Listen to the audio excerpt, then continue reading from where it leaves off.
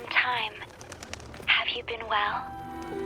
I'm calling because I have news about Abby's situation. When you have a moment, could you return to the Black Shores? I'll be here whenever you're ready to visit.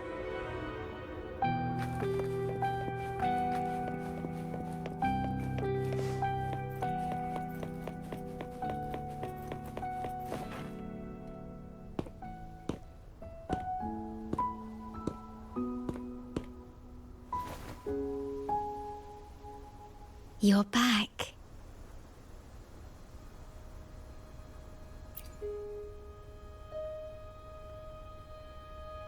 The Black Shores welcomes your return.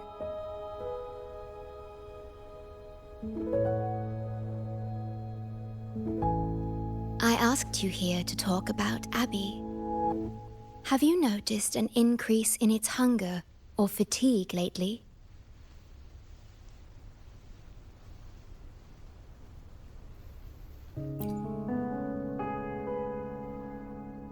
Then, my suspicion was correct. The unusual frequency I noticed is from Abby. The change is subtle, but it's getting stronger.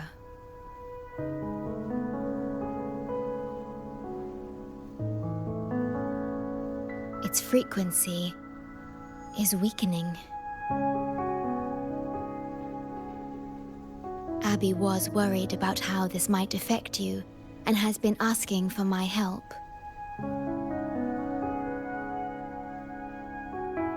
The one I'm trying to protect might be facing danger because of me. I can sense how anxious Abby is.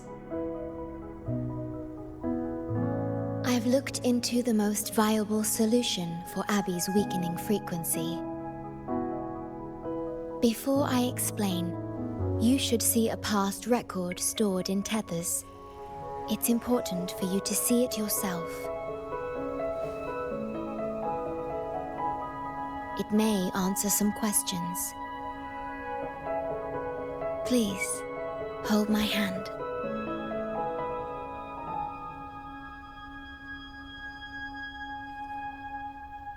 That should do it.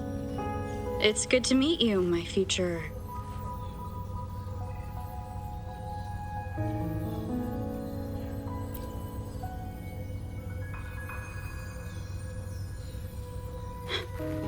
me.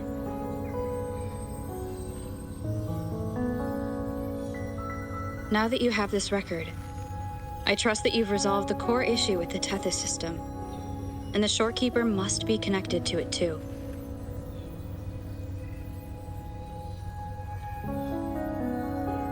As Chief Steward, you now have full access to the Black Shores databanks, which hold thousands of years' worth of records.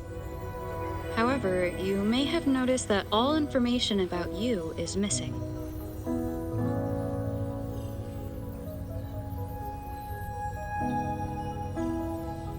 That's because I erased most entries about myself, the you of the past. Long after my memory is wiped, I will awaken for the first time and become you. Once again, we will rove Solaris 3 and walk among the people. You've witnessed a taste of civilization's struggles, and you may have questions, but I'm afraid I can't answer them yet. What you see before you is a memo, or rather, a beacon I've set for myself. If that one has also awakened...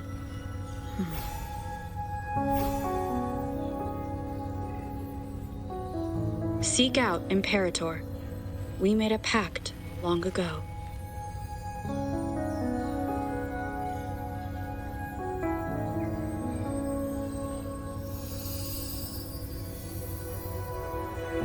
I'm curious to see how you will handle the clash between civilization's greater good and humanity's spirit.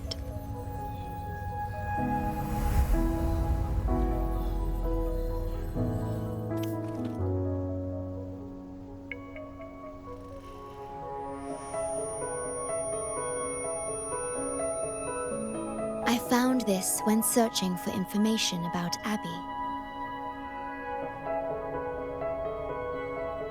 It remained hidden until the core leak in the tether system was finally resolved.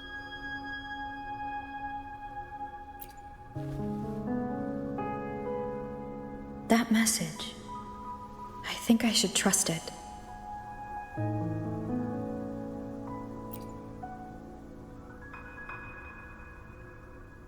Imperator is Rinascita's sentinel. It is also the solution Tethys proposes. As Rinascita's sentinel, Imperator should have the knowledge to fix Abby's weakening frequency. Rinascita, also called the Land of Echoes, is renowned for its echo technologies. It's home to many like Abby who have physical forms. Rinascita. I may finally learn who Abby really is. It just so happens that the best time to visit Rinascita is now.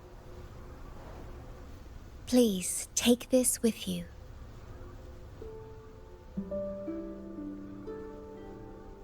To our esteemed business partner.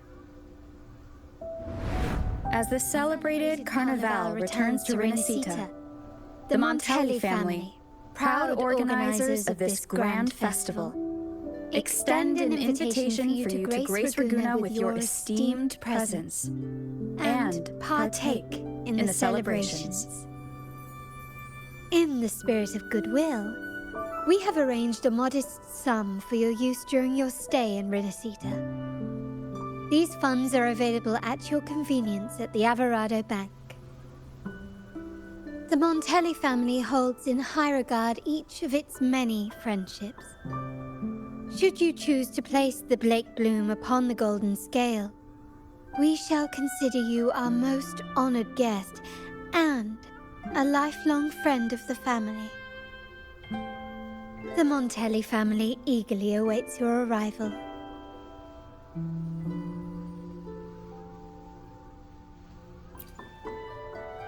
The Montellis are one of the leading families in Ragunna, a city-state within Rinascita. Their trade connections with the Black Shores prompted this invitation. It is Rinascita's grandest festival.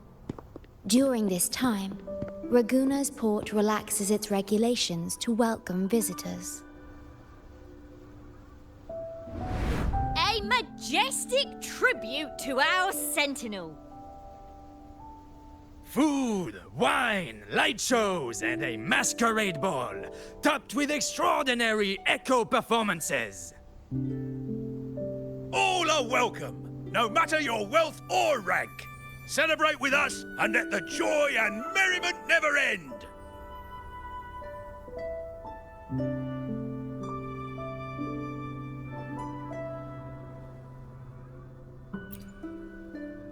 Yes, it's also an excellent travel destination.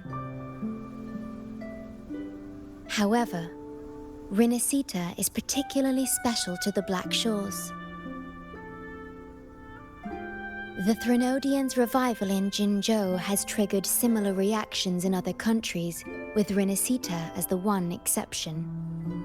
We've detected no frequency fluctuations related to Threnodians there. While many of our bloom-bearers have visited Rinascita city-states before, our presence is often met with a hint of skepticism. Given the circumstances, the best approach would be to visit as a guest of a prominent family.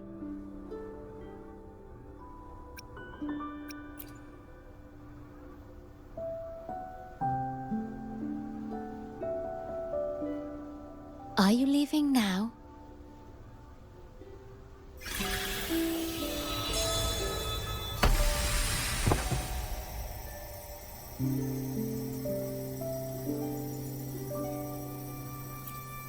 Oh.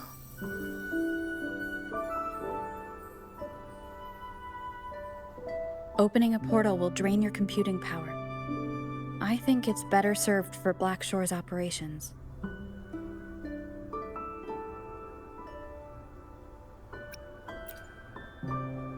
see. I'll have Alto arrange your transportation to Rinascita then.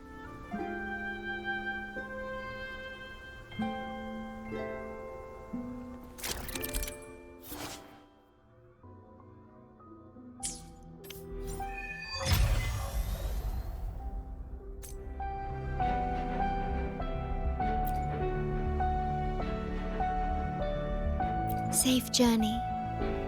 I'll be here, guarding the Black Shores until you return.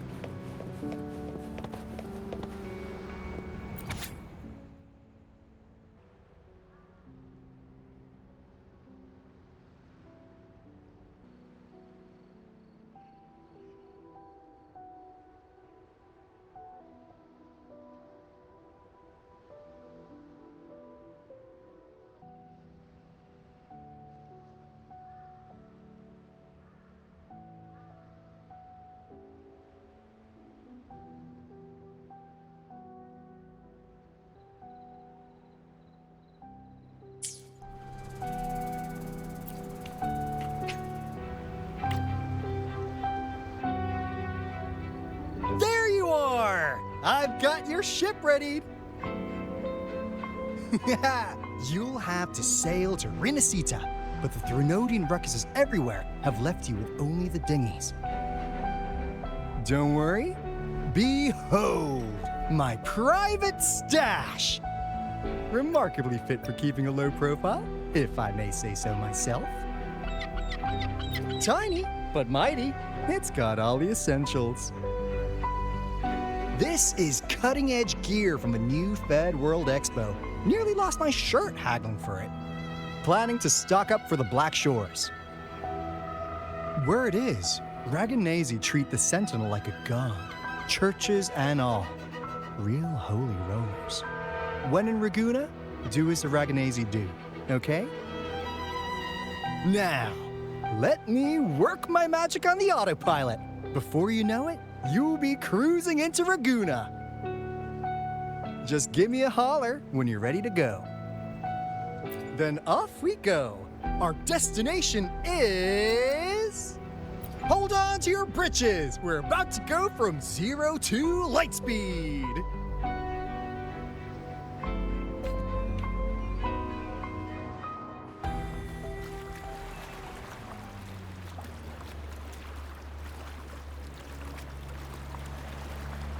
Yeesh. This fog's giving me the creeps. I've got a bad feeling about this. Wait! What's that huge shadow under the water? It's getting closer. Watch out!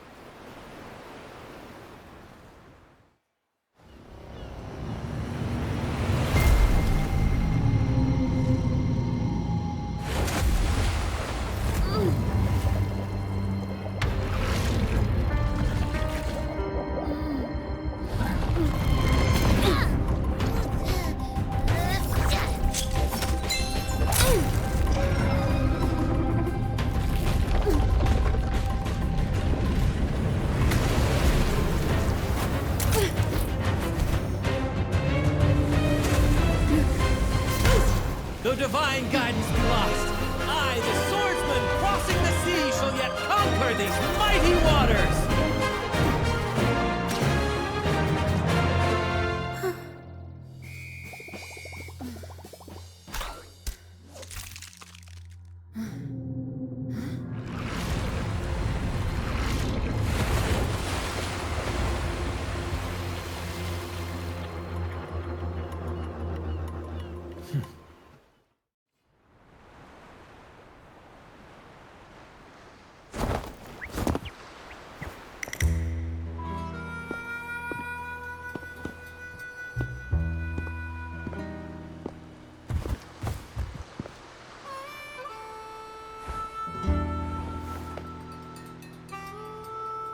Ah, new allies born from the perils of the high seas. What better way to begin an epic story? Merely my duty, dear friend. The mists thicken once more, shrouding this ever-tumultuous path. A maiden voyage for you, I presume? These waters teem with colossal, mystical, tacit discords. That behemoth you saw is called Cetus the Tidebreaker. It is a gentle giant that usually keeps to deep waters and exhibits no aggressive behavior.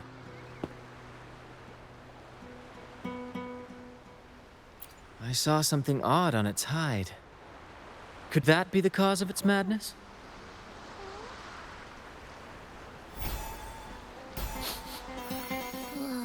That big fella smells of sadness and anger all over. Well, well, who's this little beach ball? A talking echo. Clever little thing. Got a name? What? First off, I'm not little. And beach ball, really? Also, spill your name before you go asking mine. Oh, my. Where are my manners? I do apologize.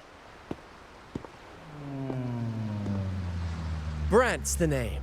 Captain of this fine vessel. As you can tell, we are a troupe. A merry band of fools chasing freedom across the seas. Please forgive the lack of propriety. Now, travelers from afar, may I know your names?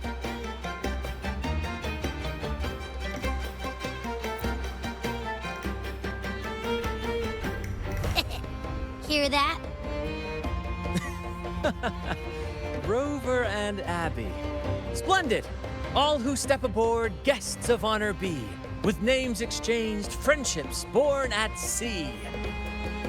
Ahoy, crew! Let's give our new mates a proper welcome. Welcome to the one and only Troupe of Fools! Are those echoes? Incredible! Never seen them like this before. They're almost as special as me. Like 70% as special.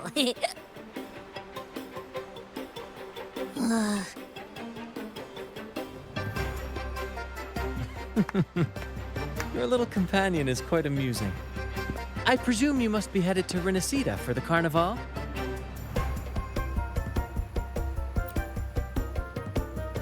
Indeed it is. The crown jewel of Rinascita's calendar. Ah, the endless masquerades, the sumptuous feasts, the wine flowing like rivers, and the music that never sleeps. For a few glorious nights, all your cares disappear. And at the Carnavale's peak, our Sentinel Imperator will crown the festival's finest performer with the laurel.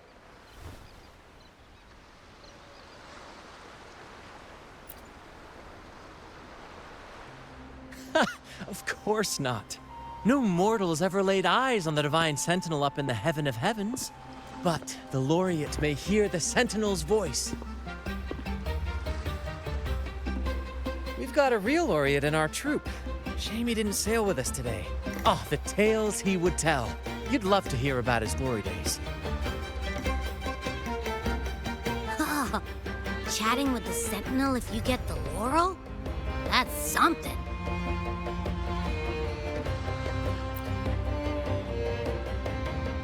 Absolutely. It's been a decade since the last Carnavale. We're not about to miss this one. Sentinel or laurel, it matters not. The troupe of fools shall forever breathe freedom and unbridled joy into that city.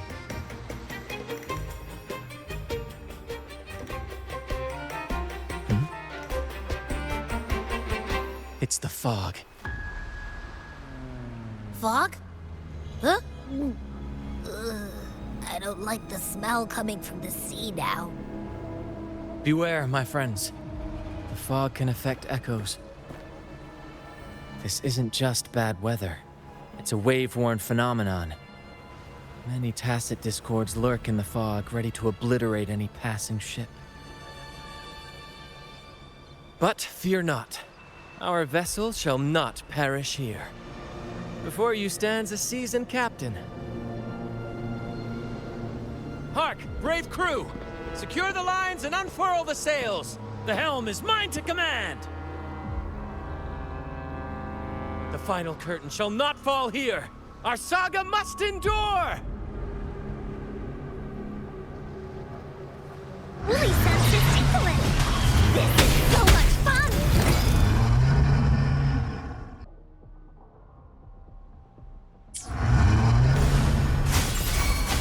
Bear with me, Lario. We're nearly through the fog. Rage on, Tempest! Your fury is but a breeze against our righteous course! Time to fight, my friends. I will hold the ship steady. Let the deluge descend! Our vessel stands firm! Our clarion call shall pierce the tempest roar!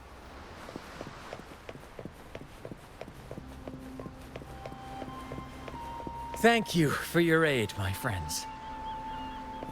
Onward to Ragunna we sail. Rest well as we journey forth. Settle it.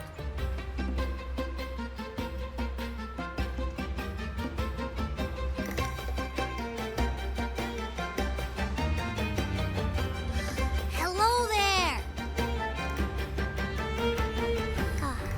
It's saying hi to us.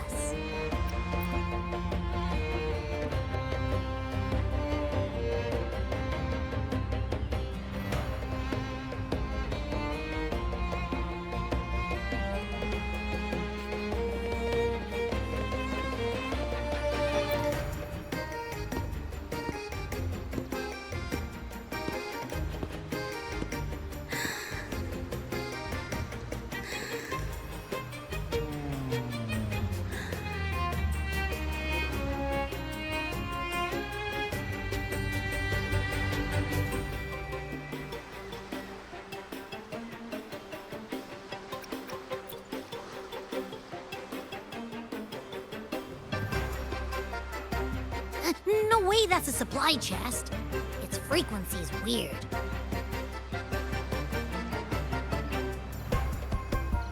This chest is our first mate's personal haven. All good, Roccia? Some new friends have joined us. Hello. Well, you see, she's rather reserved. Her way of being friendly is an acquired taste. This coin is one of her prized possessions. I'd wager it's her way of saying nice to meet you.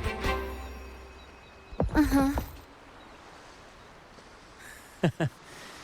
Maybe she's taken by your rapport with Abby.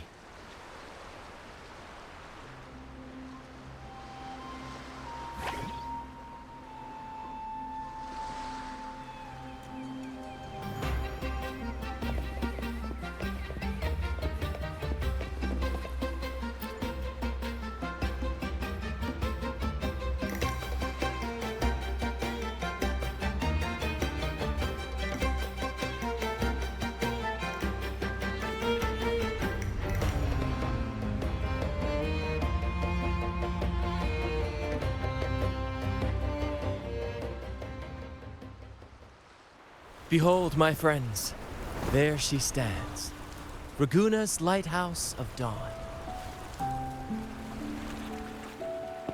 Here we are, Ragunna's dock. You'll find echo boats ahead to ferry you straight into the heart of Ragunna. Well, the Carnavale hasn't started yet. We're just passing through, lending our friends a hand. And a quiet arrival, that's not our style. We'll sail into Ragunna with flair, complete with a dazzling show and the loudest of ovations. Don't forget to stash some confetti in your pockets for the occasion.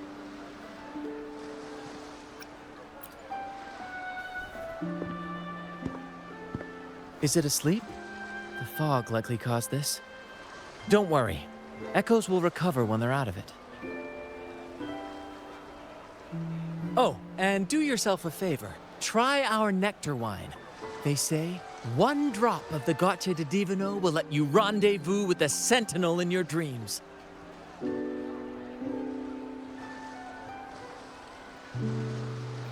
Ha! That might just be your shortcut to seeing the sentinel.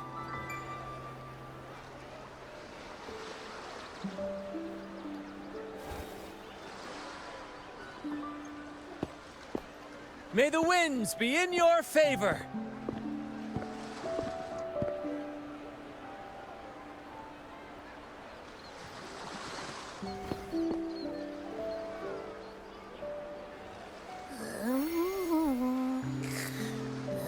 What? Huh? We docked already? Well, where's Brant and the crew? Oh, you did? I didn't hear a thing. Ah, this is Ragunna, huh? Ah, how do we get into town?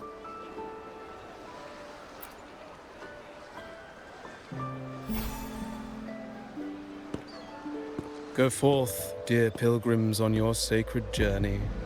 May the sentinel guide you as it has guided the returning ships.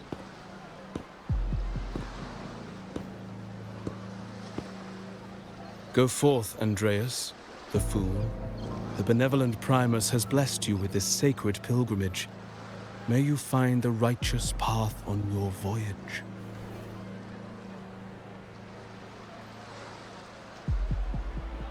If you're all so righteous, why don't you join the pilgrimage yourselves? Our duty remains here, to shepherd the lost. I grieve for you, my brother, for you have strayed from the truth.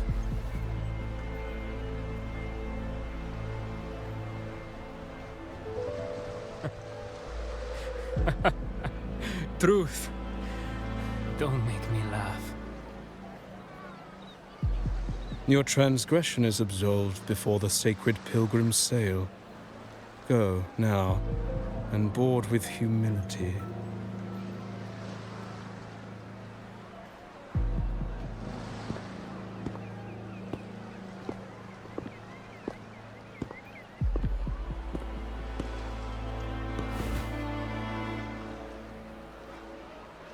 Wait a moment, traveler.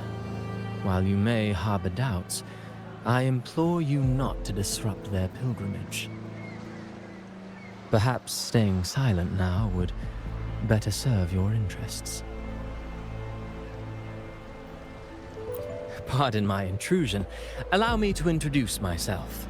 I am Cristoforo, a modest playwright, visiting Ragunna in search of inspiration for my latest work. A pleasure to make your acquaintance. I'm working on a play, tales of pilgrims striving to reach the Sentinel's promised land. Word of a new pilgrim sail about to depart brought me here. I came hoping to glean fresh ideas. Yes, when Ragunna first settled here, they revered the Sentinel. The Carnavale was their tribute, a sacred right to commune with it.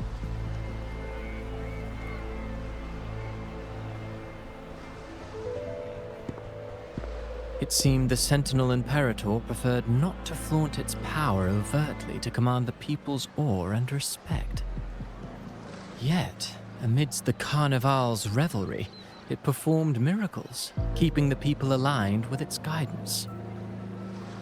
Legend has it that, moved by its grace, the most devout believer braved storms and mists to find the Sentinel.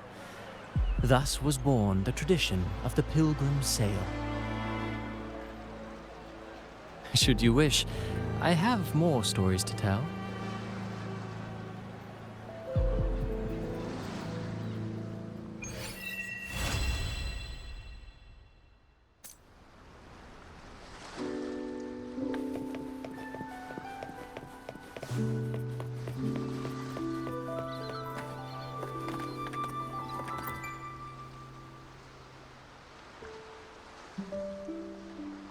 A righteous soul with humble curiosity, just as I expected. Fenrico, the Enlightened One, present Primus of Ragunna, uncovered the path that leads to the high heaven, where the sentinel imparts their teachings to mortals. Under his permission, pilgrims set sail for the promised land, their voices a symphony of hymns, hearts aflame with unwavering piety and hope. I sense your doubt, and it's not unfounded. These pilgrims have little choice. After all, they are not counted among the righteous, but instead deemed the fools by Ragunna's laws.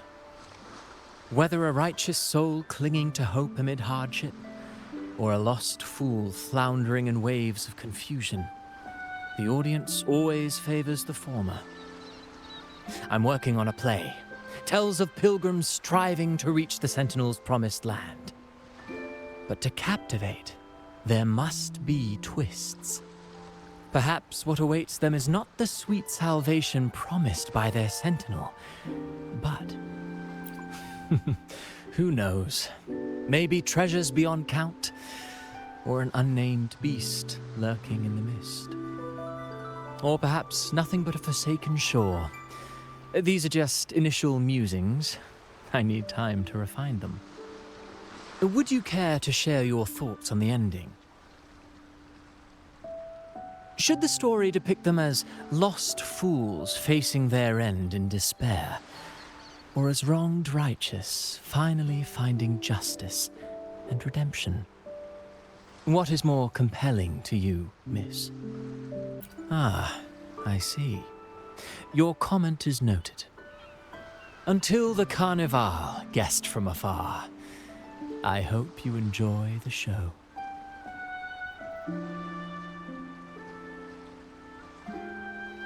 I'm honestly baffled. Was all that real, or just a story? That one gives off a mysterious vibe. Who cares? The Carnavale sounds like a blast. Everyone's raving about it. You might even catch a chat with the sentinel.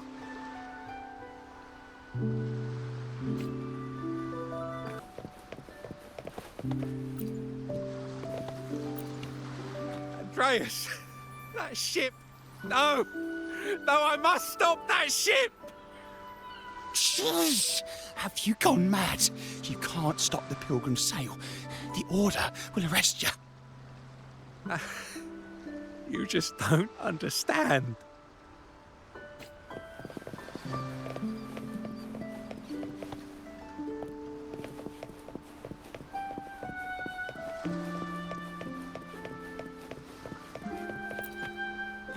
Seems like there's been a lot of mist lately, eh?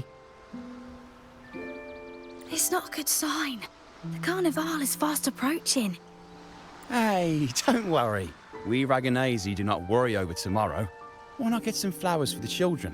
Prices may rise with the Carnavale approaching.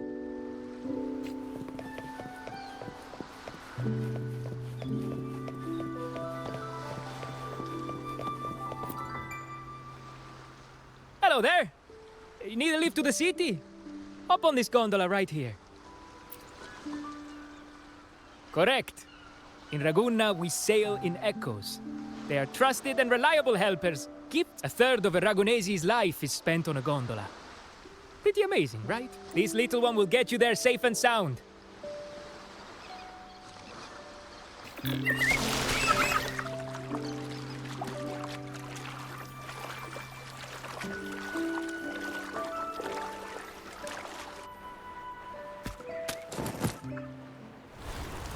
I didn't know all the ships in Ragunna are echoes. That troupe isn't as special as I thought. Now I can't even imagine what kind of echoes we might see in the city.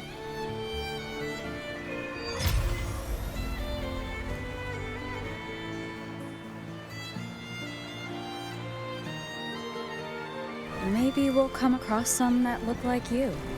A whole pack of them. You're kidding me.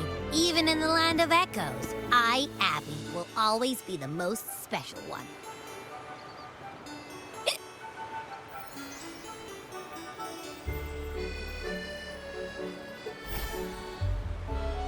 Approved. Welcome to Rinascita.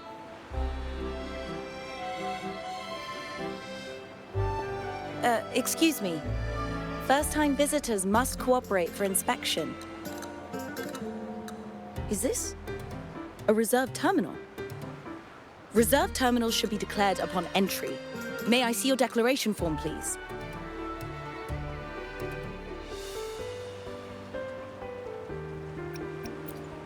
These are the rules. I'll need you to cooperate. Forgive the inconvenience.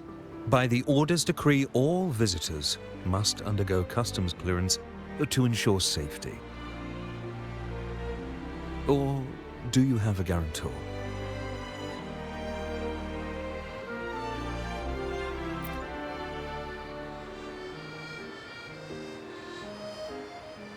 Ah, I see you're a guest of the Montelli family. You are granted permission to bring your reserve terminal into Rinascita. We apologize for any trouble caused. All echoes, even those in reserve terminals, are seen as divine envoys. Once they are baptized, they too will receive Imperator's blessings.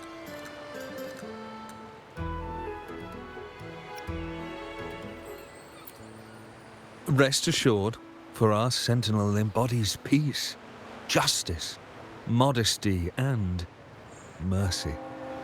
Lord their name, and you will find solace. Their presence is eternal in our hearts, guiding us always.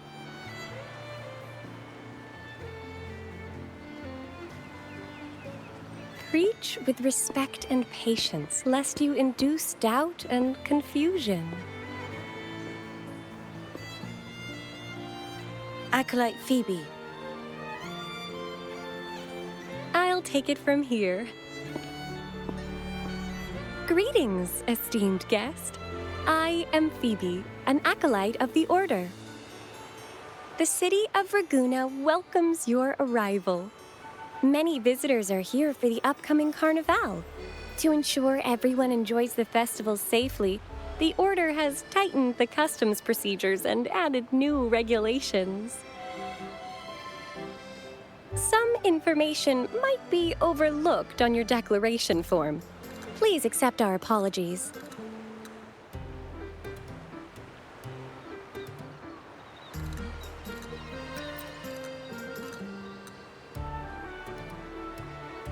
Certainly. Please follow me.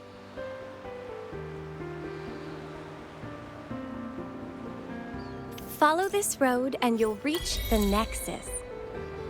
To the Ragunna, the sentinel is the divinity, a holy beacon guiding our way. We hold the sentinel and all their gifts in the highest reverence, especially the echoes, which bear profound significance to both the Order and the people of Ragunna. You've been hiccuping for a while. Do echoes get indigestion as well? How am I supposed to know? I haven't had anything to eat since we left for Rinascita. So hungry.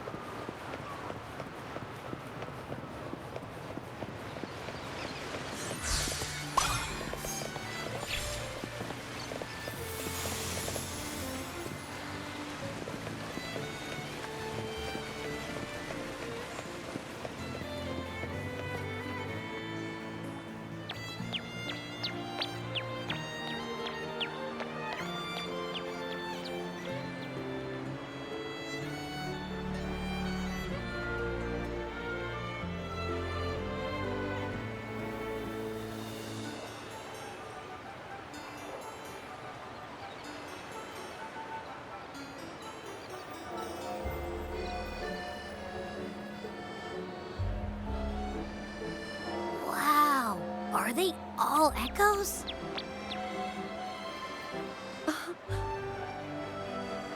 Yes, most newcomers to the city are amazed by the spectacle. Now we're talking. This is what the land of echoes should look like.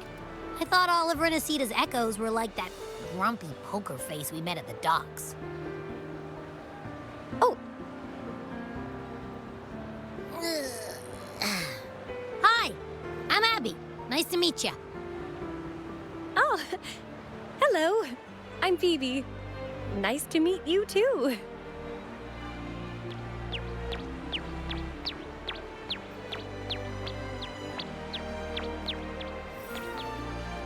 Oh.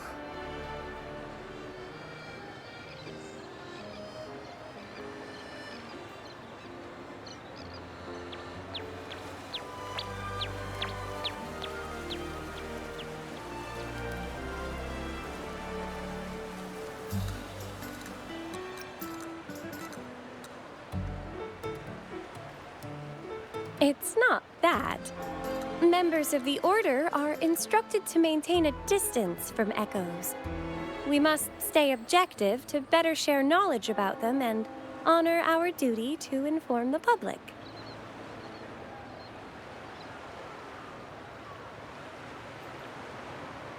That echo we saw is known as a hocus pocus. Children love its tricks.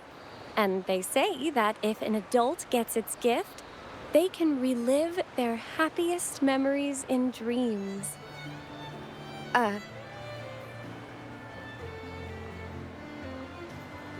Sorry, I got carried away.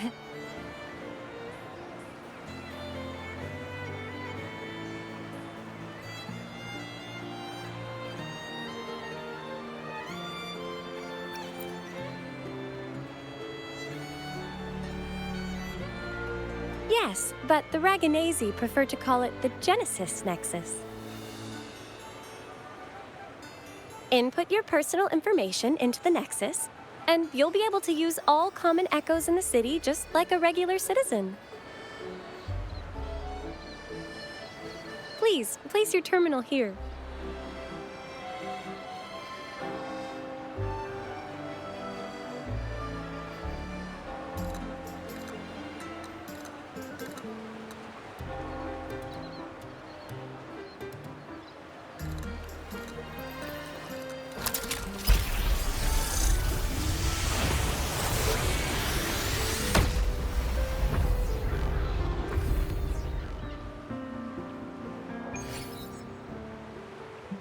Seek salvation from where all began. What's that supposed to mean?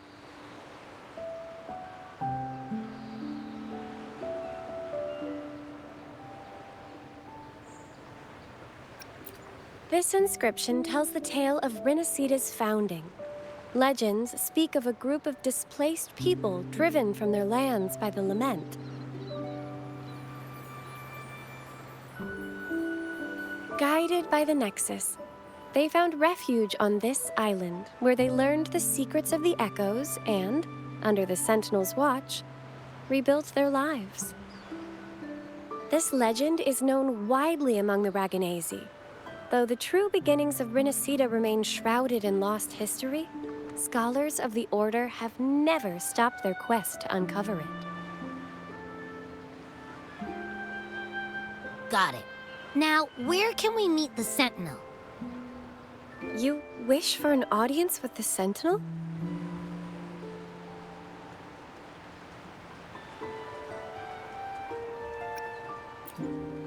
Yes.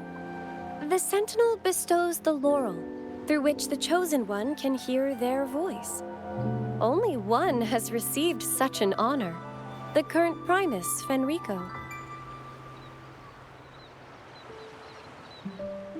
As the only enlightened one in recorded history, Primus Fenrico can directly connect with the Sentinel to heed divine oracles.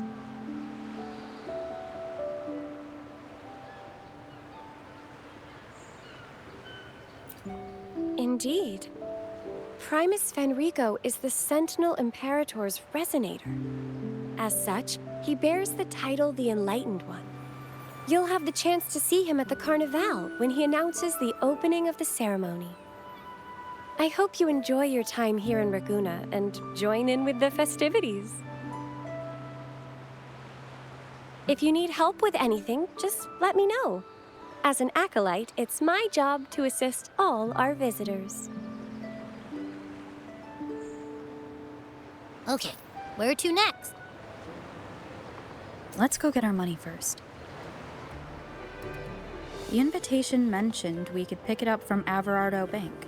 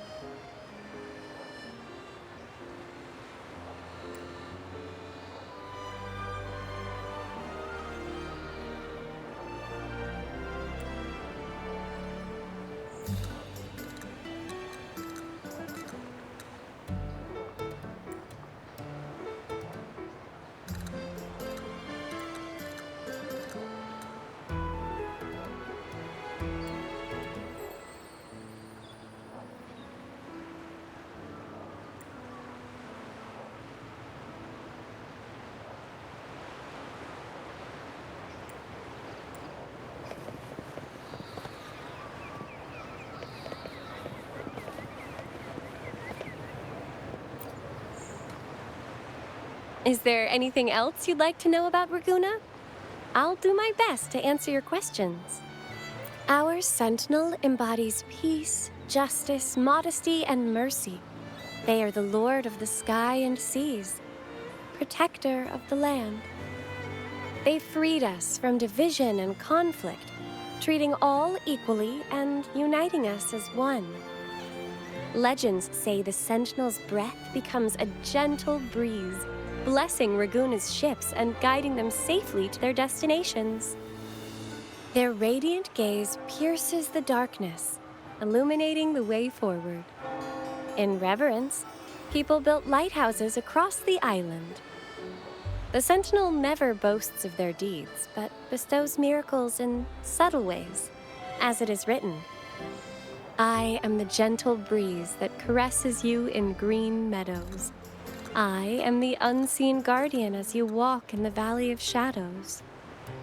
I am with you, steadfast and unwavering, from the past, through the present, and beyond the future. Is there anything else you'd like to know about Ragunna? I'll do my best. The Order of the Deep is Ragunna's de facto authority, handling everything from city management and disputes to diplomacy. We revere our Sentinel and act on their behalf, overseeing all common echoes. The LaGuardia, the armed echoes you saw before you entered the city, are part of the Order, working alongside us to keep Ragunna safe and orderly. By the Sentinel's will, all citizens of Ragunna can use common echoes by simply registering their information with the Nexus. If you face any issues during your stay, please report them to the Order. We are here to ensure your stay is comfortable. Is there anything else you'd like to know about Ragunna? I'll do my best. The Carnavale is Rinascita's grandest annual festival, lasting 7 days. Its theme is said to be Transcend the Flesh to the Divine Realm. The outer seas of Rinascita were once plagued by tacit discords and lament occurrences, making sea travel impossible. Isolated on the island, the Ragunesi found solace in the epics recited by limping poets and ballads sung by blind singers. Stories from many lands were shared, forming a cradle of culture and art. The people mingled, dreaming of the world beyond, envisioning a different life for themselves. These dreams came to life during the spring rite in honor of the Sentinel, People dressed in costumes, setting aside their positions and prejudices to come together for a grand parade. This is the origin of today's Carnavale. A stage will be set on the first day of the Carnavale. Wear a mask and you can be part of the show.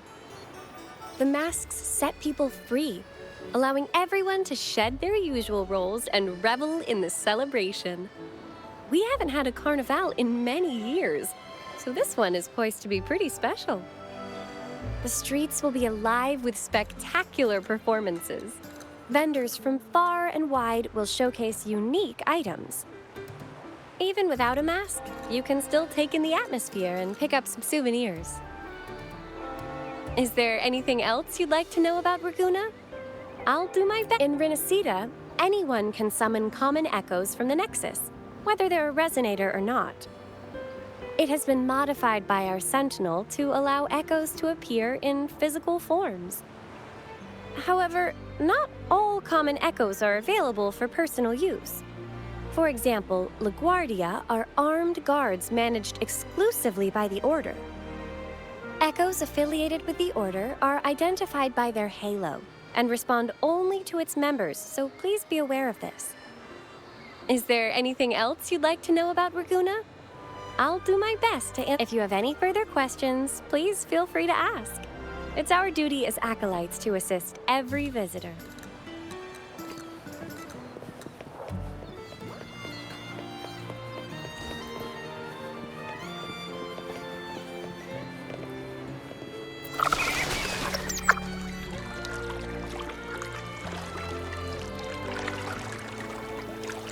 A gift from one of Rinascita's founding families.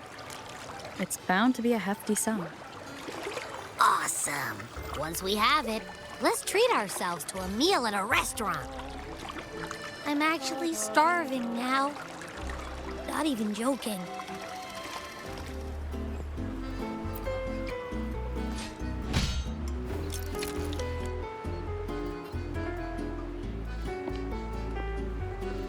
We've been expecting you. Welcome to Averardo Bank, miss. I'm Zani, a staff member here. The Montelli family ordered me to welcome you and assist with accessing your fund. May I ask where your companion is?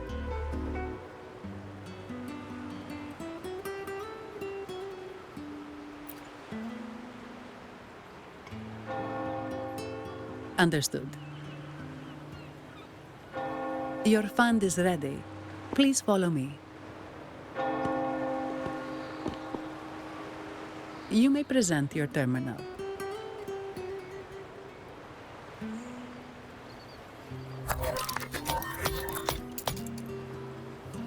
I believe this is your first time using our service. As the Montelli family's esteemed guest, we're upgrading your account to Gold membership. Mercurio here will sort out your subscription. He is about as lively as a cash machine, so give him a moment. Yes, all echoes here belong to the Montelli family. Mercurio is designed to provide self-service banking. The Montellis also put me in charge as your bodyguard and tour guide for Ragunna. If you want to see the city before the Carnavale, I can arrange a travel itinerary. Perhaps a thundering Memphis type of outing may suit you, It's a popular choice for visiting all the tourist attractions quickly, though I wouldn't bother with it personally. This assignment was very last minute. I apologize if I'm not familiar with your personal travel preferences. Please excuse any oversights on my part.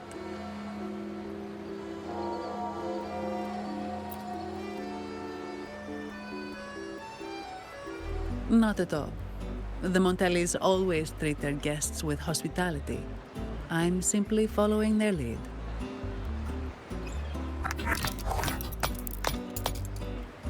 The fund has been deposited into your account. Is there anything else you need help with? Yes. The nearest one is Trattoria Margherita. I personally recommend Pizza Tropicale. Would you like to dine there?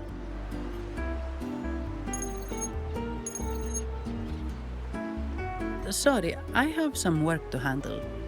Please excuse me for a moment.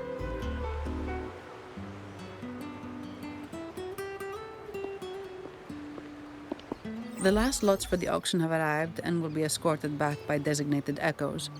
Make sure you get them on time. Keep an eye on number 23 and 56. They're foreign curiosities insured by Mr. Lombardi. Don't screw it up. All the details are in the memo. Okay, I'll leave it to you.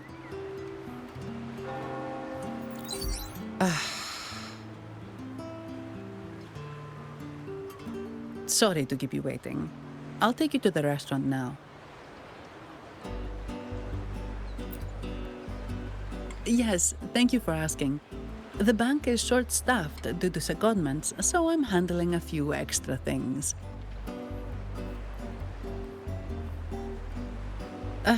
Normally, I wouldn't take on extra assignments, but my manager promised some paydays off, and the Montellis can be very generous.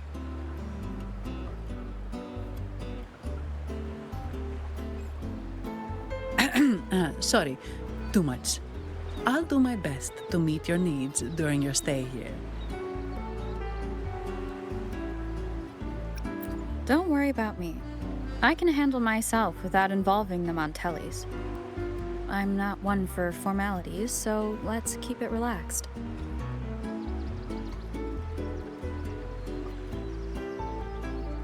If that's what you want.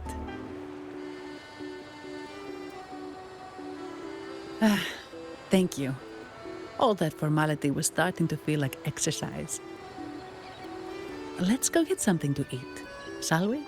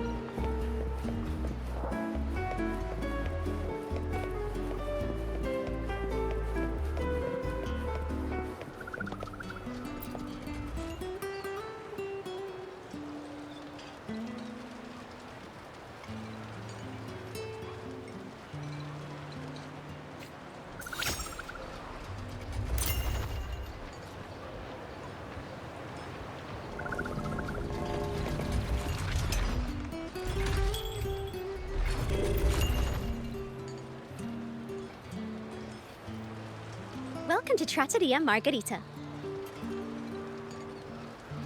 Ciao, Zani. Knocking off early today, huh? Not really. Still on duty. Is that so? You seem all right, considering. So what will it be today? The adios work days? Or the thank goodness it's the holiday platter? The last one. Thanks. And this lady here. A visitor from afar. It's a pleasure.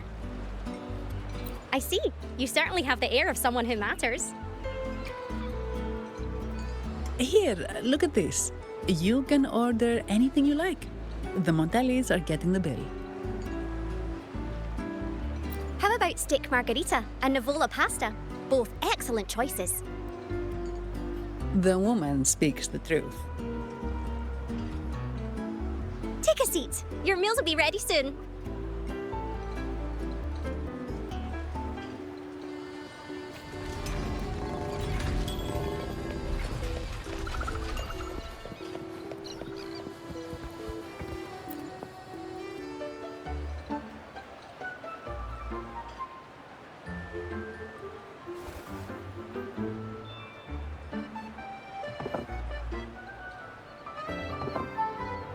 Here's your food. Enjoy.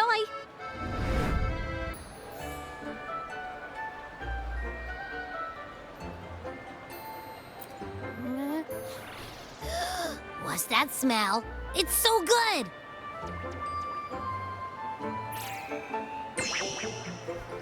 Ah, you're Abby, right? Hi there. Gosh, this tastes amazing. Zani, nice to meet you.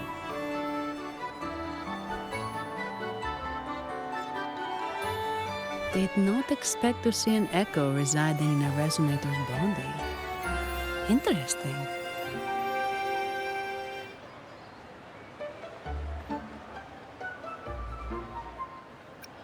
Can't say I have. Why do you sound like you're helping a lost kid find their home? Told you, I'm always the most special one. This is so good.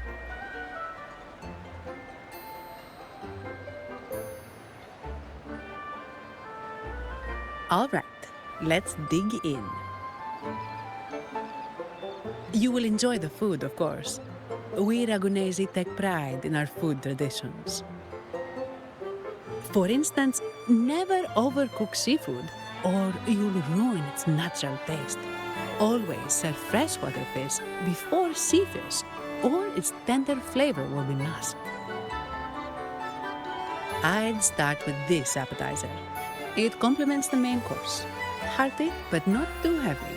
Perfect for those burning the midnight oil.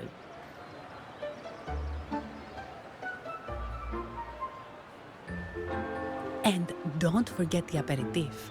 As we say, if you can't appreciate good wine, you don't deserve good water.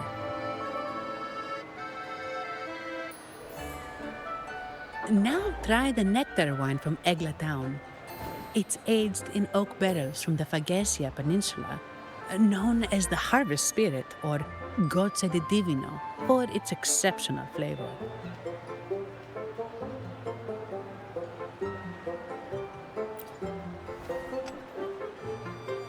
To you, guests from afar. And my vacation that never seems to come. Nothing beats a good meal. Wait, what's the buzz over there? Probably the Montelli's Echo Show. They've been rehearsing for days, getting ready to perform it for the Sentinel at Carnavale. Intrigued, are we? The formal event will be even more spectacular.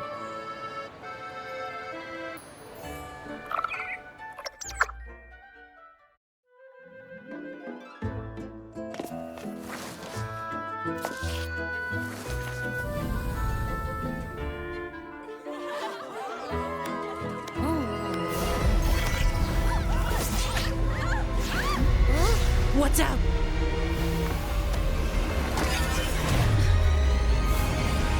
Command, unify, ascend, converge. Thou hast come at last. I am the Imperator. Aid me, O Arbiter, that we may return the lost unto the earthly realm.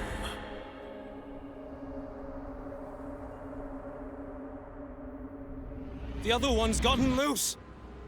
Hey, it's getting away! After it!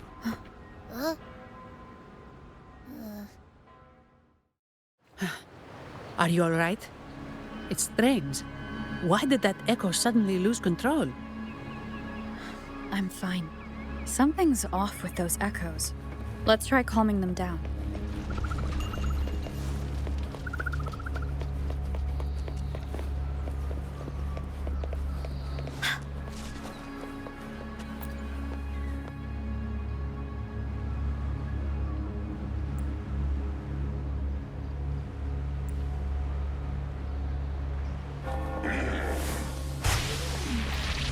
Guests of the unkind. Are you okay? The Vitrium dancer suddenly lost control. Luckily, no one got hurt.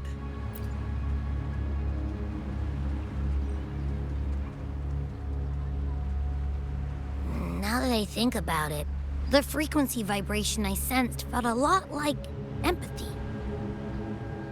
Empathy? Well, maybe telepathy? Not sure. It's hard to explain. Telepathy? Yes. According to legend, the sentinel speaks directly into the mind of the laureate. Could that be what happened?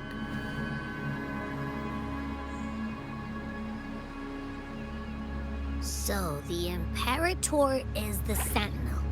But who's the lost?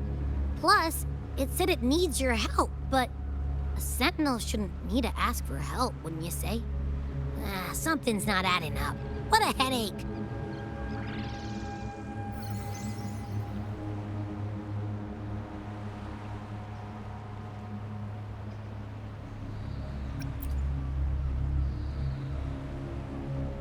The Sentinel has countless ways to send a message, and through the Order is apparently the most convenient one. But why did they go through all the trouble?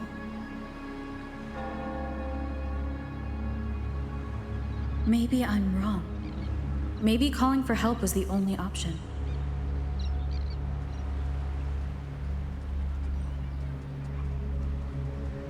With that message left on Tethys, could the Sentinel here be in a situation similar to Jue's?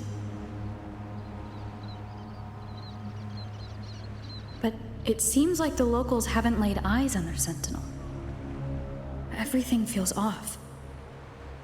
That echo might be our only lead right now.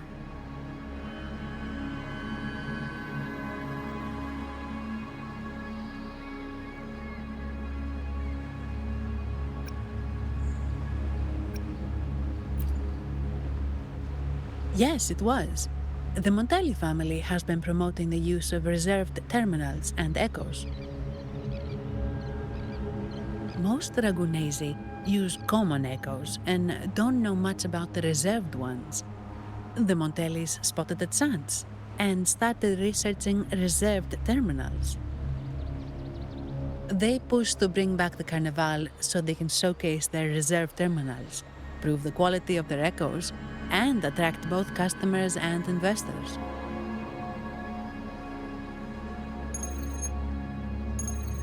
Oh, sorry, just a minute. Yes, Mr. Alberto.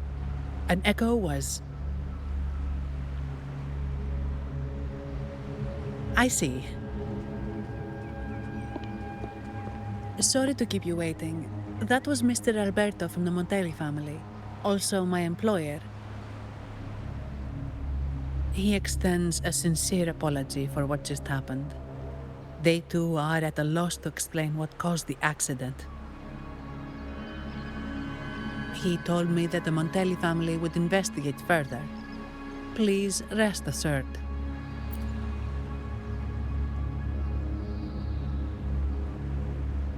No. After all, such an incident only hinders their promotion of reserve terminals. They have no reason to rejoice over it.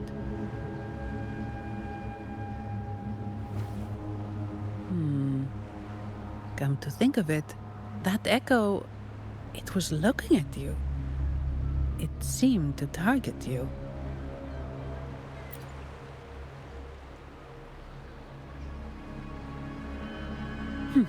I won't pry into my ward's privacy. I only remember what I need to get the job done. Anything else I accidentally overhear just slips my mind. My orders are to guard and to guide. I do my job, nothing more, nothing less. So if you want to investigate, I'll stick with you until you're done. Thank you for trusting in my abilities. So, what's our next move?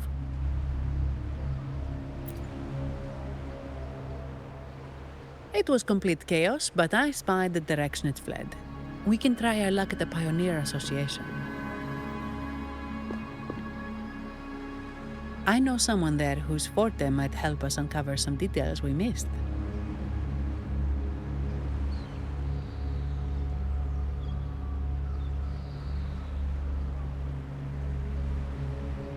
Good. Let's go this way. sentinel above. Oh, the sentinel is in a great rage. They are warning us, reminding us of our follies. We shouldn't have forgotten. 10 years ago, it was our unbridled indulgence that brought about divine punishment. We should have heeded Primus Fenrico's words. Oh, dear visitor from afar, you may not know. 10 years ago, the Carnavale angered the sentinel and brought forth divine punishment. Primus Fenrico foresaw the shadow beneath the revelry and halted its spread. Simply put, many terrible accidents happened during that Carnavale, like echoes losing control. Since then, the Primus ordered the Carnavale to stop. Most Ragunesi don't like to talk about that tragedy, so it's understandable you haven't heard of it. Echoes are messengers of the Sentinel. They lost control and attacked people because they were corrupted, reflecting our transgressions against the Sentinel. This year, the Order has approved the Carnavale. We will return to our traditions. Dear visitor, please join us in praising the Sentinel. Only then can our misguided souls be forgiven. It may be a divine blessing, but it has committed an assault against the Sentinel's people. The corrupted will be purified under the holy light of the Genesis Nexus. As for the one that escaped, the Order will retrieve it as soon as possible to prevent further harm. In other words, the echo will be reset in the databank. That's how we Ragunesi usually deal with malfunctioning echoes. We deeply apologize for the disturbance caused by that undisciplined echo.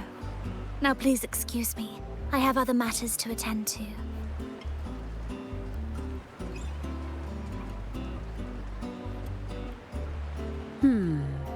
She may not have given us anything useful, but she did remind me of one thing. That Vitrium dancer's behavior was different from those echoes that went wild in the past. It seemed to have a clear goal and a sentience. The echoes are connected with each other, so usually if one loses control, the others will be affected too. However, we haven't received any reports of other echoes losing control. If it wasn't the Sentinel's punishment, it could have been... You're right. We need to catch it before the Order does, or we won't be able to get the information we need. Antonio, surely you know how things work here. It's always about who pays more. Is there a problem? Do you Phasaelius even honor contracts? Since when do Montellis fret over such trivialities?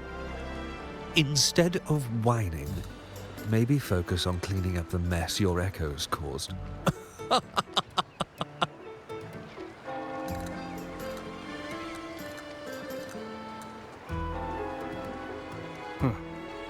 And you are? Greetings, Sir Antonio. I'm Zani from the Averardo Bank. This lady here is a distinguished guest of your family. She was attacked by a rogue Vitrium dancer while dining, and we're investigating. Ah, so you're... Please, accept my apologies. It's a relief to see you unscathed. We are as puzzled as you are about the Echo's behavior. Miss Carlotta asked me to hold nothing back. So, ask away. Well, before I do, a little context first. In Ragunna, the Order controls all terminals for Echo use. They store echoes in their databank and only grant access after thorough screening. Only a select few resonators are permitted to carry a reserved terminal.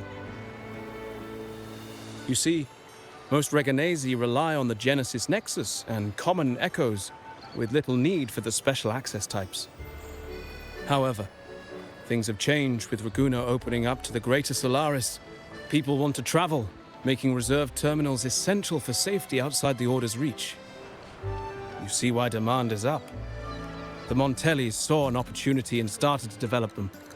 After all, necessity is the mother of invention, It should be celebrated, but some think we disrespect the Order's authority or even the sentinel by doing this. The path forward has been resistant. If you ask me, I suspect the Phasalia family has been spreading slanders about us. We back the Carnavale to showcase our reserved terminals to the people. It's our chance to prove their worth and attract investors.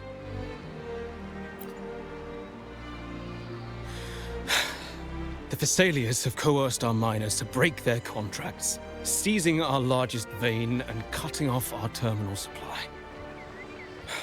They say the Phasalias have been seen frequenting the Cathedral of Mercury. They must be in league with the Order. How else would they dare to seize our mines so boldly? And it gets worse. With the Carnavale nearing and our echoes malfunctioning, the family's executor might have to step in. The Carnavale is at risk. While we hope it brings fortune, the festival itself is what truly matters to us, just like the rest of Ragunna. We must uncover why the Echo lost control. We cannot let the Phasalias use this to tarnish our reputation any further. That would be good for us, but it hardly seems proper to involve our esteemed guest in our troubles. Ah, understood. Thank you. But I'm afraid we can't spare any of our own to assist you. Rest assured, the Montellis are always generous. Here's an advance. Once the matter is resolved, you'll be well rewarded. Take it. In Ragunna, if you want help, you must offer a reward. And one only declines a reward when they refuse to help.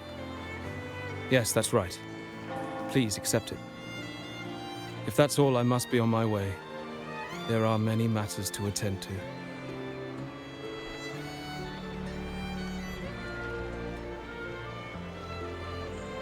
From what we know, the Montelli family has no motive for such incidents. They've been anticipating the Carnavale's arrival. But the Phasalia family is another story. They've been against the celebration from the start. Perhaps they could be behind everything. Why do I feel like I've gotten myself into something above my pay grade? You're right. Let's go. Here's to a world of discoveries and wonders. Welcome to the Pioneer Association. Miss Zani, it's been some time. Have you finally decided to join us? No, I'm here for something else. This is Mr. Fulmin from the Pioneer Association. Oh, hello, you brought a new friend. Pleasure to meet you. I'm Fulmin, head of the Wuthering film studio under the Pioneer Association in Ragunna. How should I address you? Your name rings a bell. Oh, you're the legendary Rover! Savior from a foreign land, the dark thunderbolt streaking across the world. I've longed to meet you. By the sentinel, let me seize this extraordinary moment.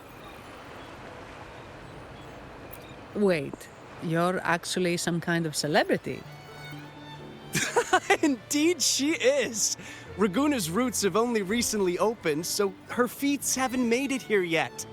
Should you perform a great deed, trust me to ensure your name echoes throughout Ragunna. I had a nagging feeling I'd met someone important. But let's get back to what matters. We're here to ask a favor. We're investigating a Vitrium dancer who caused a scene around Trattoria Margherita. It fled in this direction, and we're wondering if you can recreate the scene for us. Ah, I know the one you mean. Saw it streaking out of the city with a few Order fellows in tow. As for recreating the scene... Seamoss, my friend, it's time to get to work.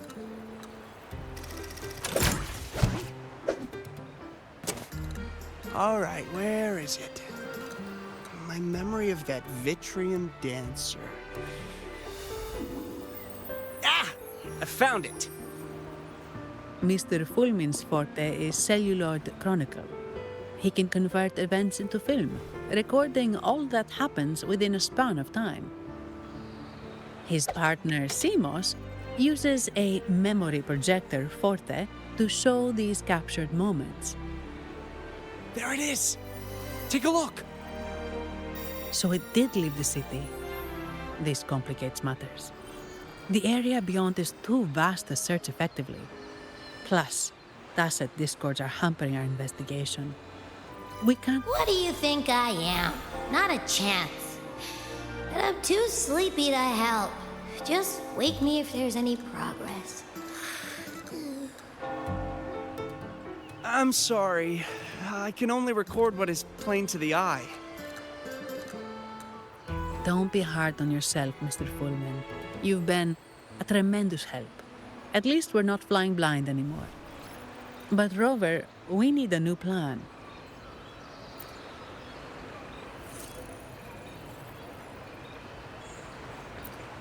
Give me a moment. Ah, yes! Look at this!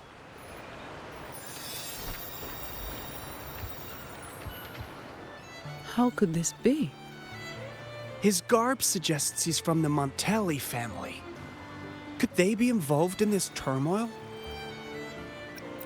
Speaking of, the mask is not the typical Montelli style, and wearing it now is unusual.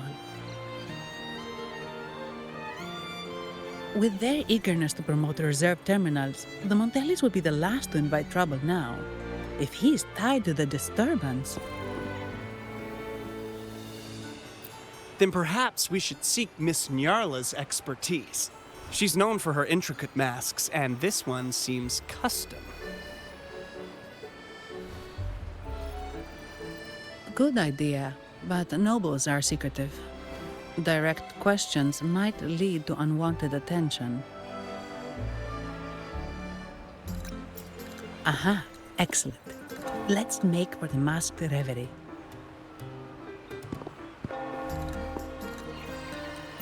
Good luck!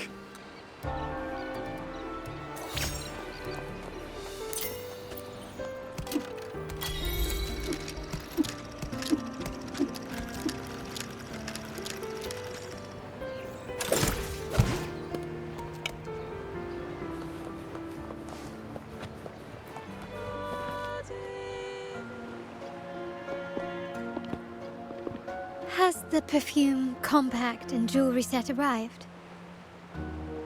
Yes, they have. Would you like them now, or shall we deliver them to your residence before tonight? Tonight? No, I'll take them now. Of course. I'll have someone fetch them immediately. It won't take long.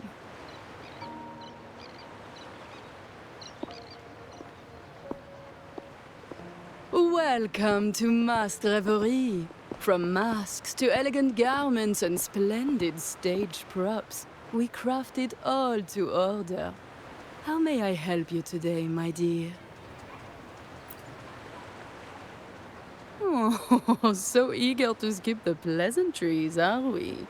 I'm right here. Do I seem invisible, or are you simply ignoring me? I am right behind you.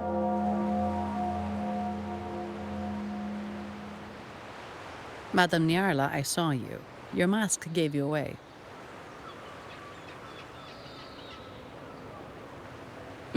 Oh, don't spoil my secret so soon. It's not every day I get such a charming visitor. Besides, only by hiding oneself can the true beauty of a mask be revealed. Don't you think? But scaring the guests is just your twisted sense of humor, isn't it? I hope this didn't bother you. Invisibility is Madame Nyarla's forte. Madame Nyarla, this is the distinguished guest invited by the Montellis. She is very interested in Carnavale masks.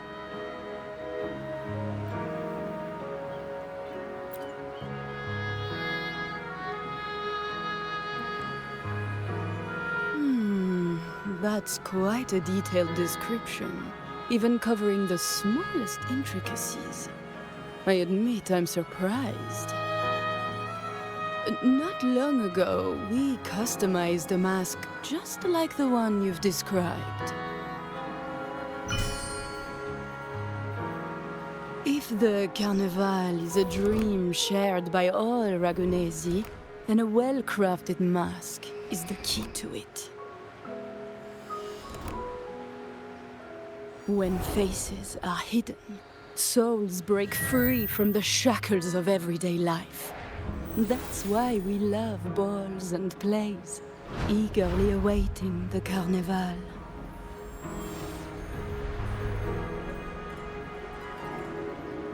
Masks liberate our spirits. We believe they reveal what lies within. It is our honor to help our customers express their innermost selves.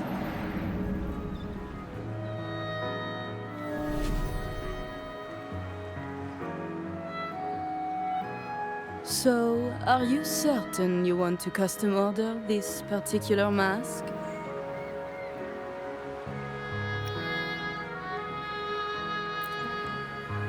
That's a very fine mask.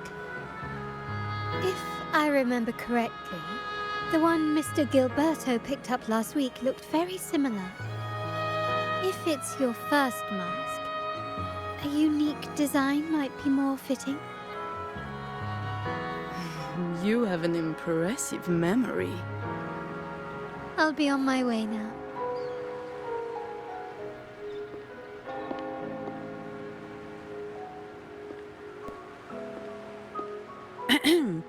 We spotted a fellow on the street with a mask that caught our eye. I didn't expect it to be Mr. Gilberto from the Physalia family.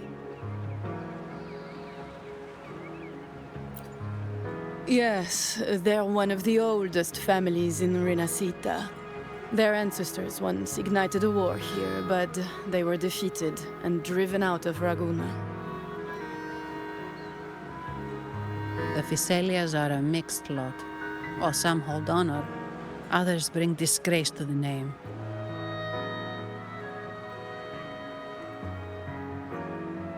They show new ambitions. Lately, they've taken to more prominent roles in the city, flaunting their mining ventures and acting with increasing arrogance.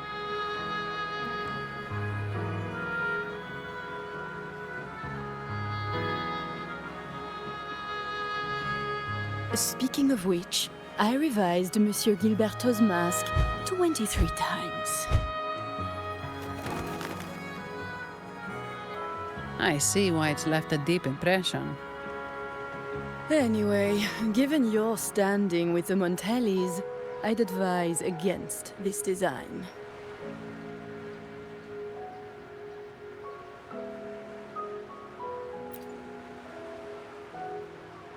A rumor has it the Montellis plan to push for reserved echoes at the Carnavale. It's your tension with the Physalia family. Best avoid any association. That incident with the Montellis' echoes going berserk. Unfortunate timing. Who knows how this will affect their promotion?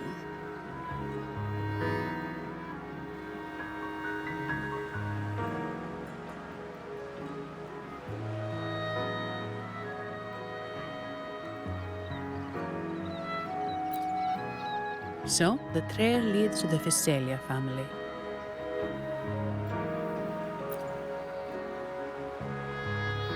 The Physalia's residences are near the Cathedral of Mercury. We could stop by the Order for more information. Thank you for the lead, Madame Yarla. Oh, and we will reconsider the mask's design. Thank you for your time. You're too polite, Mademoiselle Zani. You're my special guest, after all. Isn't it interesting how a small mask can both hide and reveal? I can't wait to see the face you choose to show.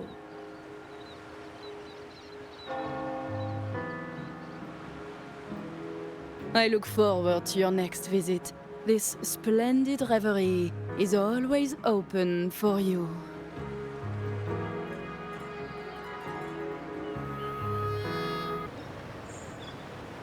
Ciao, we need to get to the Cathedral of Mercury. Got it! Please, come aboard.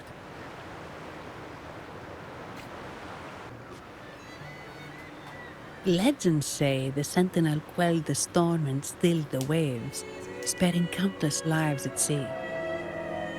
To show their gratitude, people place candles around the statue, keeping them lit both day and night. Every boat that passes pays their respects. It may seem fanciful, but it's best to show respect as we pass by.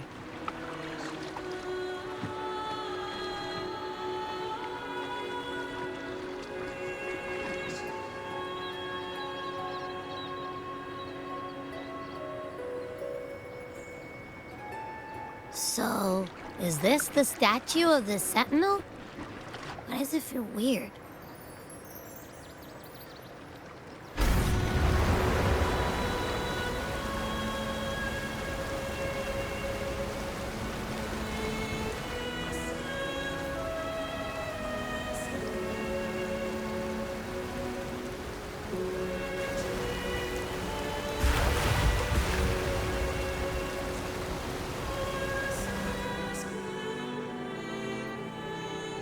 We are now in the Physalia Residency's territory. We should... Wait, look over there. He looks like the man we saw in Mr. Fulmin's memory. Isn't that Gilberto? Let's follow him.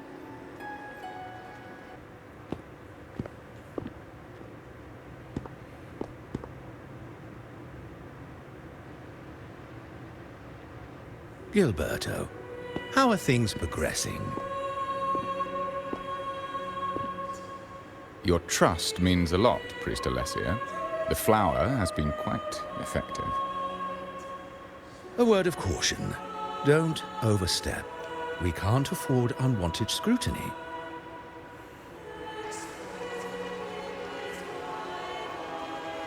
I know what I'm doing.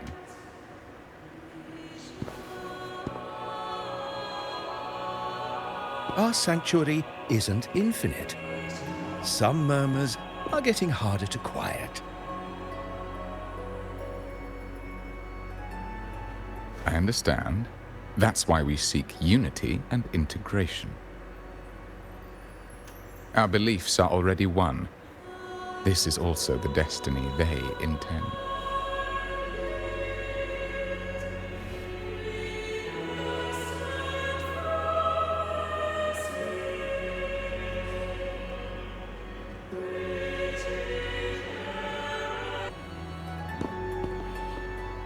Ah, more seekers.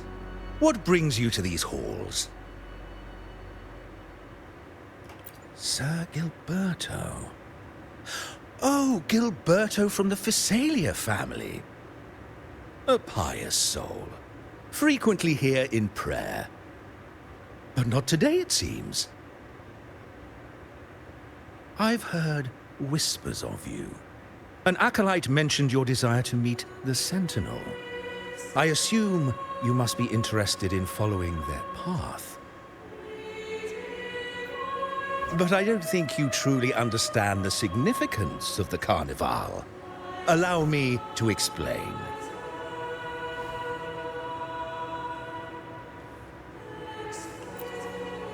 You've probably heard about the connection between the Carnavale and the sentinel. But do you know why the Carnavale hasn't been held for years?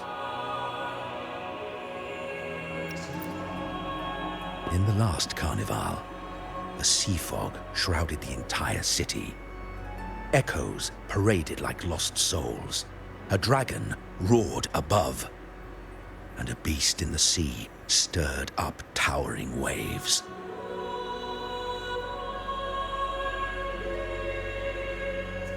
It was sent as punishment, a warning against our indulgence and division. This is our Primus, Fenrico, the Enlightened One. Amidst that chaos, he stepped forward and quelled the Sentinel's wrath. Ragunna's greatness was forged from its battles with the sea. It inspired a common goal in all our hearts. Without everyone working together, land cannot be cultivated, islands cannot unite, and dams cannot be built. A nation's strength lies in its unity. You see? This is why we preach restraint and control over our desires. Only through rituals can we strengthen our resolve, our unity. This is why we must banish those who stray from the right path, and impose restrictions on those who threaten the common good. We've dedicated ourselves to this cause.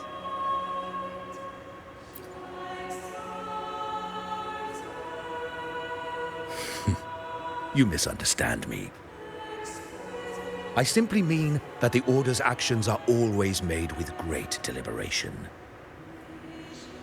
Guided by the Sentinel, we strive to unite and lead the people. We hope to build a kingdom on high, a land of the blessed, as it was in the beginning and ever shall be.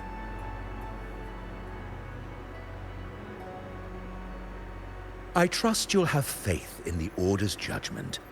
We handle all matters that come to our attention.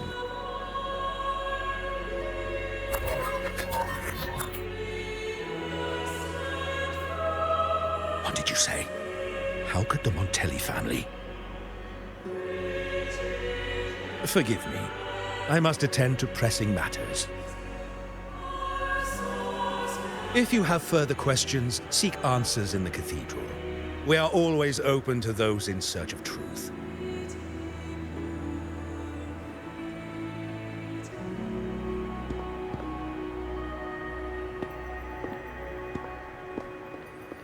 But I remind you to keep your distance from the sacred relics and honor our customs.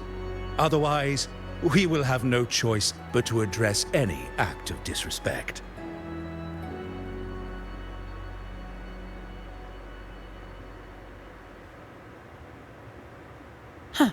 What's got him so rattled that he'd leave us like that? He's hiding something. We saw Gilberto enter the cathedral with our own eyes. He couldn't have vanished into thin air. Could there be a hidden chamber or secret passage within the cathedral? Now that you mention it, something's not sitting right.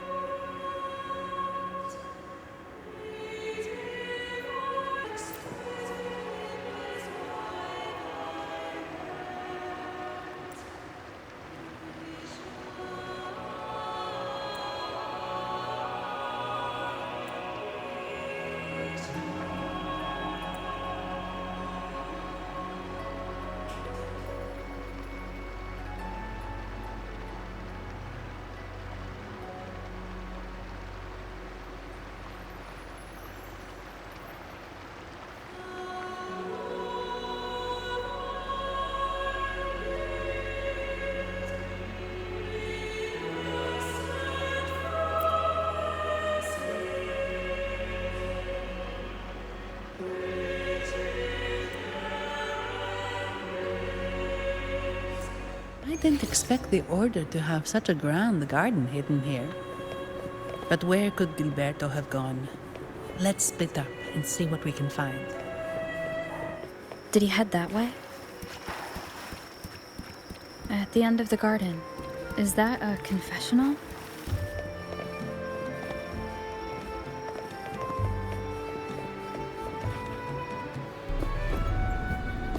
Looks like they're slowly finding their way. No need to rush. I too am curious to see what truths await them. The grand revelry draws closer and closer.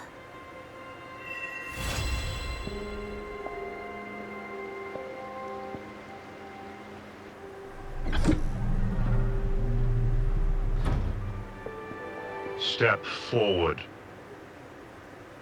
What burdens weigh upon your soul?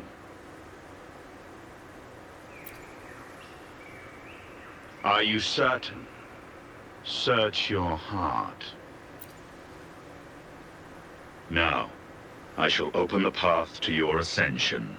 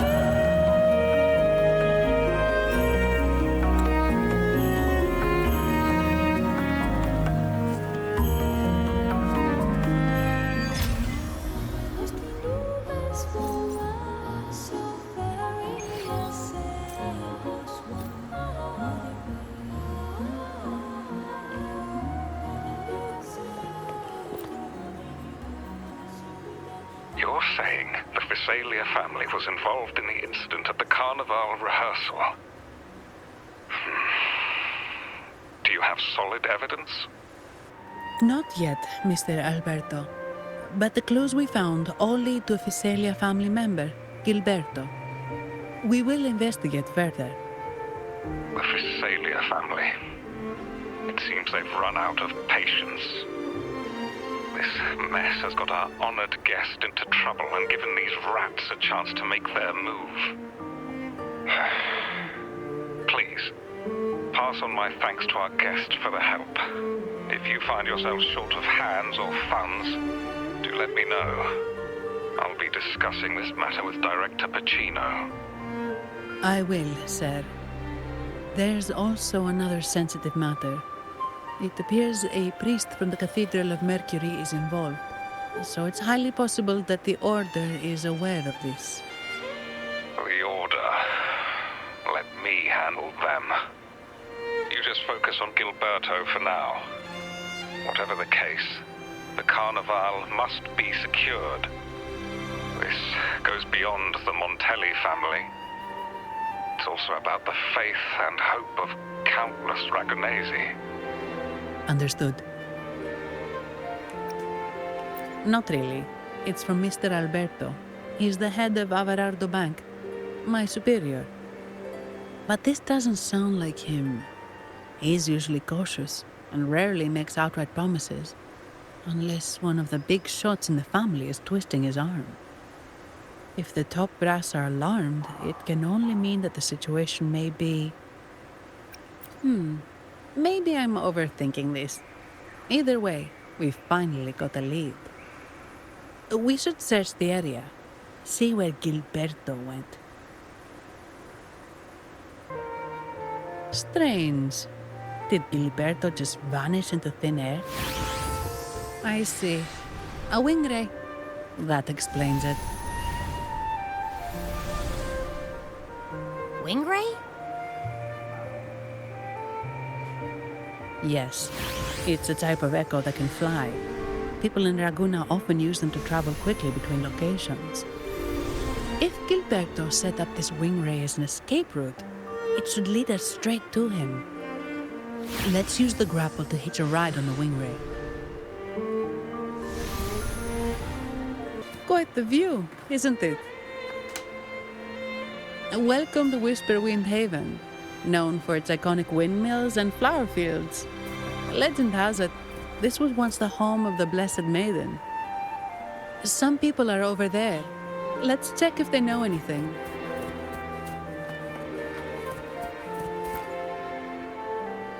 Look! Foul monsters! Taste my... The Blessed Maiden smote the fiends who dared ascend the hallowed stairs. Yet the dark tide surged on as more monsters poured forth from the mist. In this fateful moment, the Blessed Maiden beheld her destiny's end. Moved by the divinity, she chose to yield her life for the Sentinel's cause and Rinascita's people. Oh, Imperator, guide me! Oh, wait. Your tone sounds a bit off. The Blessed Maiden should be more determined. Determined? How about this then? In Imperator's name, vile monsters, I swear your behind shall be met with the end of my boots! I meant determined, not angry. You've got it all wrong.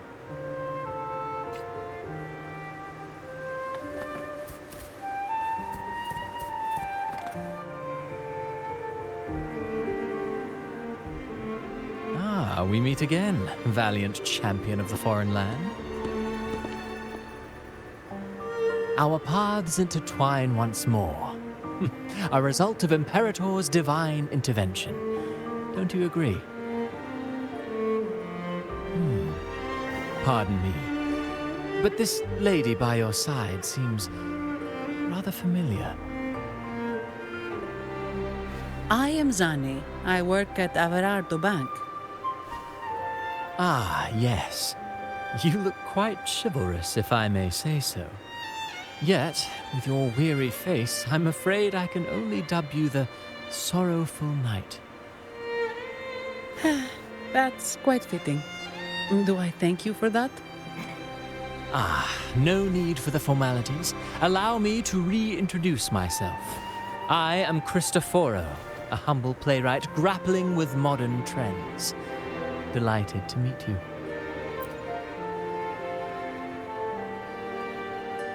Actually, I've been working on a script about the Blessed Maiden lately. The well-known martyred maiden, Fleur-de-Lis. Her brave sacrifice during the Dark Tide saved Ragunna many years ago. That sacred maiden perished just as the curtain fell, lying in the center of the sanctuary where spotlights converged. I've longed to capture that tragic scene in a play. The script's nearly finished, but something's amiss.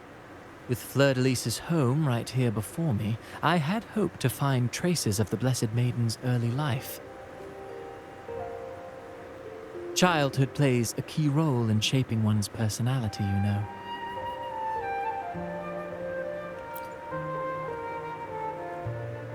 Sadly, no. I confess, I've made zero progress. Most legends of the Blessed Maiden are lost to time. I'm forced to rely on imagination. Nevertheless, the script is finished. I've even asked the children over there to help me rehearse it. Here, have a copy. I'm eager for your thoughts.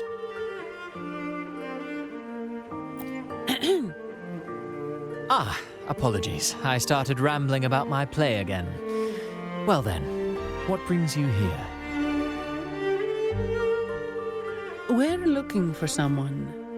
Did you come across anyone from the Physalia family? The Physalias. Come to think of it, I had noticed a nobly dressed gentleman around here recently. Yes, he bore their crest.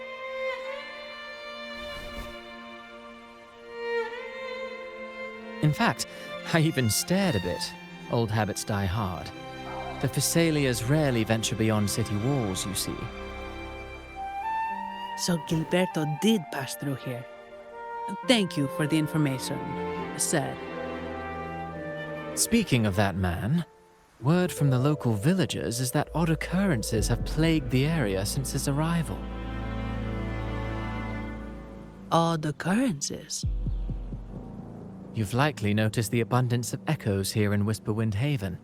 One might say it's more their village than ours.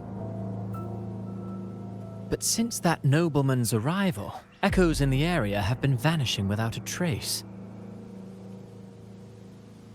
Like time lost forever. books forgotten by people, and cherished memories faded away in time's current. Oh, pardon me. My playwright's pen is running away again. Echoes disappearing. Sounds familiar.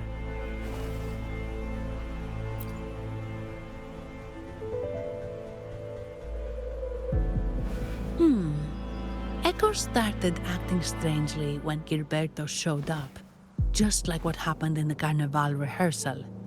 This is no coincidence.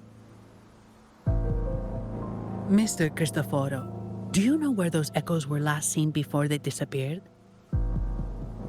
I'm in the dark as well. However, they might know a thing or two. These echoes are keen to find their friends too. They're not fighters, but they can surely be your guide. Why not take them along? Everything seems normal here. Let's keep moving.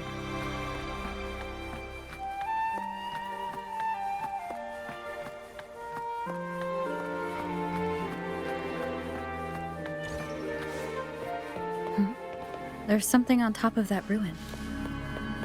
Are those corroded frequencies? Need to find a way up there. There are Physalia markings on these crates. What's inside? Something's being wrapped in these strange frequencies. I should clear them out first.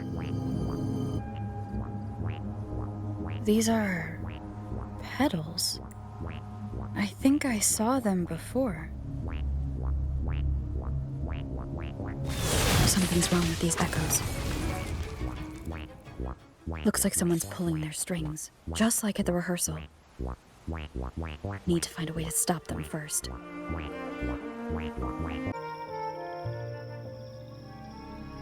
Ah, you have returned. How did it go? Any discoveries to share?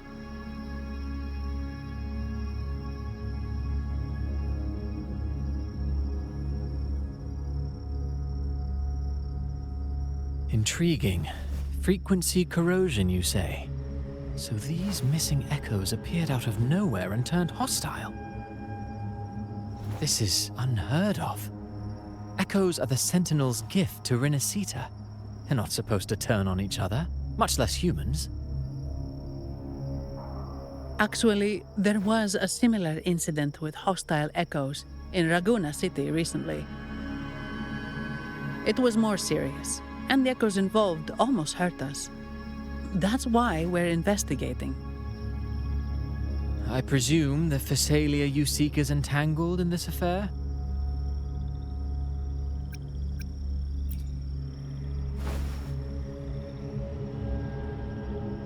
I see. Very well. Allow me to offer you my thanks.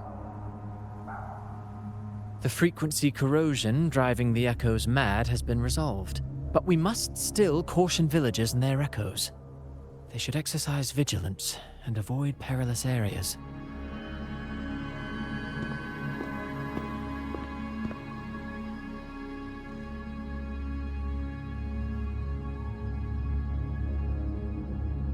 Looks like we're dealing with a repeat of the rehearsal incident here. But if Gilberto was behind this, how did he pull it off?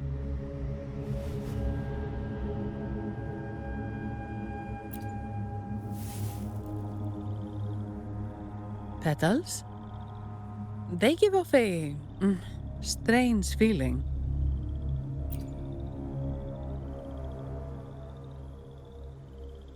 All right, let's give it a try. Tastes kind of weird. It's not an echo or a tacit discord. The frequency's coming from a resonator, a super strong one. Strange. Gilberto's a resonator, but he doesn't seem particularly strong.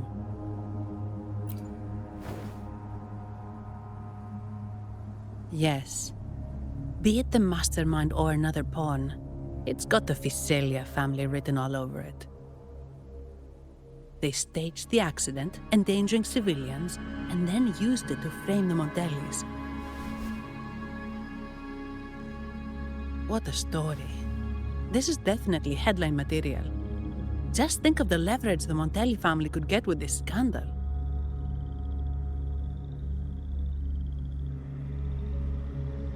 Hey, look over there! That person looks kind of familiar.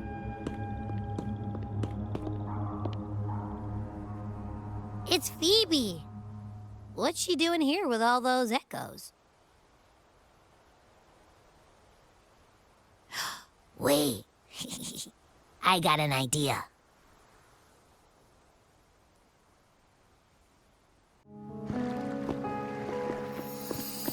Livia, Breno, any sign of Beppe?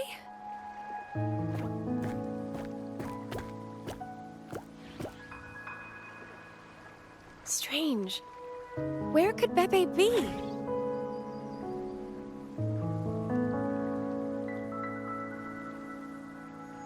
Oh, cut it out, Breno! Stop that! Wait, Breno's right here. Then who's poking me in the back? Beppe, you better have a good Nah, Beppe, it's me, Abby! Oh! That's enough, Abby. Lame.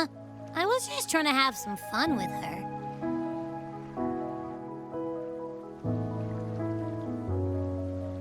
Oh, it's you. Pardon me.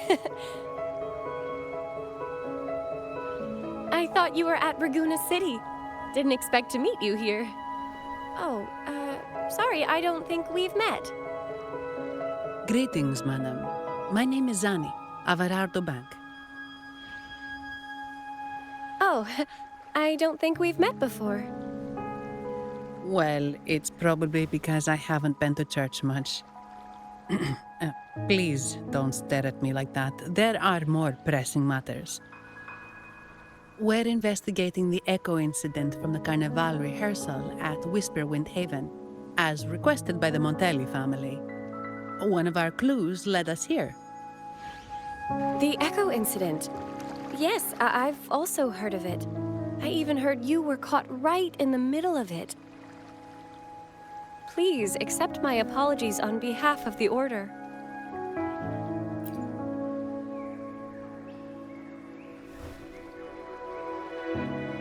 By the way, have any of you seen an echo named Beppe? They're about this tall and usually wander around here, but I can't seem to find them anywhere. May I?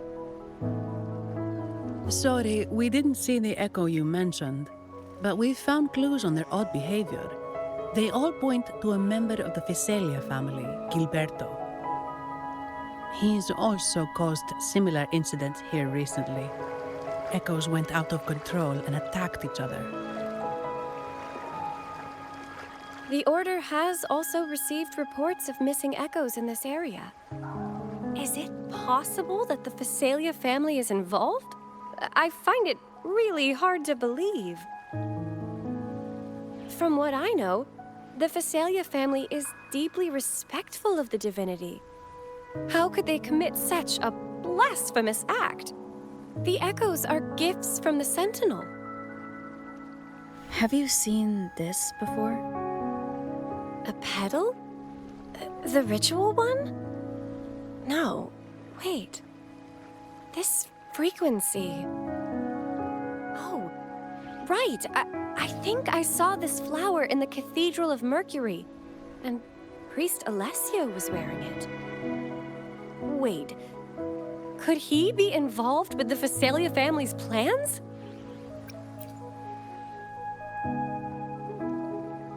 Imperator granted us echoes, the skies, lands, oceans, and sustenance, to which we should all be grateful and reverent. I request to join your investigation. As a servant of the Sentinel, I simply cannot turn a blind eye to their unholy acts. Fine by me. With someone from the Order as a neutral witness, the Physalias won't be able to accuse us of fabricating evidence. As long as I'm not treated like a heretic and get kicked out of Rinascita later.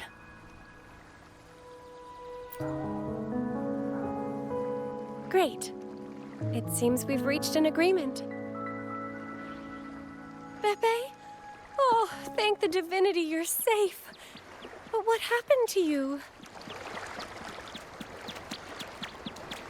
Wait! Pepe! Oh.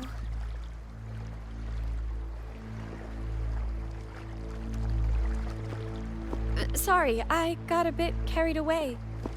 Echoes don't usually act like this. Something must have startled them. Something feels off. We should go check it out, Rover.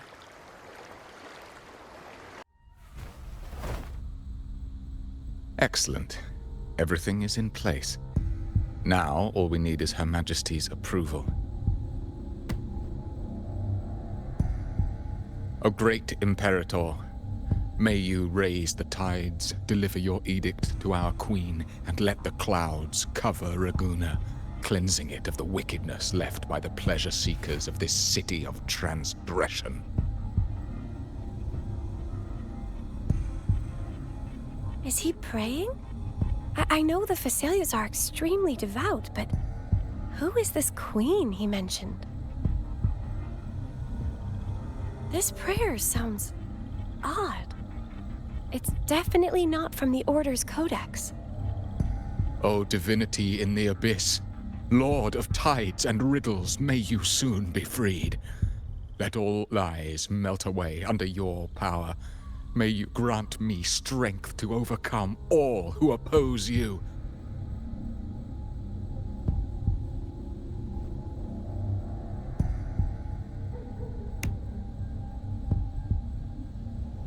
Lord of tides and riddles? Huh? Who's there? Uh-oh. Things just went south. Looks like we've got a fight on our hands.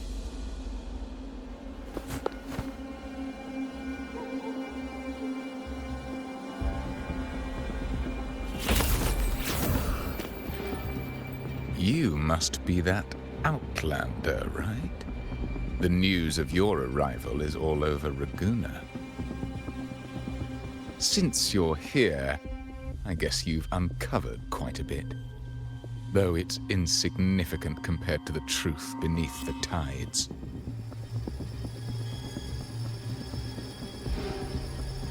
As a gesture of goodwill, let me offer a word of advice. Curiosity won't lead you to the truth you seek, but rather closer to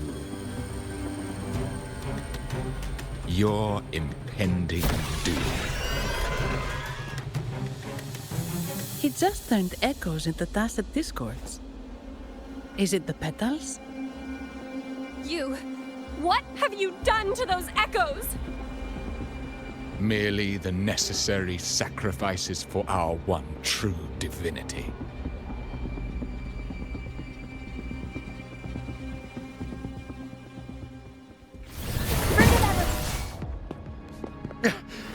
No, this cannot be. How pathetic. You're nothing but a discarded pawn. Which is not unusual with the Physalia family. Mr. Gilberto, please explain this Lord of Tides and Riddles you mentioned. I appreciate your passion for the Order, Miss Phoebe, but now is not the time. We need to uncover the real culprit behind the Physalias. Oh, forgive me. Do you really think you've won?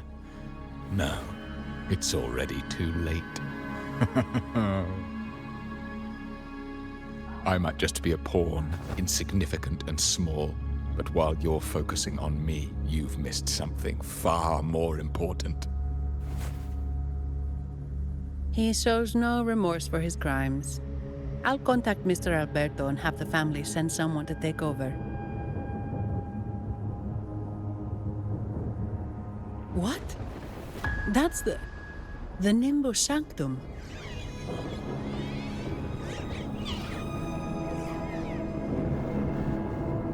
These echoes are converging towards the Sea of Clouds. What's happening? Magnificent! Lorelei is now ours for the taking. Just as the prophecy foretold, all shall be cleansed.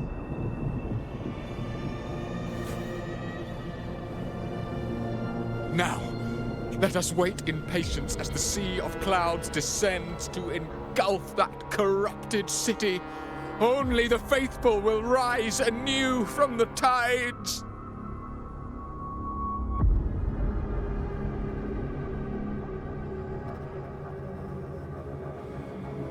Lorelei? According to the Codex, Lorelei is a powerful remnant creature residing in the Atrium of Reflections at the center of the Nimbus Sanctum. Legends say the Sea of Clouds once flooded the Seminary of the Forgotten, reducing it to ruins before spreading to Ragunna. It was Lorelei who curbed the raging clouds and ended the crisis. If they've really done something to Lorelei, then Mr. Gilberto wasn't just bluffing. The clouds might truly engulf Ragunna, leading to a disaster beyond our imagination. They are all mad. So this is what they've been planning all along. We have to do something. You two go ahead. I'll stay here and watch him until the family arrives, just in case he gets any bright ideas. I'll stay with you. After all, this could provoke outcry from the Phasalia family. If I testify about Gilberto's misdeeds on behalf of the Order, they can't deny the facts or exploit the situation. I agree. But what about you, Rover?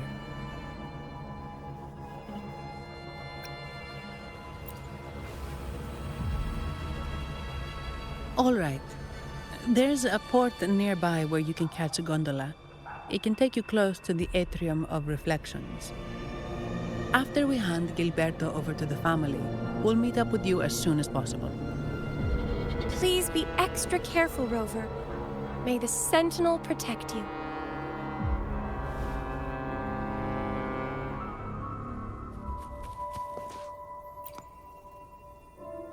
Welcome, traveller. I am the Harbour Master. Where do you wish to go? You intend to navigate the Sea of Clouds? Surely you've noticed today's weather? I'm afraid it's far from ideal for sailing. Yeah, we've seen storms before, but nothing like this. I wonder what's causing it. I suggest you sit it out before departing. I see. If that's the case, you can take the gondola in the harbour. But please, be careful.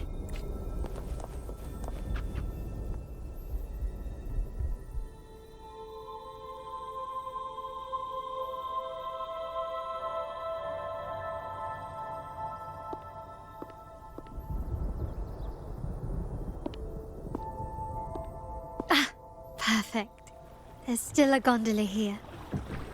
I believe your name is Noah, right? It seems fate has brought us together once more. Don't you agree, kind lady?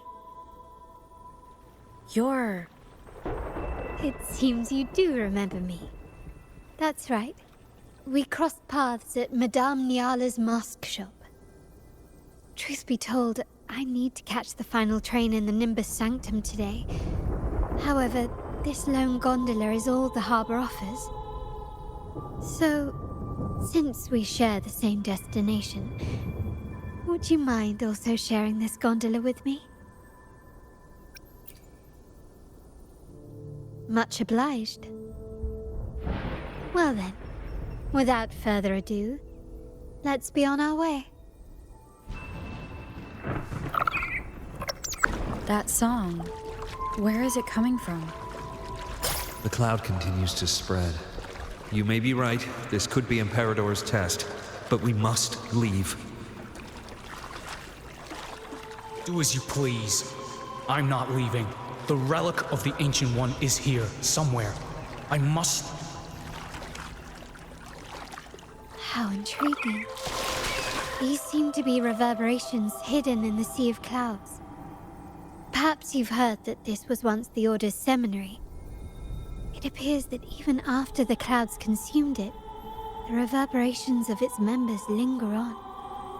Maybe the anomalies in the sea of clouds are stirring them to life once more. You seem very knowledgeable about all this. Why, yes. I've long been fascinated by Ragunna's history and art. After all, to chart our future, we must first understand our past. Is that not true? We're likely to encounter more reverberations on our way. They may even contain vital information. You can search for more if you're curious.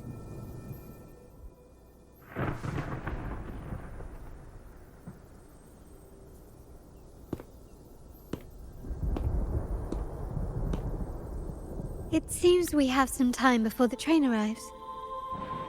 How about a little chat to pass the time?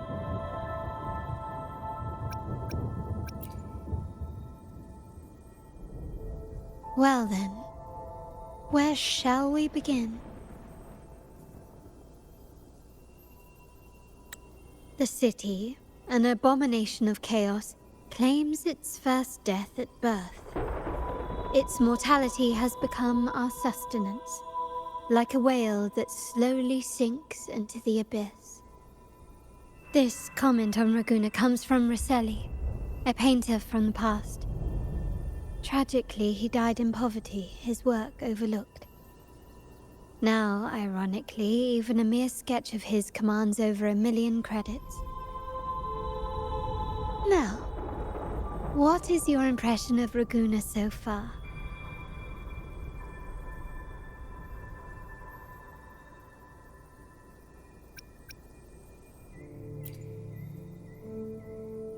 Indeed, faith is Ragunna's crown jewel. Our devotion to the sentinel stands unrivaled throughout Rinascita. Ragunna has many facets. Most people only see one side of it, but for me, it's like two sworn enemies are forcibly bound together. That's Ragunna. A city where tradition and innovation, openness and isolation ceaselessly wrestle for dominance. That is why the Montelli and Phasalia families are in a constant clash, as you may have seen. The Montellis champion innovation, staking all on the Carnavale. Meanwhile, the Phasalias cling to tradition, colluding with the shadows that lurk in Ragunna's depths. Fortunately, this long struggle behind the curtains will soon come to an end. Not because of the two families, but because of you. Me? Yes. You, the fated one. Perhaps you're not merely entangled in Ragunna's conflict, but are, in fact, the very eye of the storm. The city's fate may well rest upon your shoulders. You may not have noticed it yet, but we are, and have been, in the same boat for a long time.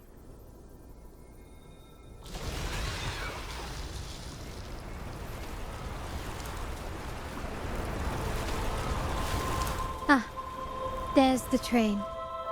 It's time to say goodbye now. I didn't catch your name. I'll tell you next time. As for now, let's keep it a mystery. Until we meet again, fated one, may you find your own path in Ragunna.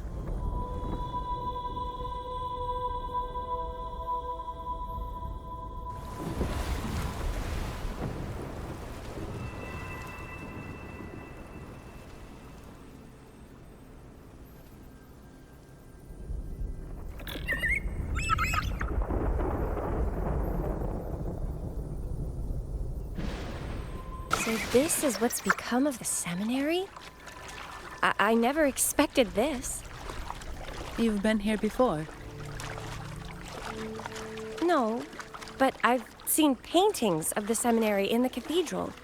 It had an enormous dome and spires that seemed to touch the heavens.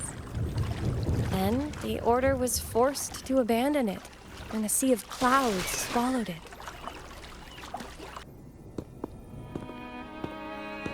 Have you also come to repent and seek forgiveness? The sentinel has revealed a path to resist temptation and corruption. We need only devote ourselves wholly to Lorelei.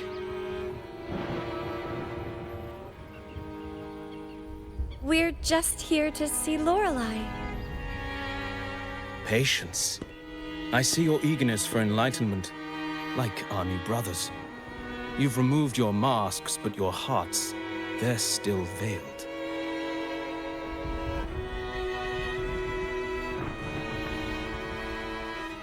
Everyone here wears a mask. Everyone in Ragunna, without exception, never unmasked.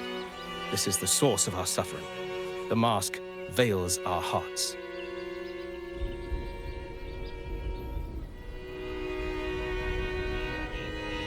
Like our new brothers, they wear peculiar masks of madness.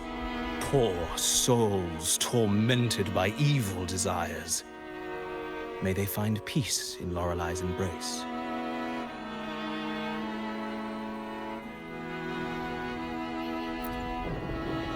Yes, their masks are filled with madness, but even wrongdoers can seek redemption from Lorelei.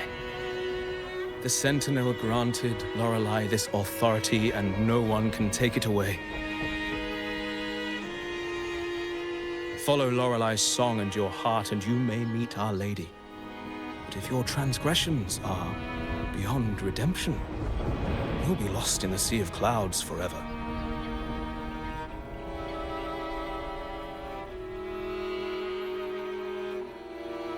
So what should we do to see Lorelei?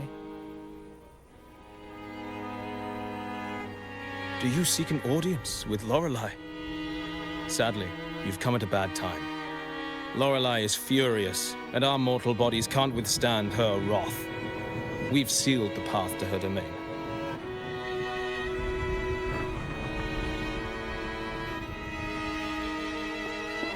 We appreciate the explanation, but we believe Lorelei is in danger. We're here to help her. Someone's planning to exploit her powers. The path has been closed. You must leave. Doesn't look like we'll be talking our way past him. Let's find another way, Rover.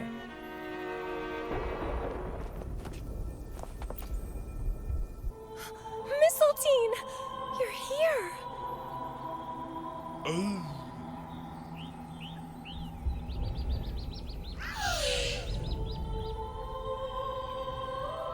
This is Mistletoe, one of the missing echoes. They probably followed the singing. Mistletoe, do you know how to remove the barrier? Now, how would an echo know that, Phoebe?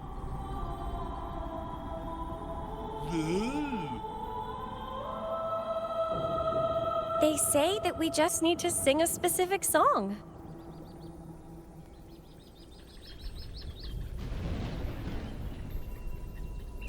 You can understand what it's saying? A specific song, huh? That's a direct lead. But which one? Oh, I have been cleansed of my impure thoughts. I can finally escape from my wrongdoings. Sing!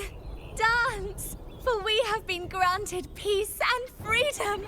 Yes, we only need to Oh, you've also come to rid yourself of your misdeeds. Then join us. Sing! Sing with us! The door has been shut. Simply sing along and it will open before you. Just sing? Doesn't look like we'll get more out of them. Let's go. These inscriptions and markings on the stela seem to say something. But most of these are worn out and don't look like a modern Rinascita script. Phoebe, can you read any of it? Let's see. This seems like an ancient holy script dedicated to recording the deeds of Sentinel Imperator. As for its content, I shall grant this power to the Knight Queen. May she, during the day, sea of clouds.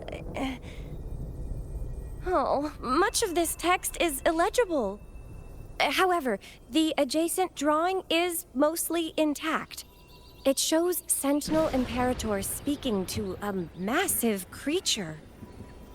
And the creature slowly shifts from an immense amorphous form into a humanoid shape. Could it be Lorelei? After all, no other being that large lives above the sea of clouds.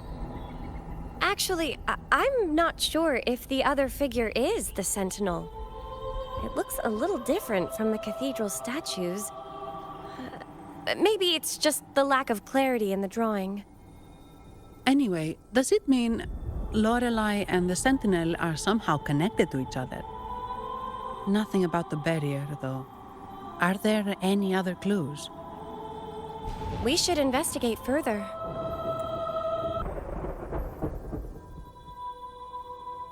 I guess singing is our only option for clearing that barrier. But which song? The stela we saw mentioned the Sentinel. And we're in the ruins of the seminary. Meaning it should be a chorale. There is also the inscription in front of the barrier. We mourn the martyrdom of the Blessed Maiden. Any chorales you know ring a bell, Phoebe? The martyrdom of the Blessed Maiden. Could this be the aria of the Blessed Maiden? It's a chorale rarely used these days. I doubt most priests even know of it. The Blessed Maiden? We met a playwright named Cristoforo earlier. He shared some stories about her. Phoebe, if you know this chorale, why not give it a try? It might just clear the barrier.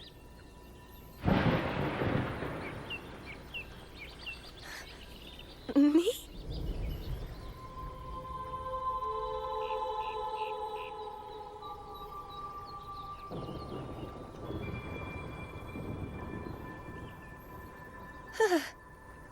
Oh, okay then. I suppose it's our best option at the moment. I'll give it a try.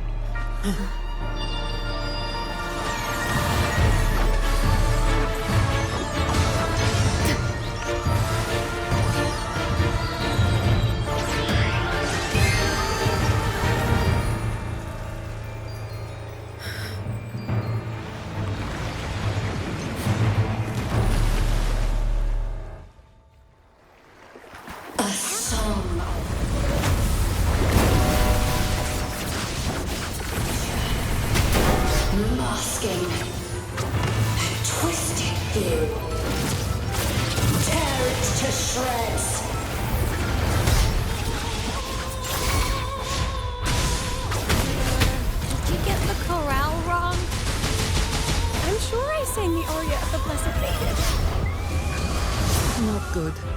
She doesn't seem too pleased with that one.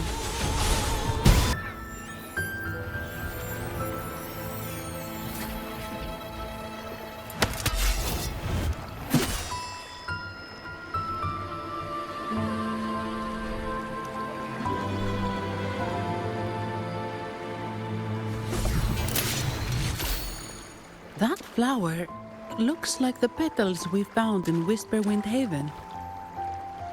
It's the Fraxidus. I've dealt with them before, and I've seen a flower just like this. How long have I been in slumber? This nightmare. How long was I trapped in it?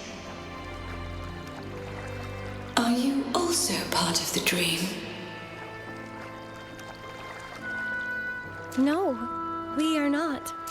Might you be Lorelei? I am. Travelers from afar, I sense the kindness pulsing in your hearts.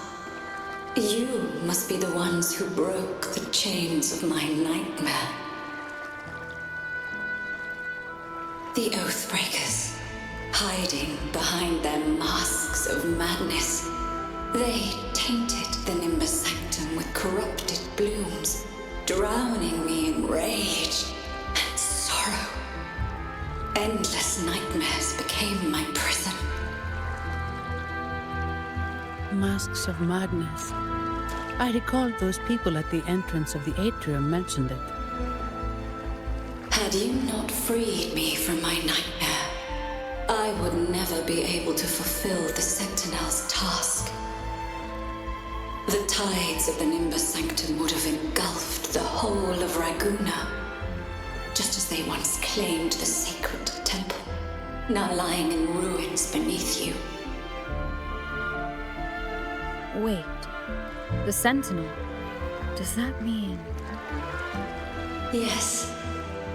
The sentinel molded me from a mindless being into the form you see, and bestowed upon me the most precious gift, a soul. They commanded me to restrain the clouds and prevent the remnant energy within it from dissipating. Can you contact Imperator? I need to meet with the Sentinel. Unfortunately, it lies beyond my power. The Sentinel's link to the mortal realm is severed. Only through collective prayer and a rite at the height of the Carnavale, only then can mortals briefly commune with them. Right. You mean the Carnavale? No, that's impossible. The current Primus, Fenrico the Enlightened One, was given a direct oracle from the Sentinel. The Sentinel has always been with the people. I'm afraid the Sentinel's current state transcends mortal understanding. Your Primus is no exception.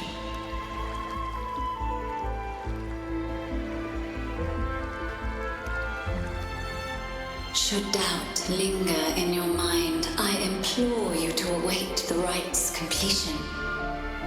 The Sentinel will surely answer the people's call, not your so-called Enlightened One. One last thing.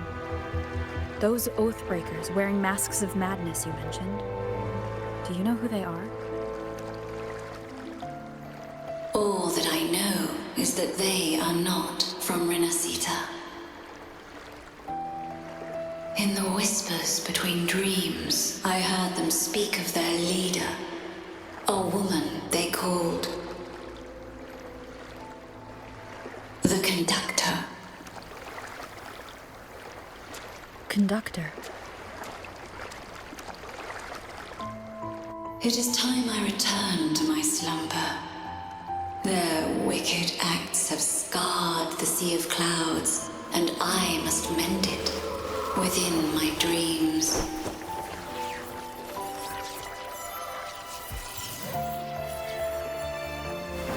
The song shall guide you out of this domain. Farewell, visitors.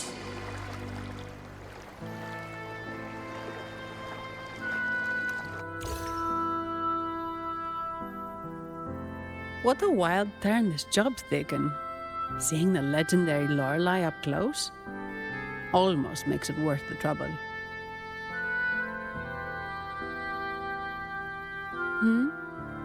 Are you all right, Phoebe?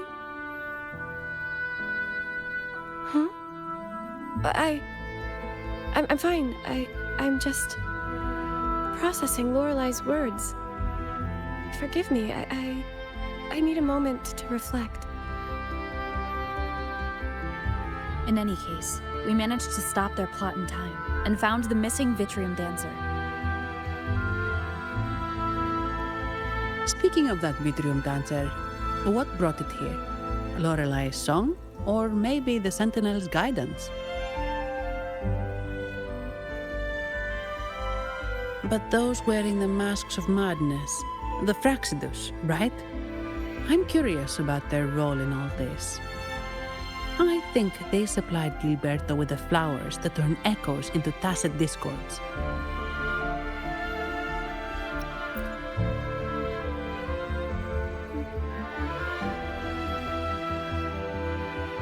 What's our next move, Rover?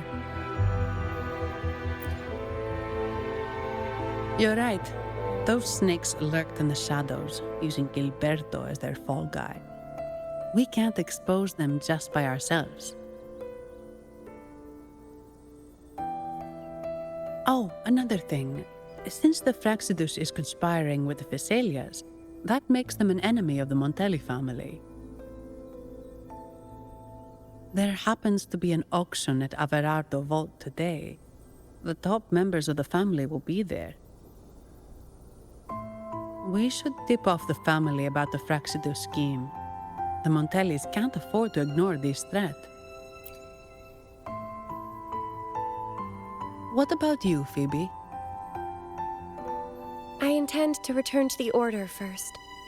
While I believe Lorelei is truthful, I can't imagine the Primus would deceive our people.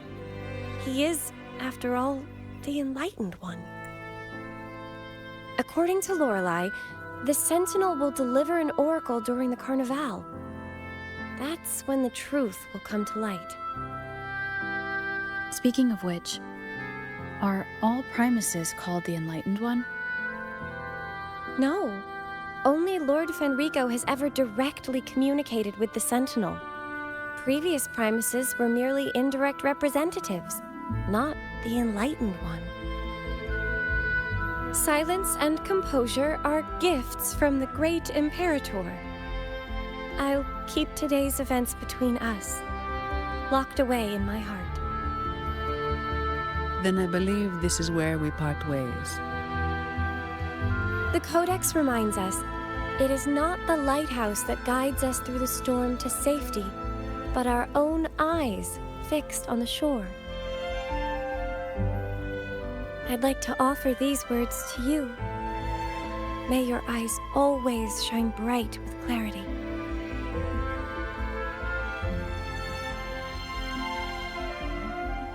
It's the same echo boat we were on earlier.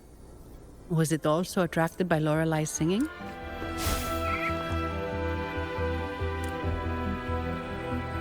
It's called Noah. Noah. Well, I can't understand what it's saying, but it's perfect timing. We can have it take us to Averardo Vault. That's a really big waterfall. Is there no way up?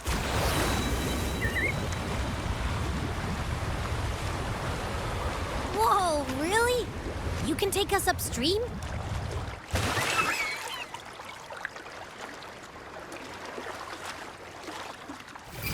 Another waterfall. You sure about this, Noah?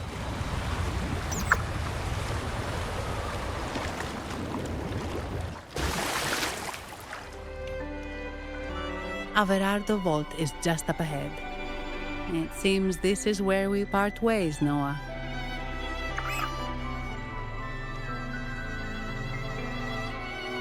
Hey, I'm sure it can find its way back to the harbor. Don't worry. Now, we just need to follow this path to reach the vault. Let's go.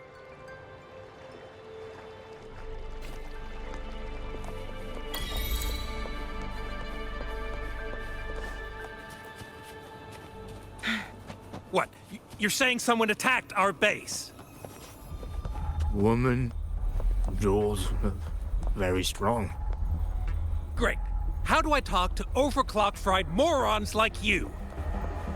Well, are you the only one who made it out? Lord Overseer. Powerful, I believe.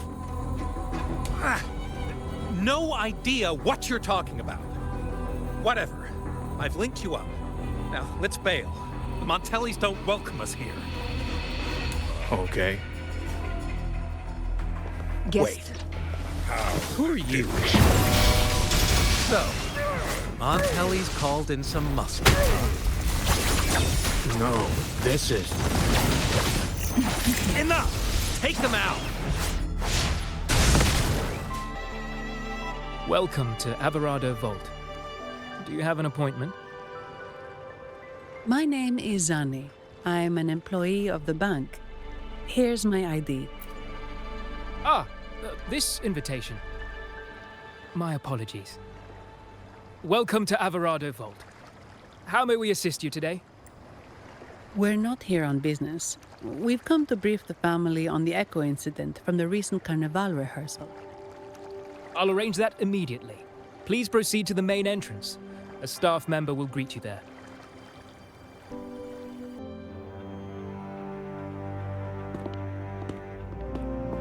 These echoes, are they guarding the vault?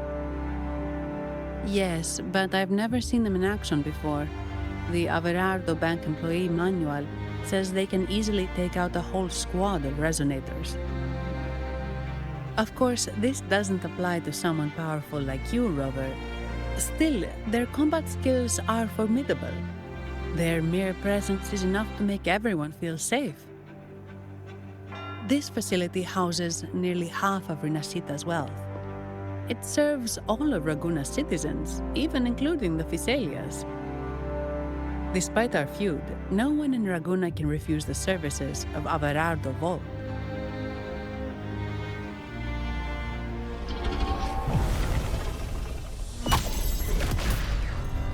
What the? I thought they only responded to hostility.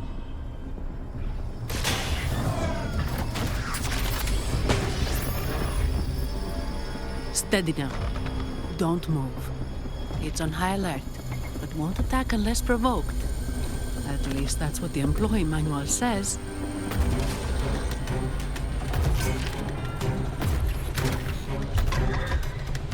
Stand down.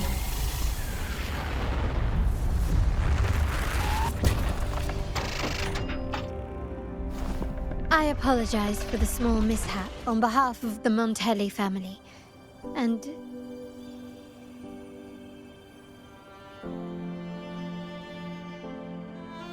what a pleasant surprise to see you again so soon. And you. Yet your expression betrays no surprise. Rover, allow me to properly introduce myself. My name is Carlotta. Carlotta Montelli. Montelli? You are the second daughter of the Montelli family. Yes. Please, feel free to call me Carlotta. Also, I trust the remuneration meets your satisfaction, Ms. Zani. It was you who tasked me with receiving Rover. Surely a distinguished guest such as Rover deserves the attention of our most trusted employee. I'm aware of your purpose here. On behalf of my family, allow me to extend our deepest gratitude for your endeavors. Your eyes show curiosity about me and my role in this drama. However, this isn't the place for such discussions. Please, follow me.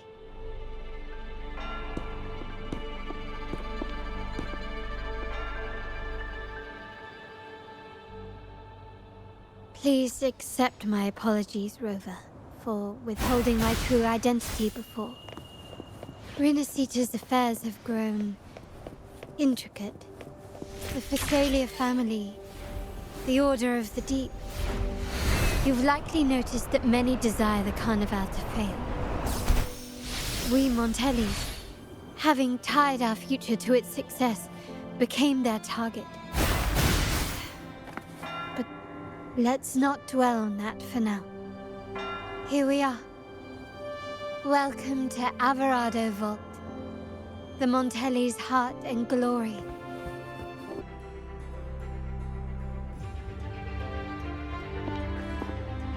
Could you do me a favor, Miss Zani?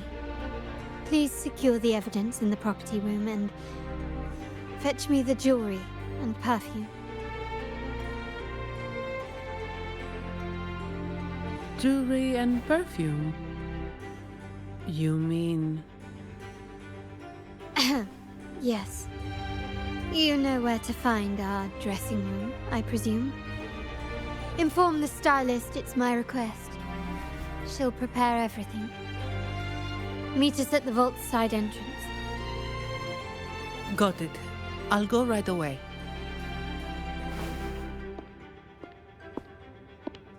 On to the real matter. Surely you've sensed it. A darker force lurks behind both the Order and the Physalias.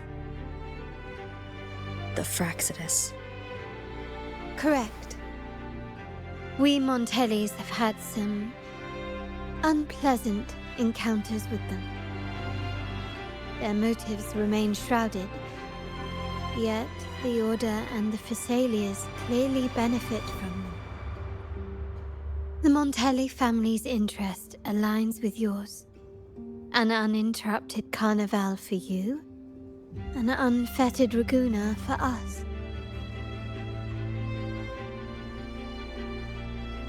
The invitation we sent was meant to be a token of goodwill. I'd appreciate it if you could return the favor. Splendid. So we are in the same boat again. I must first deliver the evidence you and Miss Zani collected to my uncle, Mr. Capello. He oversees Carnavale affairs and liaises with the Physalias. I'm sure he'll find the Fraccidus information most intriguing. I'm afraid I must take my leave. Please, feel free to explore the vault at your leisure. Ah, my dear friend. We meet again. Ah, of course not. If my pocket was too full, a bank would suffice. I'm here for a bit of inspiration. That's all. Why not?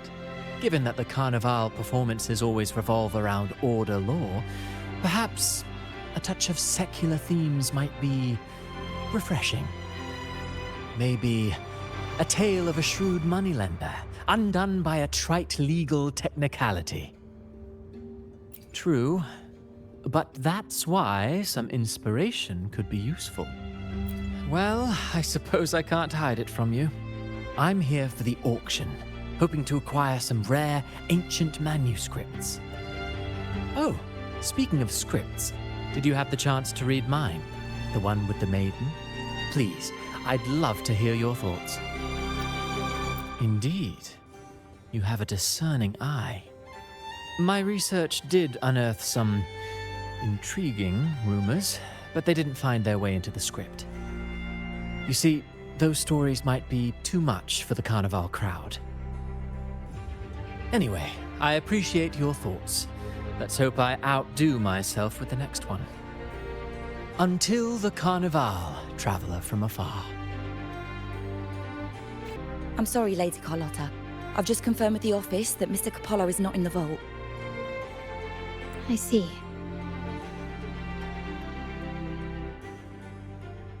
That's quite all right. Please inform me the moment he returns. Understood. Oh, Rover. I'm afraid we've hit a slight snag. I just learned that Uncle Capello was called away on pressing matters, so we won't be able to see him at the moment. This does alter our plans, but worry not. I already have some other surprises up my sleeve. Please, come with me. We need more privacy. Rover, remember Gilberto? Yes. Thanks to you and Miss Zani, he could not escape and is now in our custody. The family gave him a rather spirited welcome. As it happens, his bravado crumbled quite quickly. Once he saw the Nimbus Sanctum restored, he sang like a canary. Your quick action has secured us vital intelligence. To put it simply, Gilberto revealed that we have traitors in our family. Which is not entirely surprising. Our family has always had its cracks. Given the right incentives or pressures, human weaknesses are all too easily exploited. I'd actually begun to look into this matter before your arrival at the vault. And now it's confirmed that the traitors are in the vault's tuning room, doing what they believe to be secretive with the help of the Fraxters. Now they probably won't even notice us with their attention fixed on the property room. I guess that they're desperately destroying any evidence against the Phasalia family and the Order.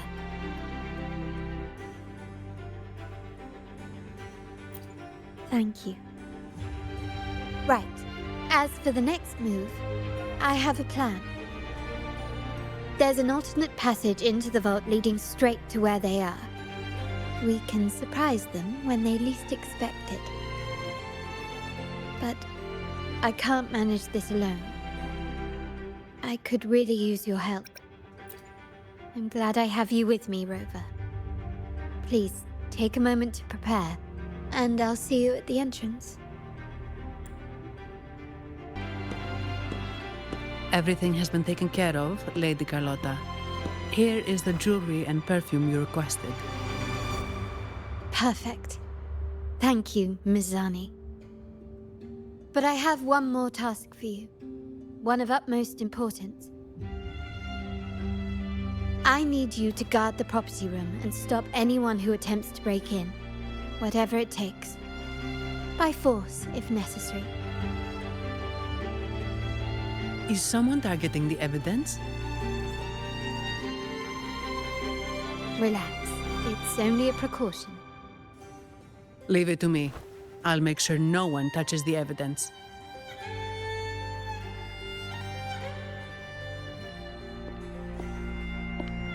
Rover, we've implemented a 2-tier security system.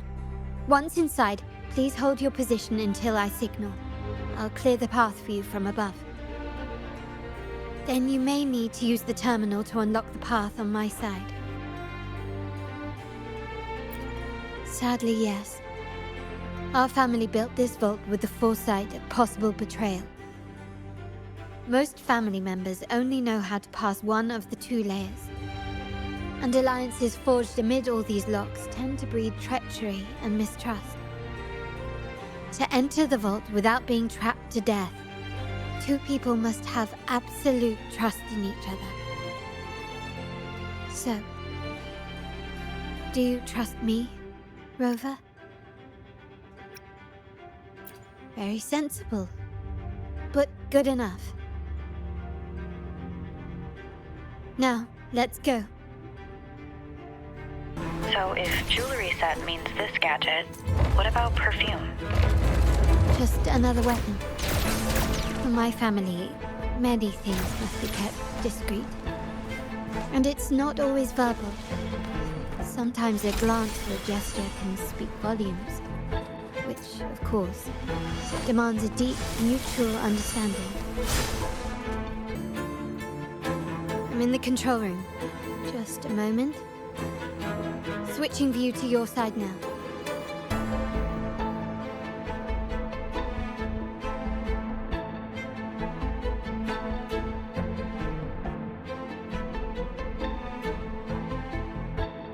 Done.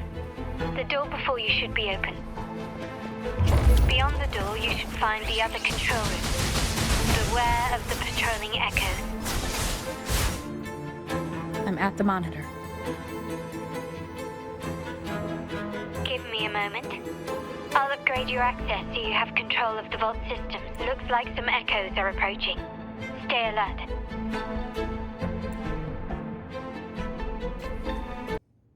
Can you see me? Clear as day. I need to cross the hall from above. People might spot me if I make too much noise.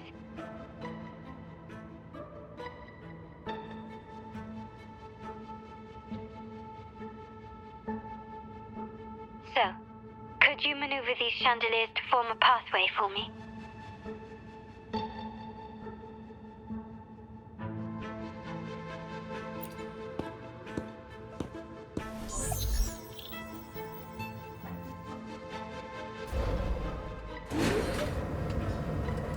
Wonderful.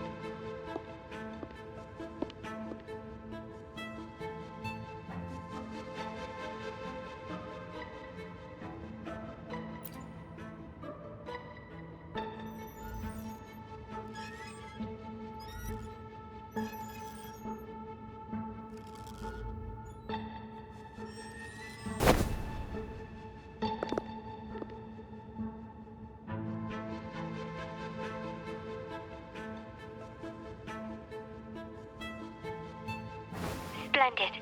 I've made it across. It's my turn now.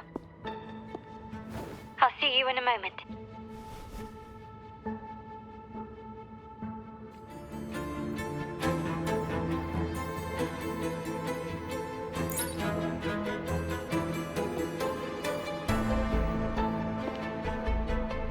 The door should be open, Rover, and we'll soon meet...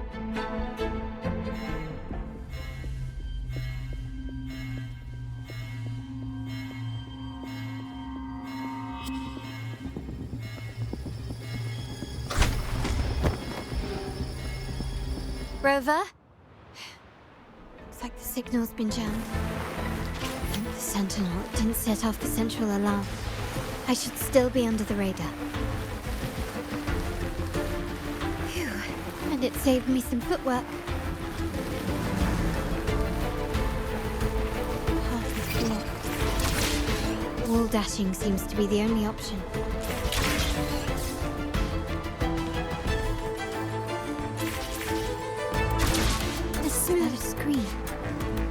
Perhaps I can use grapple to pull it over. The future of Rinascita rests with all of us. And the Montellis will make sure everyone has an equal share of it.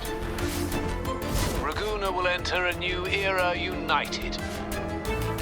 United under the promise of our terminals.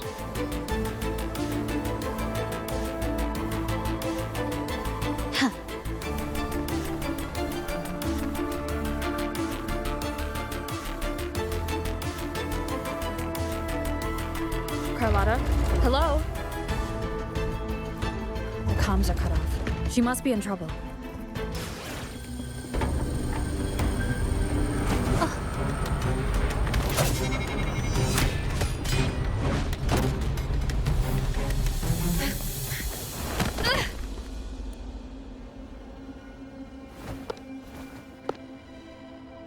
Impeccable timing, Rover.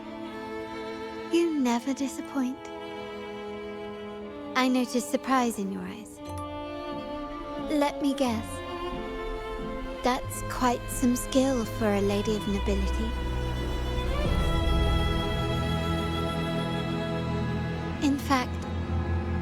Beyond being the second daughter of the Montelli family, I have an even more significant title. The family's executor. Be it a traitor within the family or a threat from outside, I locate, observe, and address these risks in secret and with tact. Say, the ones hiding in the tuning room. The room is that way. Time to see what kind of mischief they're up to.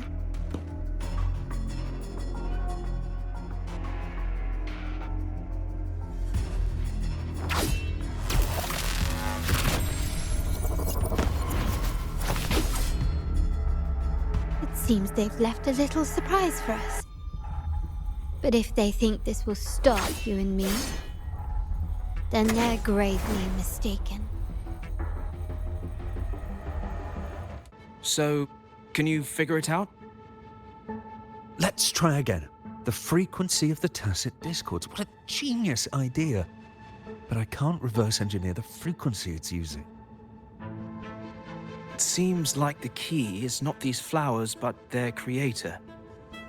She must be an insanely powerful resonator to be able to shatter and reconstruct these frequencies. Then we better speed up. Once their plan succeeds, there won't be another chance like this. Who sounded the alarm? It's me. Most likely by mistake. I apologize for interrupting your work. Lady Carlotta, how... What brings you here?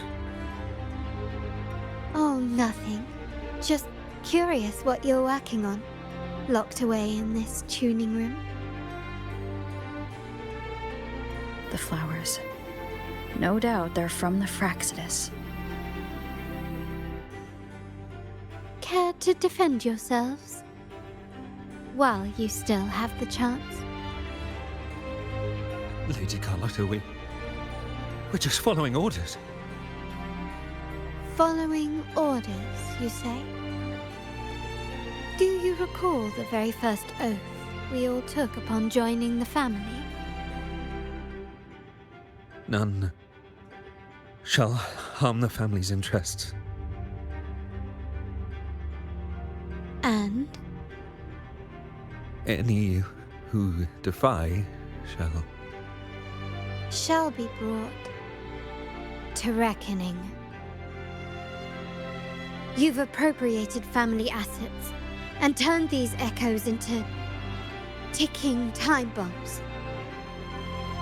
Once they detonate, the countless efforts and fortunes spent on the Carnavale will all vanish instantly, taking the Montelli's name and future with them. Lady Carlotta, please, we can explain. What's going on here? Oh, Lady Carlotta. Just in time. I've found some family traitors. But hold on. I have a few more questions for them. I will only ask once. Who are you taking orders from? I only know he's one of the top brass in the family. Always using encrypted channels and ordering us to pick up flowers from masked strangers. How many of these echoes have you made? A lot. The first shipment reached the venue as early as a week ago. They look so identical to regular ones that even we can hardly tell them apart.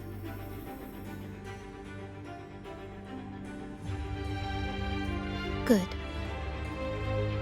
Take them away and scrutinize all their recent transactions, including the source of every last credit. Then, handle them, as per the family rules. Yes, Mom.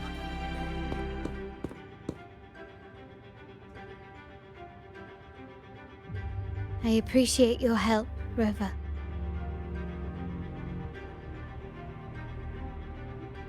I knew those tuners wouldn't dare do this alone.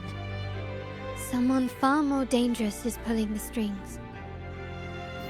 Using echoes to disrupt the Carnavale.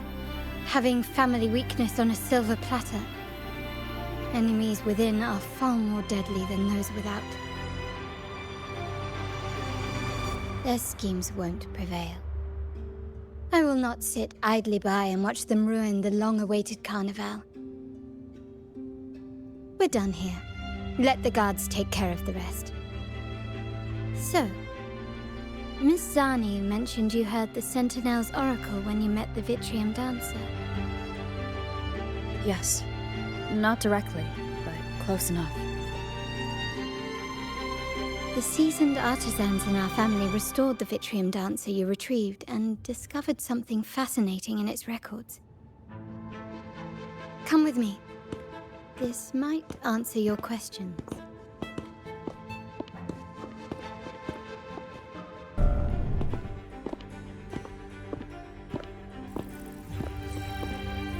Here we are. The true splendors of Montelli's heritage.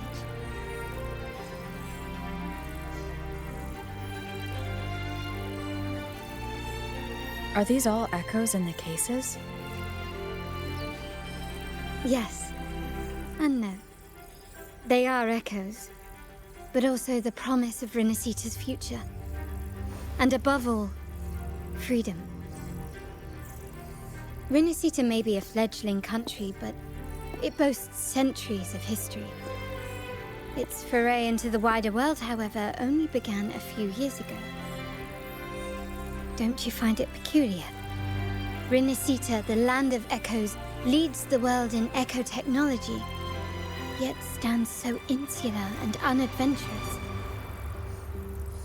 What do you suppose is behind all this? The echoes themselves. Sharp as always. Rinascita's common echoes are bound to Genesis Nexus, making seafaring with them almost impossible. But their power is essential for dealing with tacit discords and other threats at sea. You could say the reliance on common echoes has shackled our ambitions to venture beyond our borders. To break these shackles, the Montelli family has invested in reserved terminals. It's not about short-term benefits, but the future for the whole of Ragunna. The Order has monopolized the use of common echoes and kept a tight leash on reserved terminals, claiming that individual ownership would sully the sanctity of the echoes they so fervently preach about. But you see their real objective, don't you? To keep Rinascita isolated so they can shape its entire narrative.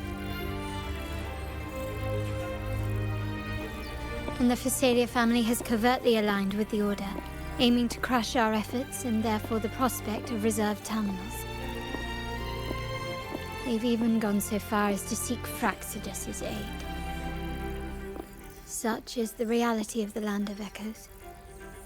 Whoever controls the Echoes controls Rinascita. My forebears began collecting these echoes long before the vault existed, when the Montelli family was nothing more than a third-rate house ridiculed for its adventurous spirit. They ventured out to sea for trades and got their hands on terminals of the most basic model. From there, they've been tirelessly collecting echoes and advancing the technology. Brick by brick, they built this enterprise that you see today. You're probably wondering how this relates to the Vitrium dancer. Well, the one that came to you at the Carnavale rehearsal is among our family's earliest echoes. As both the first Vitrium dancer and the prototype for the frequency tuning of all subsequent models, its value is truly unparalleled. It was never meant to be deployed, and should have been preserved here in a case forever. But somehow, it found its way to the Carnavale, just to meet you. So, you're saying... This is no coincidence. I can only assume it was the design of Sentinel Imperator.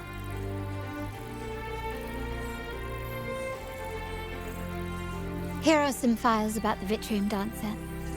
Perhaps they can offer you some insights.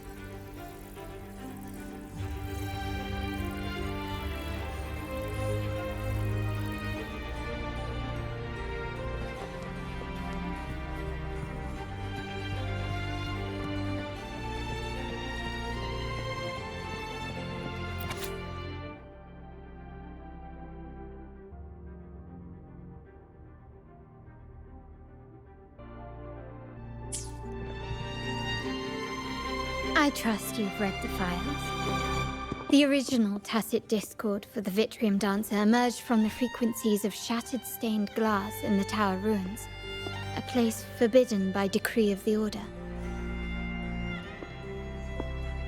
Before the Codex era, those stained glass windows were used to depict the tales of the Sentinel. Out of all of the echoes, they chose the Vitrium Dancer to deliver their message. Because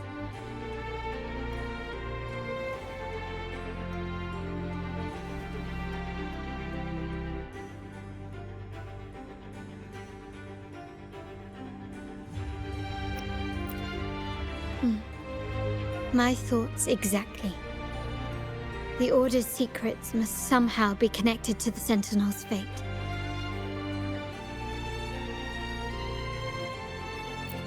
The Montellis have long pursued the buried secrets of Rinascita. The Order's tampering with the Codex, and the mysterious erasure of the Age of Ignorance and the Age of Conflict from our history. If anything can break the chains around Rinascita and grant freedom to all, it must be the truth.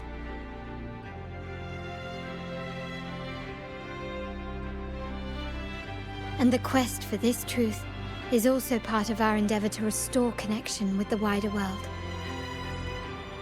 Well, that's all I have to offer. Did you want to visit the ruins? Though I'm not sure what there is to uncover.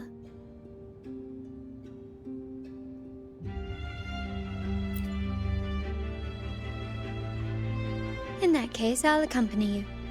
The family will take care of everything else.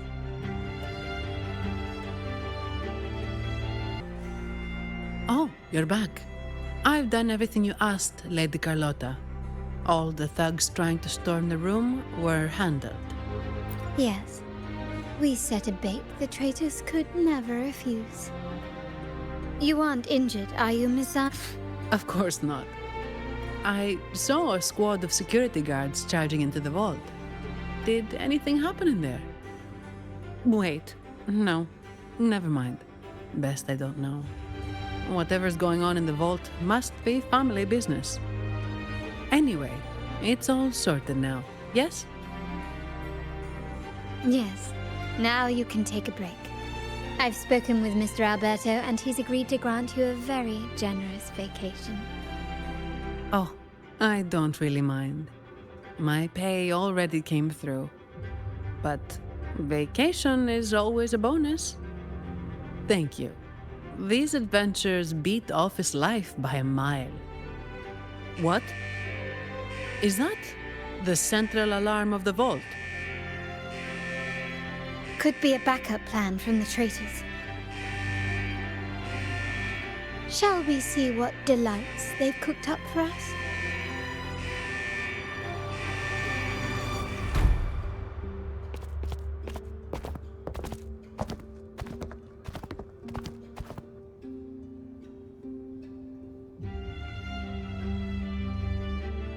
Lady Carlotta, we have a situation.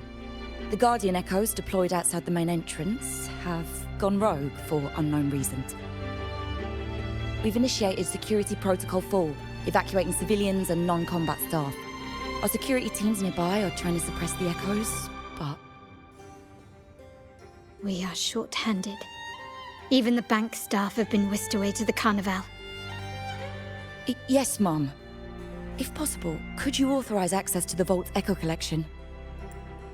That won't be necessary. I'll address this personally. But about your safety. Don't worry. I've got her back. I'm with the bank's security team, and I've handled my fair share of these emergencies.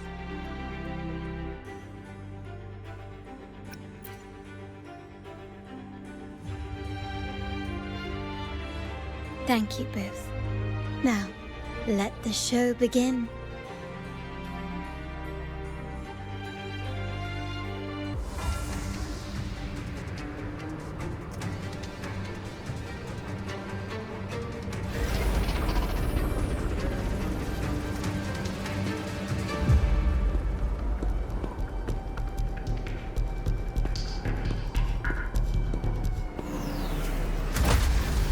Make it quick and clean.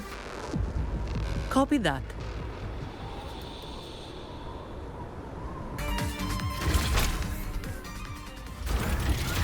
Miss Zani, do you mind handling the cleanup? I'm sorry, I just promised you a vacation. But looks like it will have to wait. Oh, it's fine. Just a bit of extra work. I can't stand by and watch my colleagues getting hurt.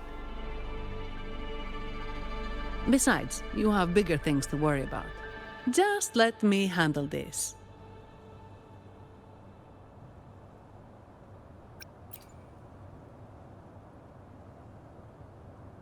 Yeah. That's the burden of being good at my job.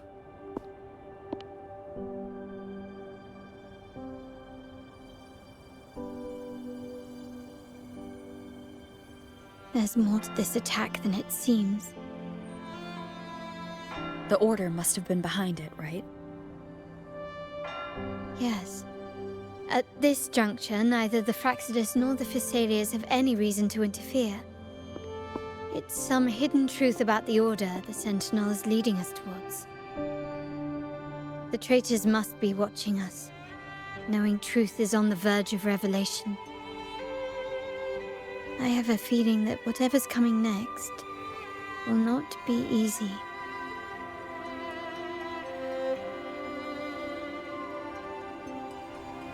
A wing ray. Let's hitch a ride, shall we?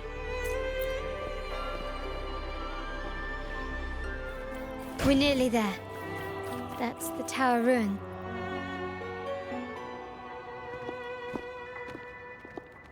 This is where my family first found the Vitrium Dancer.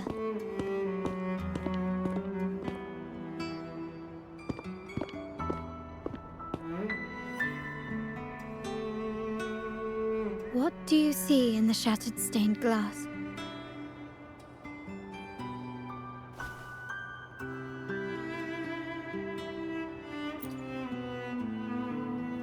This seems to chronicle a legend of the Sentinel, and the tale of how the first Primus founded the Order.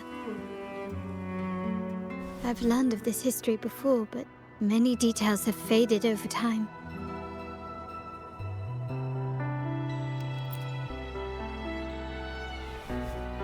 Well, art investment is one of our family's key ventures, so I've naturally picked up a thing or two along the way.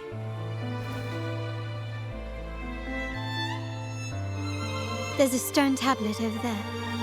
It might offer some clues about these stained glass images.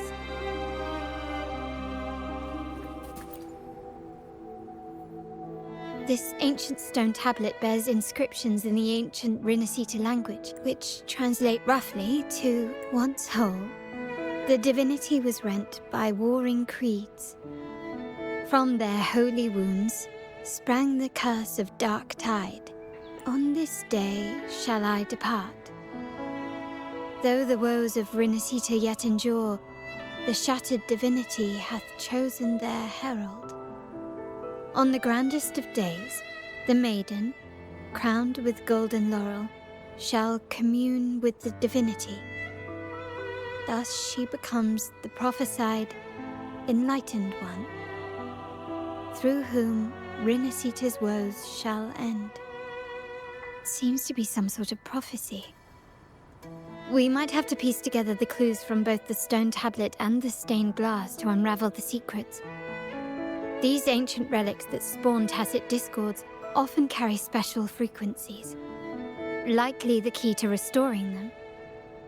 Let's use the terminal sensor to reconstruct their frequencies and align them with the tablet's inscriptions. This seems to depict the people of Rinascita torn into two warring factions.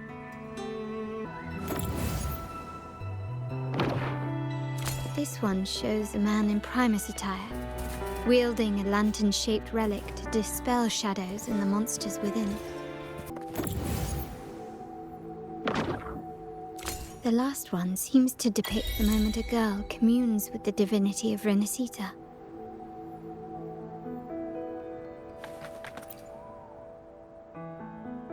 It's done. Now, let's see. Looks like these stained glass images recount a tale about the divinity. Wait. What is it? It's just... the content is rather peculiar. I'll translate it for you. Together with the inscriptions on the tablet, it should be... In the earliest days of Rinascita, there were two divinities. One rules the sky and the other the seas, eternally at odds with each other. Amidst the turmoil they wrought, Rinascita evolved. In those times of legend, people waged war over their disparate fates. All this was ended by an unprecedented TD outbreak. The Dark Tide, so was it known. It ravaged a great part of Rinascita. After the Dark Tide, Napoli, the first Primus, restored civilization from the ashes. He founded the Order to guide the broken Ragunna. Yet, not long after, he went to be with the divinity. On his deathbed, he spoke to the believers. Once whole, the divinity was rent by warring creeds. From their holy wounds sprang the curse of Dark Tide.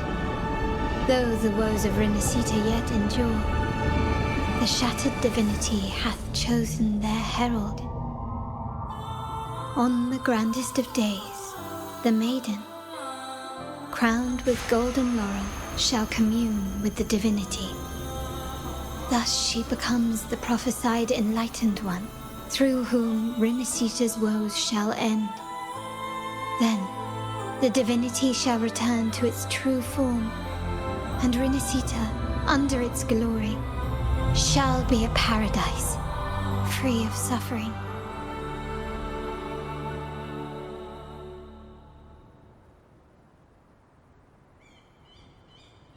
Rinascita has two divinities.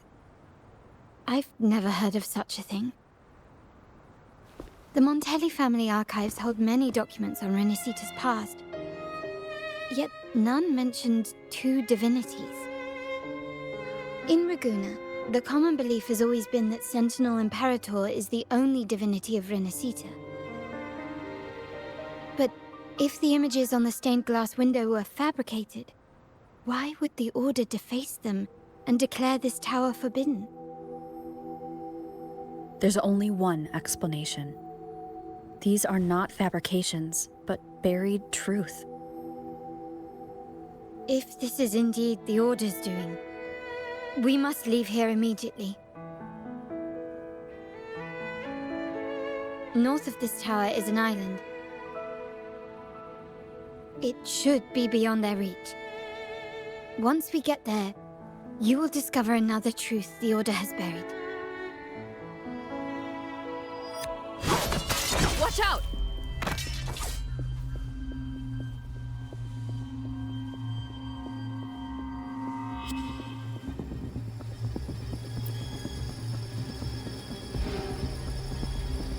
Interesting. They're here even faster than I anticipated.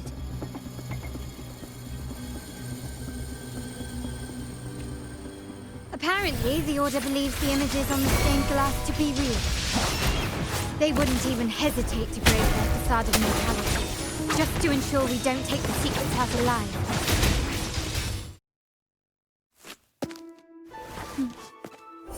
Keep it safe. I'll handle the rest.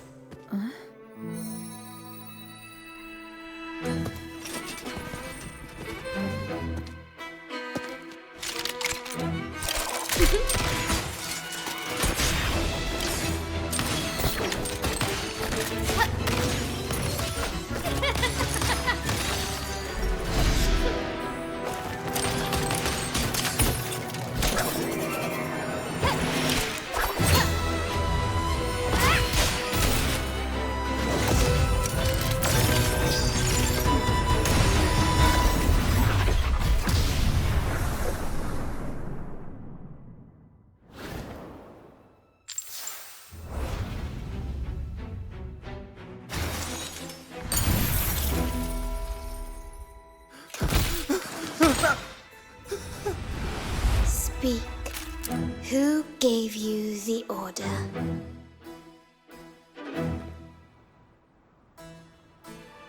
Look at what you've done. Distorting history. Usurping the Sentinel's authority and colluding with wretches. Who are your accomplices? The Phrolova, the Phasalias, and even some of the Montellis. Am I right? Ahem. Well, I'm afraid I don't understand, Miss Carlotta. It seems you too are lost to madness and hallucination. If you find yourself confused and desire the Sentinel's guidance, I would gladly arrange a personal pilgrim sail for you. Ah, so this is how you treat those truth seekers. Banish them in the name of pilgrimage. Please, lower your weapon. There is still room for discussion, is there not, Miss Carlotta?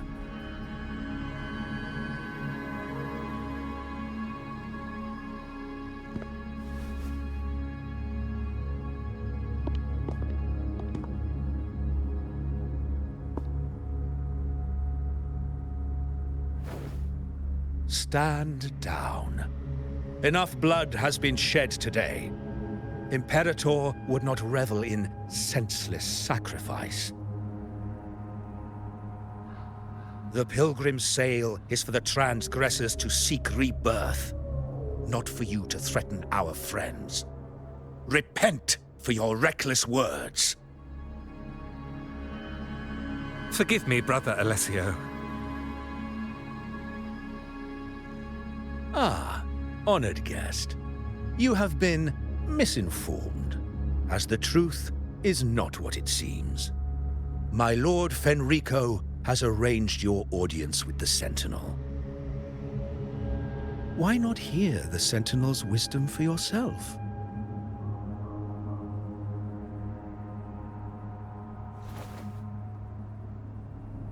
Of course. If Lord Fenrico is the true Enlightened One. However, the prophecy speaks of a maiden as the Enlightened One. Is that why you destroyed the stained glass? To pass Fenrico off as the Enlightened One? So he can seize the Sentinel's power and rule Ragunna? Oh, you stubborn people of little faith. You've surely been tempted by evil and swallowed its lies. Lord Fenrico is the undeniable Enlightened One and will guide us all. Well, I see no point in debating doctrine with you. Let's move on to a more concrete subject. Now, Miss Carlotta, which one do you think is more important to the Montelli family? Is it profit? Or bloodline?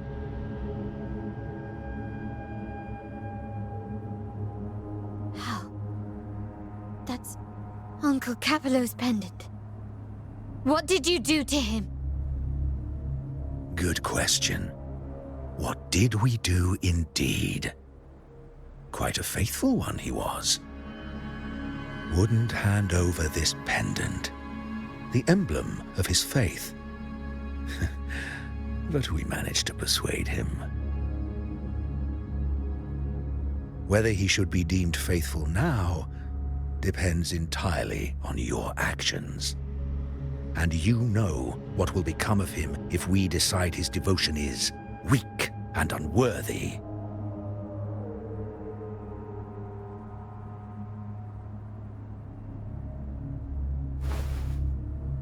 My actions. What do you want me to do?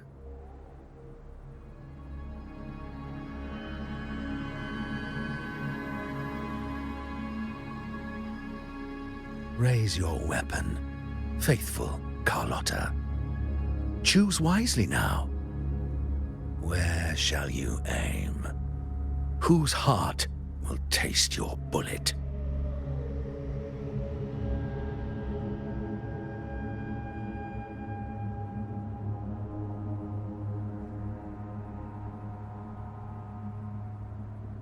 Good. You are a smart one, Miss Carlotta. Carlotta. I'm sorry. Even though the time we shared was very memorable. Excellent. It appears you've made the right choice, as any true Ragunese would. Honoring blood and faith alike. Pull the trigger. End this transgressor's life. The sentinel shall host a supreme banquet for you in the high heavens.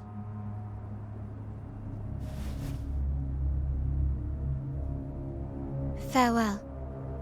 And may you meet your friends where it all ends.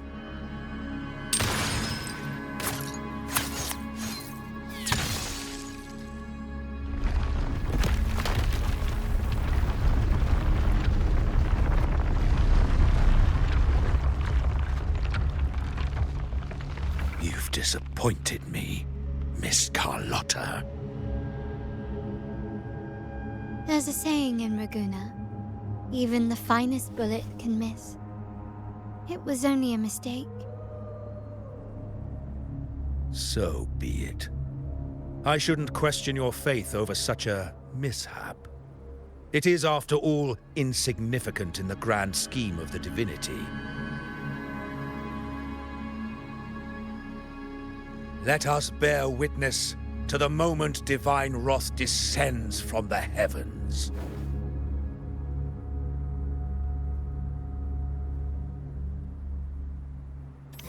That was close. I really thought the bullet was coming for us. So, was it all part of your plan? We were improvising. Then you two sure have great chemistry.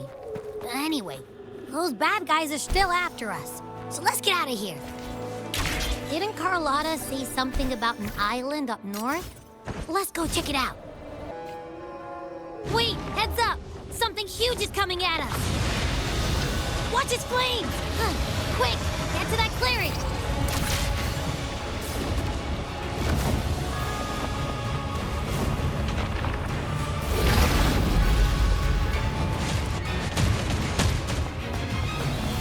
Leave it to me.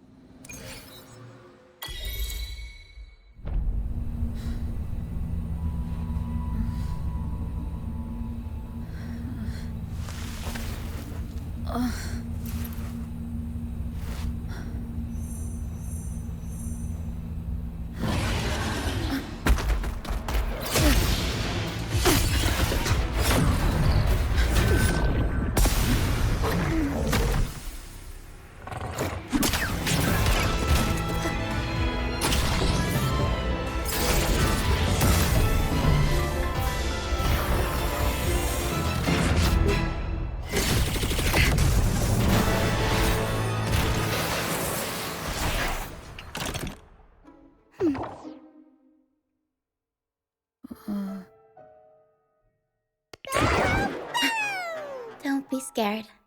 Paro is just saying hi. She seems to fancy you.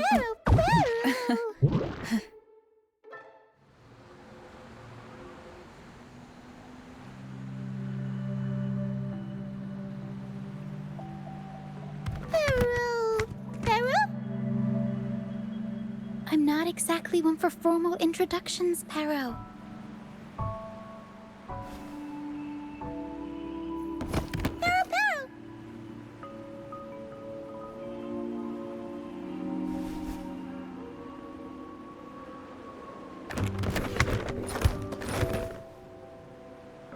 I know this isn't the first time seeing them.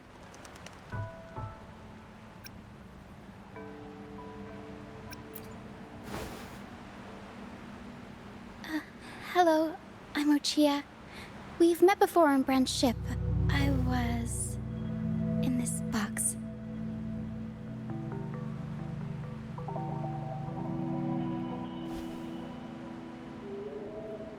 This is Paro, the actual owner of the box. Paro takes good care of me and lets me hang out in it all the time. I've never seen Paro warm up to someone so quickly. It must be something in your frequency that it finds interesting. Anyway, what brings you to this beach? It's not exactly a place for a stroll. So you were attacked by that dragon and fell off the bridge.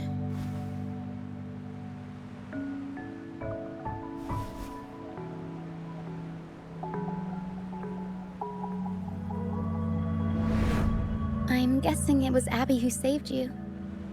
It probably exhausted itself and retreated back into your body to rest.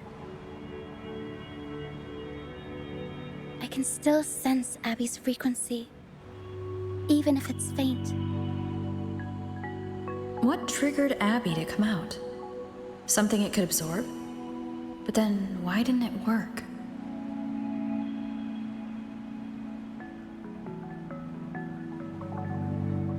That dragon's behavior is odd. It never leaves its territory.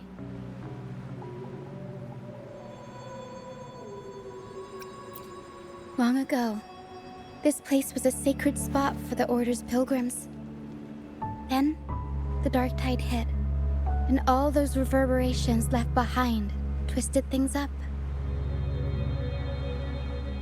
The remnant clouds from the Sea of Clouds drew hordes of tacit discords here. Now, their whispers fill the air, turning this once holy place of pilgrimage into the penitent's end. This dragon of dirge is a local tacit discord. It grows by feeding on the others. We were supposed to pick you up like Miss Carlotta planned, but things went sideways.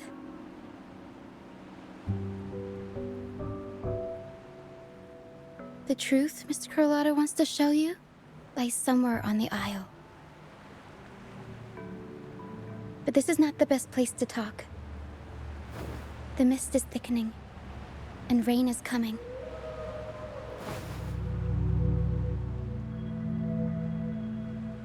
The mist is dangerous here. It traps reverberations, and when it collects enough, they quickly form into tacit discords.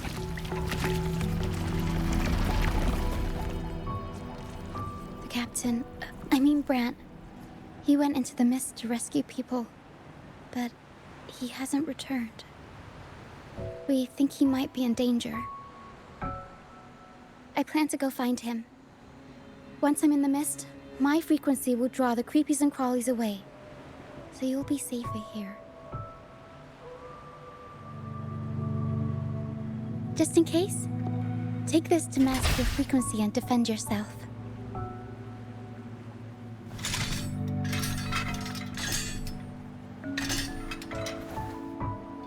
Ta-da! Fireworks pistol.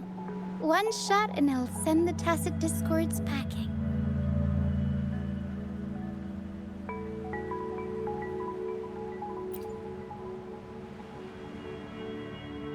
It's easy to use. You want to see the upgraded version? Ta-da! Magnum fireworks pistol.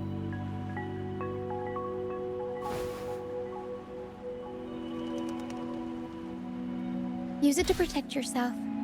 Our troop will bring you to our base soon and tell you the truth we've uncovered. I'll join you once I find Brant.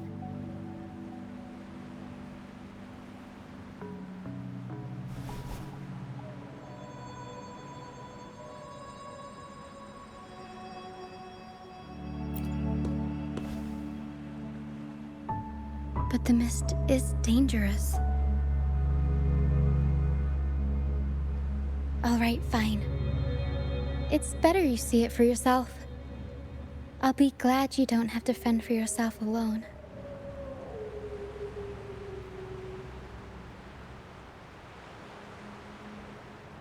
See that lighthouse? It's the only safe place in the mist. We'll head there. Brant might have taken shelter there too. Once we find him, we'll find the truth you're after.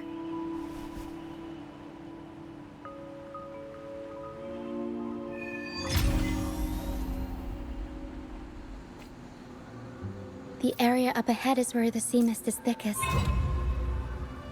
Try to avoid the dark phantoms in the mist.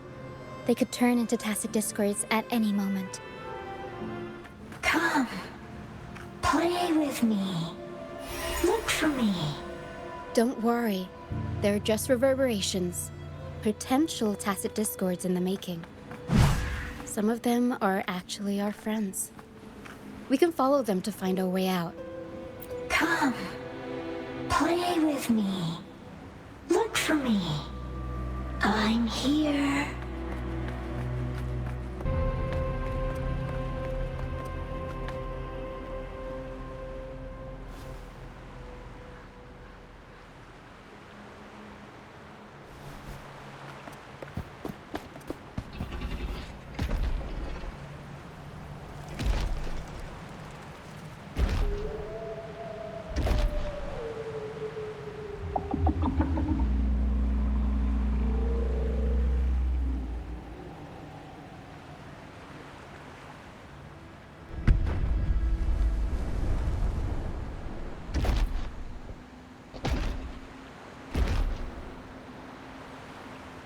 Did it lead us this way because it sensed the dragon? Possibly. Phantoms are sensitive to frequencies, so navigating the mist is second nature for them. The game isn't over. Here, come quickly. I think I've figured out what they're doing. We'll be out of the mist soon.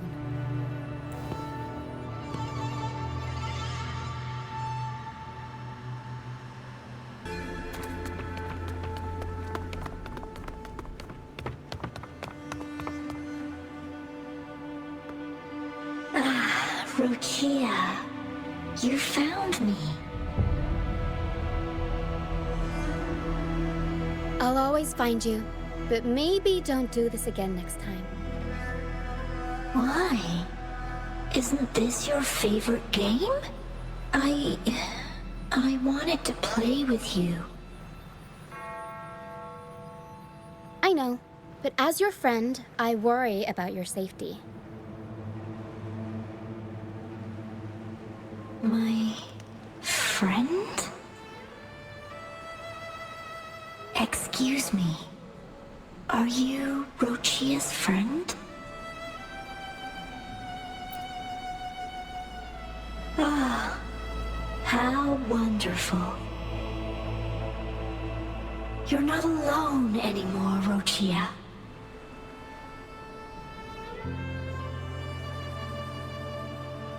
Yes, I have friends now. I'm so happy for you.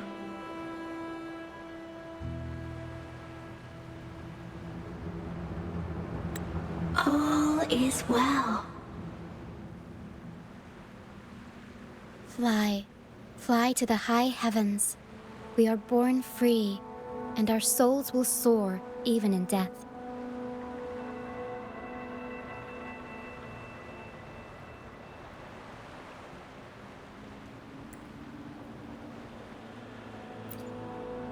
Golden phantoms are reverberations, mixed with the frequencies left behind by people who've passed away.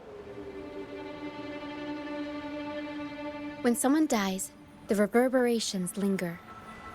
Usually, they merge into the same cacophony of frequencies that spawns tacit discords.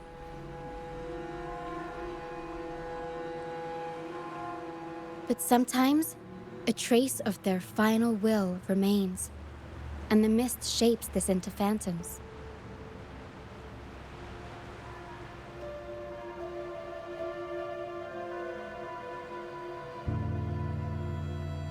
This lingering will helps the phantoms resist becoming tacit discords and instead guide the lost through the mist.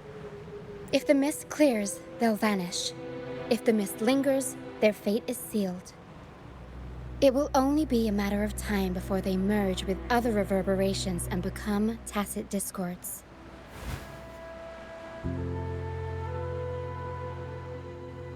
Their final frequencies tend to cling to certain objects, like this Lucianite here. I collect them as proof that they once lived.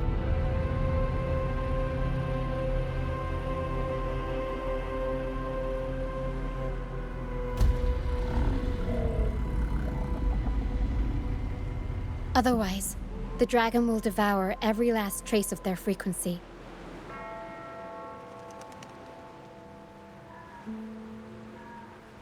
The mist is thinning. That stranded ship ahead looks like... a pilgrim sail. Why is it here? In Ragunna, those who break the law are sent to the Order Tribunal for sentencing. Those who violate the sacred doctrines are branded as fools and sent away on the pilgrim's sail.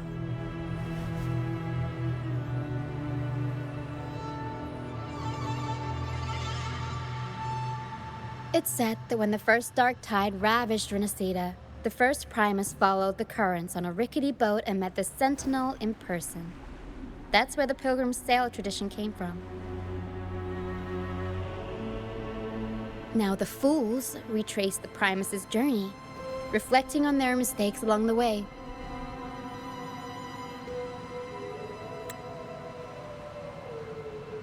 There's a strong undercurrent around this isle, likely caused by that first dark tide. It drags all pilgrim sails here unless the ship's course is altered.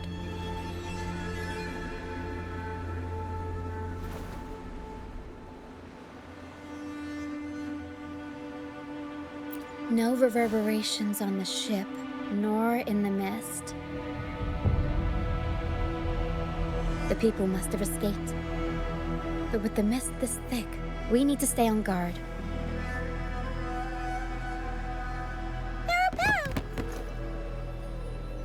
This way. Head to the lighthouse. I hear the sounds of fighting. Watch out. Tacit discords are gathering. Looks like our brief intermission is over. Time to let the ghosts have their moment on stage. Come on then, let the flames of battle ignite our souls! Is that Brant? Only Brant would call them ghosts with that kind of flair. It must be him. But I can't tell where he is in the mist. Anyway, let's deal with the trouble here first before we go look. The show's over, ghosts. Time to take your final bow. Watch your back. A marvelous shot. You've earned your stripes, first mate. You're welcome. But if you tilted your head just 10 centimeters to the left, it wouldn't have been the Discord's head that got popped. It'd be yours.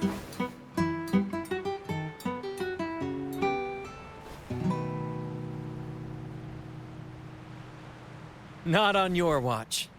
Besides, fortune always smiles on me.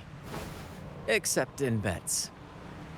And we've crossed paths with the Rover again. Can't get luckier than that. We shouldn't have let her get caught up in this mess. She was worried about us and insisted on coming. Is that so? Then our gratitude to you is even greater for your timely aid.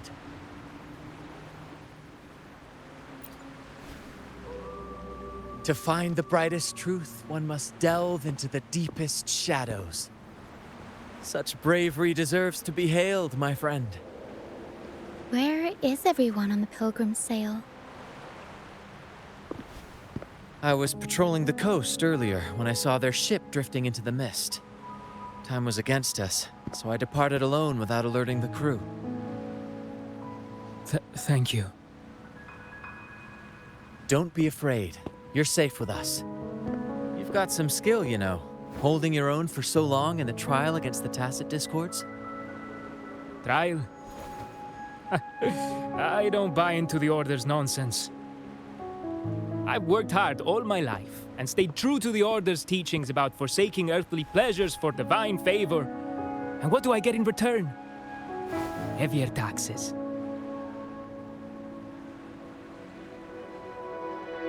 When pirates ransacked my merchant fleet, leaving me with nothing, I turned to the Order for help.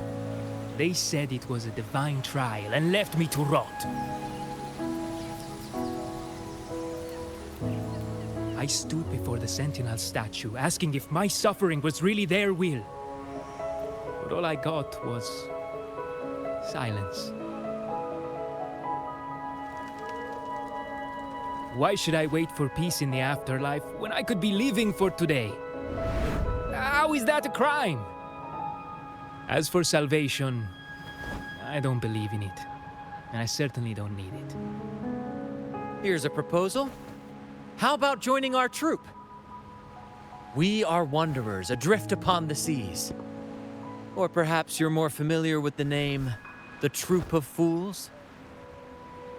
The Troupe of Fools? Could it be? Yes, we are, like you, by the Order's decree, marked as fools. Fools on the Pilgrim Sail often meet their demise in a storm, or they're swallowed by the waves. Even if they do survive, they still face hunger, thirst, and the unforgiving wrath of nature. Maybe it's luck that brought you here so swiftly, and unharmed at that. Look around. This is all that remains of the Pilgrim Sail. This is always their final destination, where the fools meet their end. Yes, the pilgrimage is nothing but a banishment in disguise. The path to salvation they speak of doesn't exist. Otherwise, how could this once sacred place now look like such a hellish wasteland? Wait.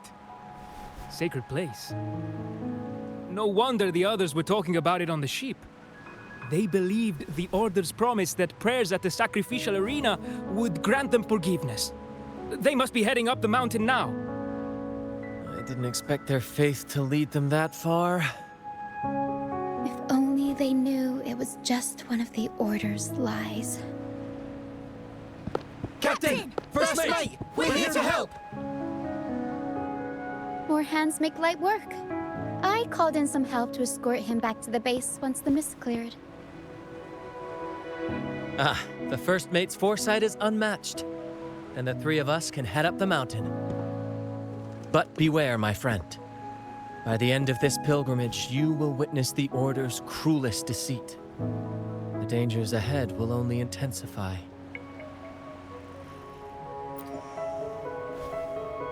Please, save them. I hope it's not too late. Don't worry. There's more to our troupe than you think.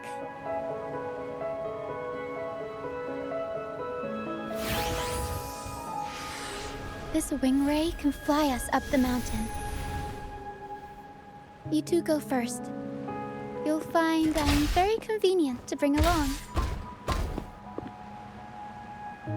All right then. All hands, prepare to ascend.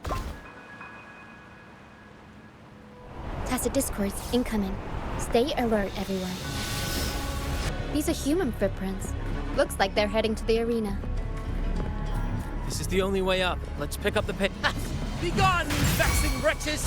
The sacrificial arena's right there. Let's take them down in one blow.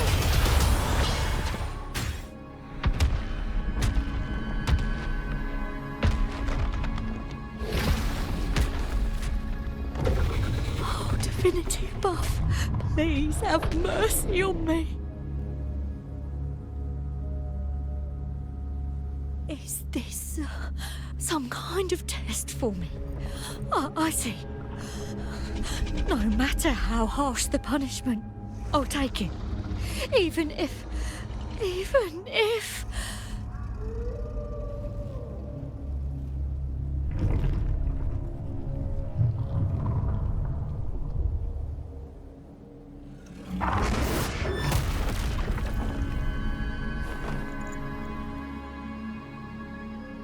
if it means death? We've never done anything that warrants paying with our lives.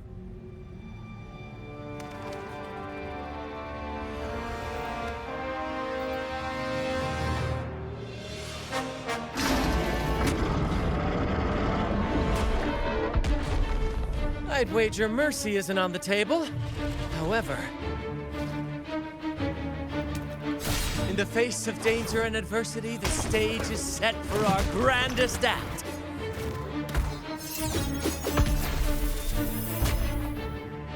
Brant, you handle the tacit discords. I've got the dragon. Of course. But with all due respect, shouldn't the captain be the one giving the orders? Just playing to our strengths. Take it, or I'll spill the beans about your wine stash.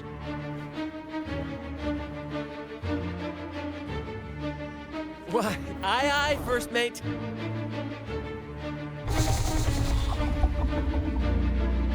It's time to pay for what you've done, Dragon of Dirge.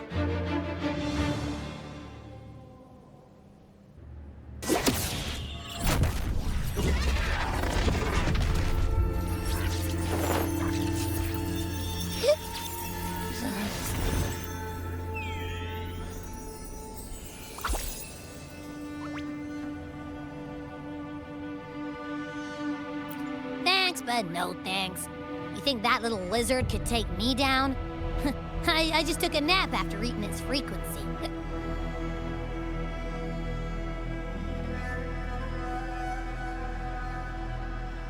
But seriously, that was close. The fire it breathed almost singed your hair. Good thing I was here to back you up. As soon as I realized it was a tacit discord, I went for it and ate its frequency. Piece of cake. But I gotta say, it was a pretty hefty bite. I swear, I chewed it up, but it was hard to swallow. It wasn't the taste, you know? More like my digestion's been a mess lately.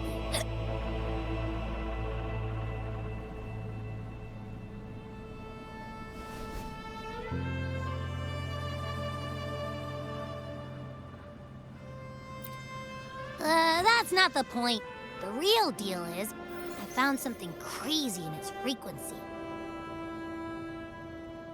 You said you somehow experienced empathy with the tacit discord back in Jinzhou, right? How about trying that again with this guy?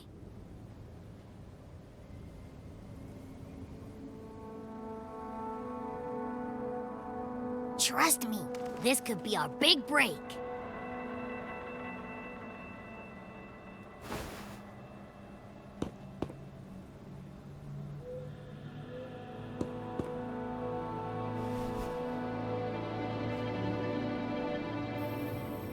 Gehenna, a wretched soul mourned by none. You are reborn to fulfill our sacred rite, illuminate the path of salvation. become the fiery hand of judgment, purging all transgressions. Cleanse every soul ensnared by their own indulgence. Those who cannot withstand the trial by fire shall forever be barred from our pure land.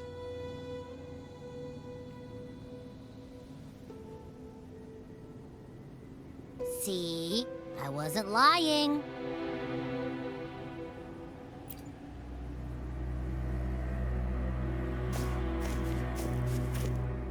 Tacit Discord's frequencies are perpetually fading, inching toward their end. Their only way to maintain their existence is to consume other frequencies as food. The dark tide and mist enveloping this isle have drawn in countless Tacit Discords. Their frequencies should have been enough to feed the dragon. If what you saw is true, then the Order must have used some trick to control the dragon, making its frequency fade away faster than it should. That means they could be responsible for why the dragon began attacking all living beings, including humans. In time, it ended up becoming a harbinger of death. I found this during the previous battle. It seems the Phrolova had their hand in this case as well. So you know them too. Seems we have much to discuss. Our troupe usually earns a living by performing on the nearby islands. Sometimes we take on escort missions for merchant ships as well. That's how we first got acquainted with the Phrolova. At first, they were just lurking about, raiding ships. But as the Carnavale drew near, their actions grew suspicious. We noticed them lingering around a certain sea. Remember Cetus the Tidebreaker? The creature that attacked you when we first met?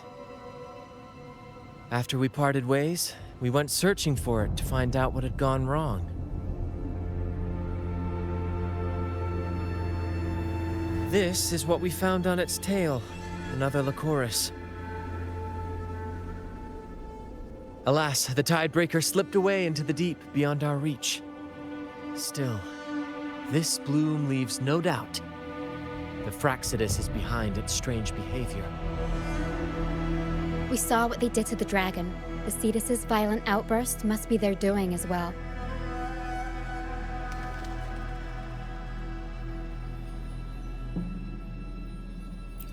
They say the Carnavale is a ceremony to resonate with the sentinel. Those who cling the laurel may be graced with a miracle, a direct communion with the divine. At first, we thought you were merely a curious traveler, intrigued by the Carnavale and our sentinel. But now, seeing how far you've come, there's more to your quest, isn't there? Our troupe has always sought the laurel, and we won't sit back while others threaten the Carnavale. If they're your foes, then our paths align. Remember I mentioned one of ours who once claimed the laurel? He wasn't with us when we first met. But once we reach our base, you can speak with him about the Sentinel. It won't be long now. After such an adventure, a well-earned rest awaits. Here we are, ladies and gentlemen. Allow me to present to you our sanctuary. A haven for all the surviving fools at the edge of the world.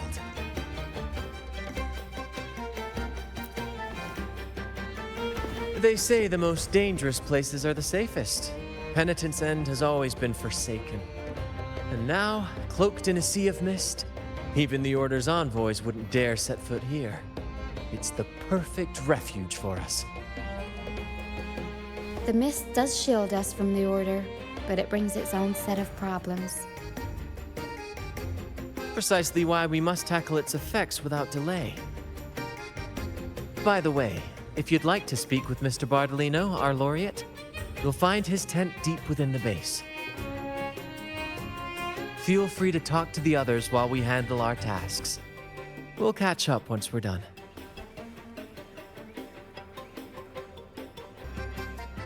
Welcome back, Brant. Don't be afraid, Morias. They're all friends from the troupe. People who've sailed. You said you want to be a captain. Sailing has its own trials. Sea monsters, storms, whirlpools, undercurrents, you name it. When such challenges arise, you've got to trust your helm and your crew. They'll stand by you through thick and thin, and your job is to guide them safely through it all. I understand. Everyone has been so good to me, always looking out for me. When I grow up, I'll be a great captain and take care of them too. That's the spirit, kiddo. You've already got the heart of a captain, and that's no small feat. You're the captain of your own ship. Bravery like that deserves rewards. Here, take this. Wow! Captain Sparrow's legends! Thanks, Brant. And can I maybe have a sip of the stuff you like to drink? Well... That's a special brew for captains who face the fiercest storms. When you're ready, your own glass of troop strength will be waiting. Really? I'll work for it.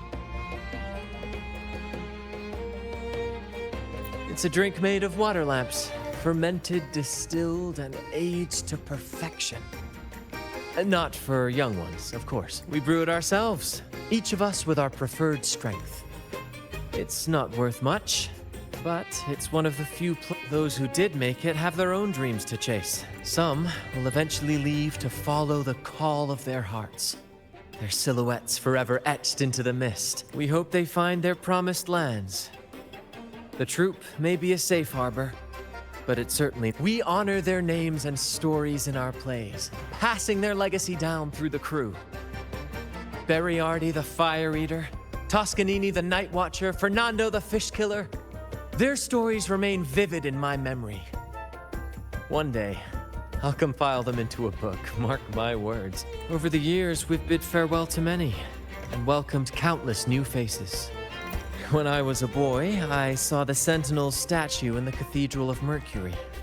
Curiosity led me to point at the statue and ask, how can you say it's the Sentinel when no one has ever laid eyes on it? I didn't know the consequences that would follow. That question earned me a pilgrimage. At the time, I thought it was some grand adventure. On the pilgrim sail, I was cared for by other fools who shared what little they had and shielded me from the grim reality with their kindness and smiles. But all I could do was watch as they passed away one by one. From that day forward, I swore to wipe away the tears of the innocent. Every adventurer needs a rest, and every ship must find a port. For us, that meant finding a sanctuary. When we finally reached this forsaken isle, the destination of our pilgrimage, we fought the Tacit Discords to claim our territory and scavenged what we could from the ship's wreckage. From that, we built all this. Though the night may be long, the dawn always follows. That, my friend, is what we should set our sights on. First mate, what should we do with these stage props? Load the light boxes on the heavy suitcases. Place the lights on top and secure them with chains. Keep the fireworks well away from the curtains. And don't forget to check the freshwater reserves in all cabin doors. Roger. Here, the role of captain is best suited to someone who can ease the newcomer's fears and worries. Brant is a natural. As for me, I'm more comfortable managing these kinds of tasks. There. Don't be afraid. The frequencies mixed in the mist are unsettling, Lario. I'm trying to calm it down so the crew can board. Wanna give it a try? Just place your hand on its forehead and channel your resonance energy, like this.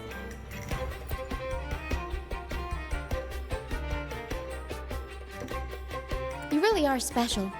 The echoes here are naturally drawn to you.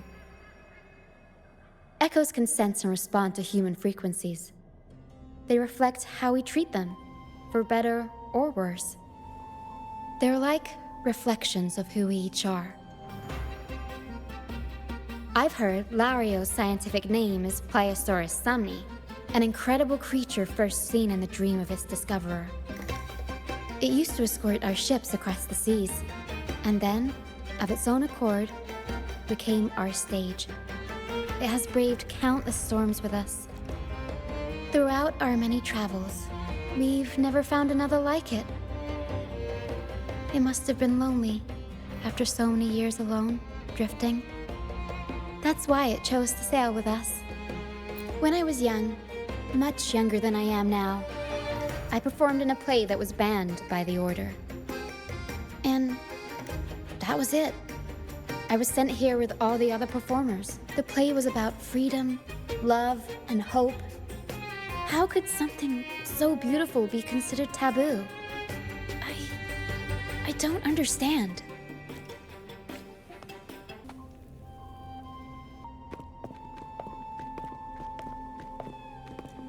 Relax, young man. Life's only just unfurling its sails for you. Why sit there like one of those dour statues in the Order's halls? Don't be afraid to show a little spark.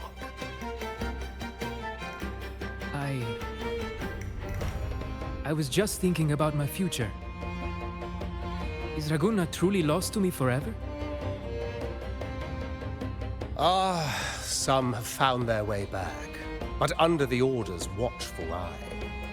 Is that really what you want? A life without freedom? Listen, you don't need a grand stage to leave your mark. A true Ragunese can turn even a ragged tent into the finest theater. That's what I'm preparing to do.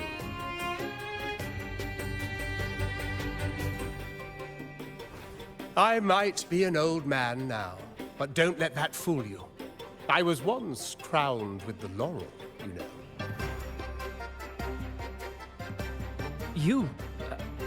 Are you Mr. Bardolino? In the flesh. Ha ha ha ha!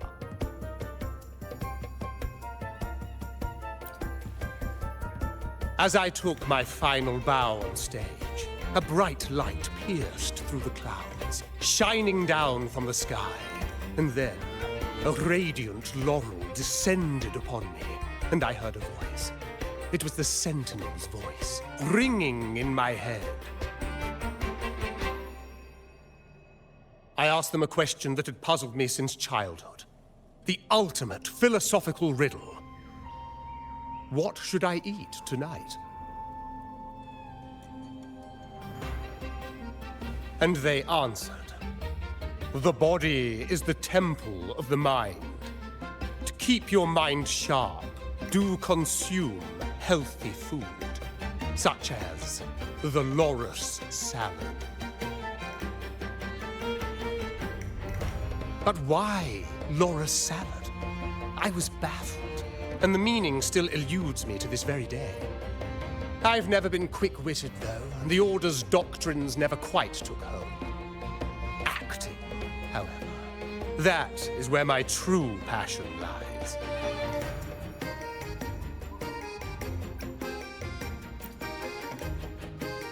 But why did a blessed laureate like you get banished by the Order? Back when I won the laurel, Ragunna was led by the Holy Maiden.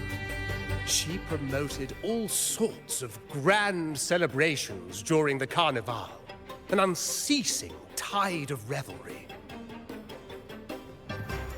Stages sprang up on every corner of the city, performances dancing through the streets, and shops adorned in vibrant hues. Even on rainy nights, you could still hear music playing in the square. Some performers wove their critiques into their acts. Sharp as she was, the Holy Maiden noticed. She refined city policy with each whisper of dissent. Ah, those were the golden days, my friend. The Holy Maiden once said that if she were to leave this world, she'd want no majestic tomb or a solemn funeral, but the grandest Carnavale as her final farewell. And then, she really did leave us. The current Primus took her place, and in the name of mourning the Holy Maiden, issued all sorts of bans on the Carnivale. But is that really what she would have wanted? The Order's grip tightened, and the Carnivale performances were reduced to dull, monotonous shadows of their former selves.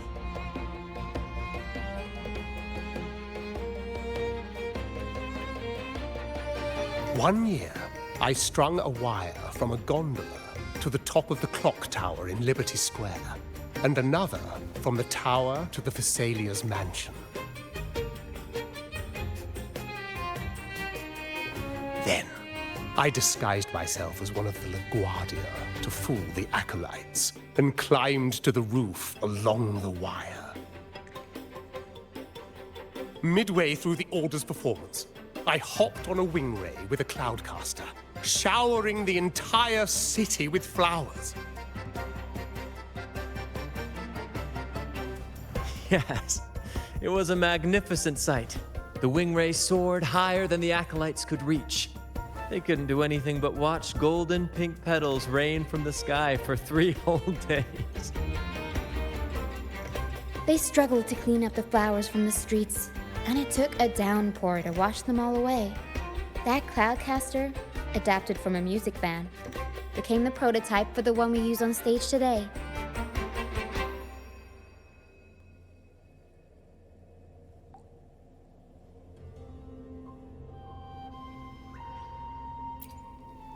Ah, but that's all in the past. To this day, I'm still not sure what crime they pinned on me. Maybe walking the wire without protection? Anyway, I'm just an old relic now. But you lot, you're the main characters of this era, facing down every obstacle with fire in your bellies.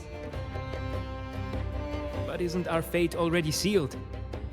Without the so-called salvation the Order preaches, we're doomed to our banishment. Just lost souls, dying in obscurity. Life is short, and we weren't born just to atone. The Order may banish us, but they can't take away our right to sing.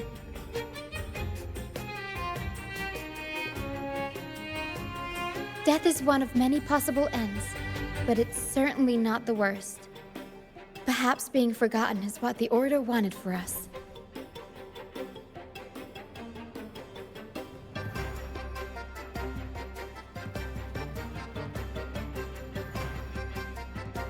They want to erase all traces of our existence, grind us into dust and drag us into the abyss. But we'll fight the tide and live our lives to the fullest. Members of the troupe may come and go, but they never truly left us. Their deeds and songs are passed down through the ages. One day, our voices will echo across every land. Our words will reach every corner of the world. And by then, even the tacit discords in the stormy sea will know our names. That's the spirit, boy! Even if I can't earn myself a proper title, I'll become Rinascita's most enigmatic legend. When I'm gone, I'll leave behind a coffin that sings. Or maybe turn into a lark, singing every day and night.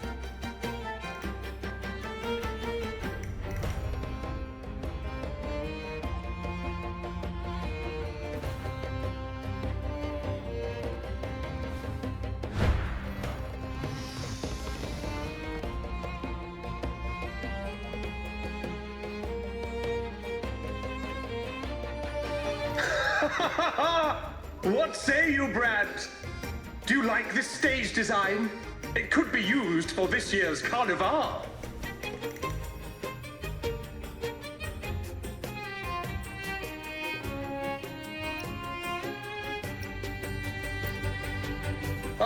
Our little chat reminded me of those good old days. So why not relive that scene I just mentioned? I still remember that famous line. Even without wings, we can still soar to the heavens. Now that you mention it, that is a very good question.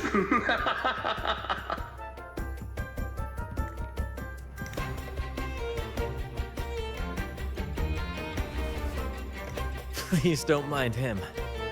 We like our performances big and bold, after all.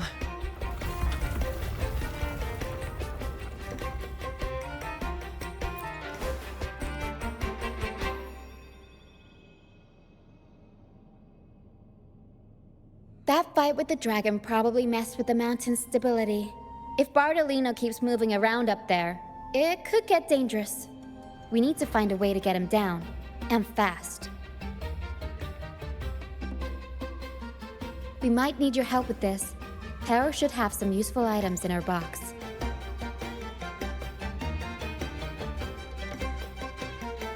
We've got a cloudcaster that can conjure up some fluffy cloud cushions.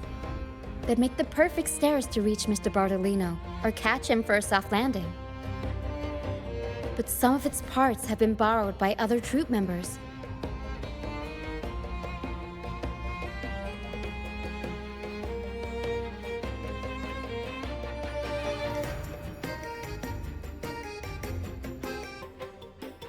Sailors cheer as hearts ignite. Soon, we'll break these chains so tight. Actually, boarding the pilgrim sail was my choice. I used to compose hymns for the order. Sounds prestigious, but the same old rhythm and lyrics started to wear on me. Music should be alive. So, I decided to take the pilgrimage, believing I'd find new inspiration from the divinity. You probably already know what the pilgrimage really is. I was foolish to believe the Order's lies. But luckily the troupe found me and brought me in. Have you seen any of our performances, perhaps? We don't do those lofty soliloquies that give you existential dread. That doesn't mean our plays are shallow. They're just more hopeful and speak directly to the heart. We do commedia improviso, a style of play that's all about those fleeting, beautiful moments of everyday life. We sing of love that endures, enemies who become allies in the fight against evil. The Order may scoff at such stories, but they're real, human stories, full of ambition, dignity, and everything that makes us human. Traveling with the troupe, I've learned to see the beauty in the small things. And I've met people facing similar and unique life struggles. Only those who walk in the fields can really see how the crops grow. It's the same with music. You can't truly know it until you've listened. That's why I'm always chatting with the crew, gathering ideas from my ballads and shanties. The true rhyme of our time. Sailors cheer as hearts ignite. Soon, we'll break these chains so tight. Set the course, embrace the storm, sailing on till light is born. The Cloudcaster. Oh, I use its base as a desk. Our first mate lent it to me so I could write more comfortably. Here it is. Careful, it's heavy. Come on, fish! Come to my net. Back in Ragunna, I was just a fledgling fisherman when I accidentally caught an arasti. Turns out, it's a sacred fish, only meant as an offering to the sentinel. Mortals aren't allowed to catch it, but it swam right into my net. Not really my fault, was it? Though the Order didn't see it that way. They banished me out here, like tossing a fish onto dry land. Luckily, the troupe found me. I can still fish like I used to. Otherwise, I'd probably be dead. or living as a pirate. Though, to be honest, life here ain't too different from a pirate's. Except we're not hunting for treasure, but for smiles and cheers from our punters. Come on, fish! Come to my net. Yeah, I borrowed the reel for me fishing rod. We scavenge all sorts of stuff from the beach and fix them up as needed. Nothing goes to waste. Don't be fooled by appearances. This stuff can be pretty versatile.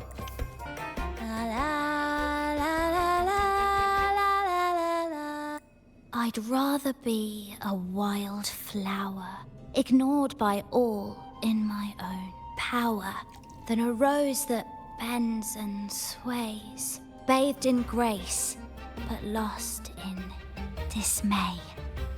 Who knows?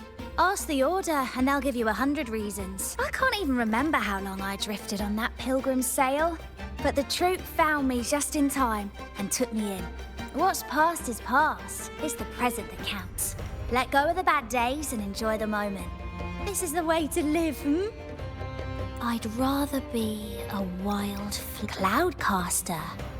It does ring a bell. Here, the resonance unit. It helps me find the right pitch and rhythm. Works like a charm. You should give it a try too. Good. We have all the parts now. Time to work, Pero.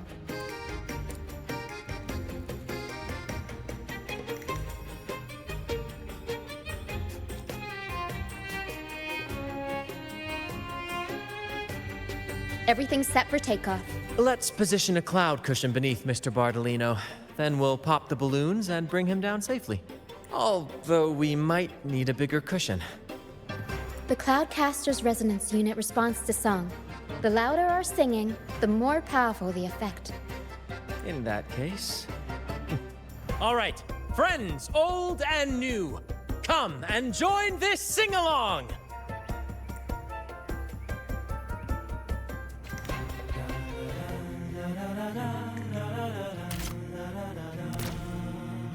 Bullseye! How about showing off that aim again with the rest of the balloons? Almost done!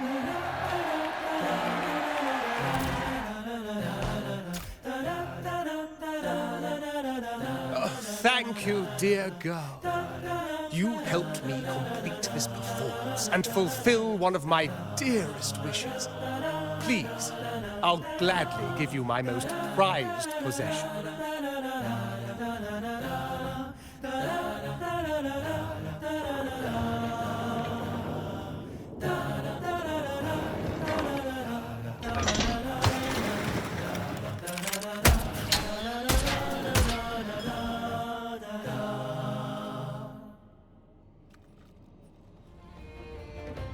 Apologies for my late arrival to such a magnificent performance. Did I miss anything?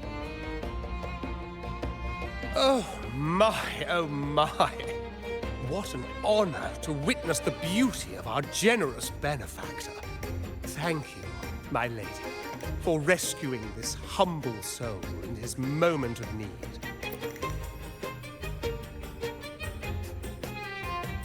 You flatter me. The family's protection extends to all who stand by us. Might I say what a pleasure it is to see you again, Miss Carlotta. You have my heartfelt gratitude.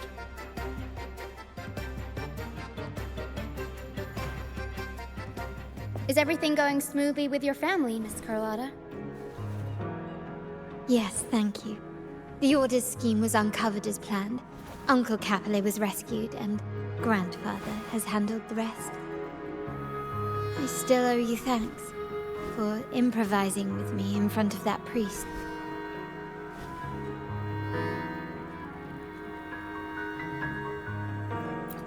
You've got a sharp mind. No pain, no gain, as Grandfather used to say. I'm pleased we're on the same page.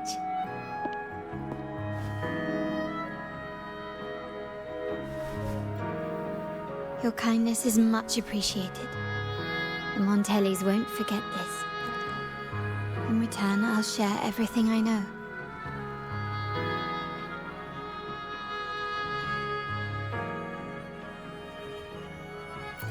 I believe you've noticed that the Order has been undermining the family under the guise of its doctrines. Alienation, monopolization, just a few tricks up their sleeve. Their true motives, however, run deeper. Their alliance with the Fractides speaks volumes. While we don't know the full extent of their conspiracy, one thing is clear. Their sights are set on this year's Carnavale. The Carnavale is likely where you'll find clues about the Sentinel.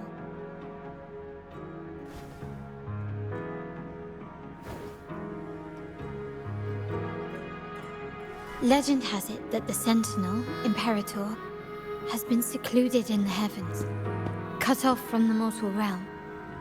The last record of the Sentinel is from the Carnavale a decade ago.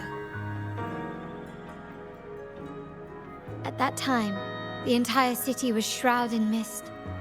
Ghosts roamed the streets, a dragon roared from the sky, and a sea behemoth raged, summoning towering waves. Do any clues come to mind?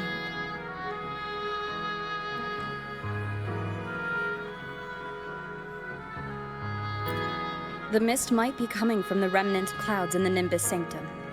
Lorelei has the power to purify and control them, but the Fractides interfered. Remnant clouds corrupted by evil will disrupt Echo's frequencies. If the mist had spread to the city, it would have stirred the echoes into chaos.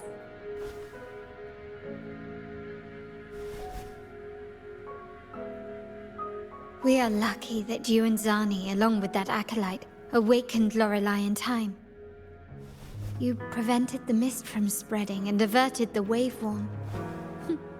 The Fractides must still be licking their wounds. At that time, the entire city was shrouded in mist. Ghosts roamed the streets. The Montelli traders used Lycoris in experiments to turn echoes back into tacit discords. If they were successful, the ghosts seen 10 years ago may have also been created this way. Ghost is just a dramatic name given by the Ragunesi for tacit discords. They look nearly identical to echoes, especially in the mist.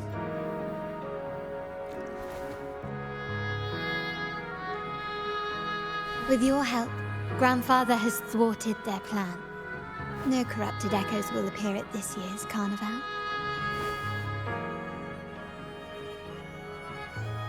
At that time, the entire city was shrouded in mist. Ghosts roamed the streets. A dragon roared from the sky. The Order has allied with the Fractides to control the dragon. From what I saw when I connected with its frequency, they might be planning to command it to attack Ragunna during the Carnavale. After the tacit discords took over this isle, the Order used them as an excuse to forbid any entry. It might be their way of concealing the dragon's existence. But without the Lycoris, the Dragon of Dirge is now off the table.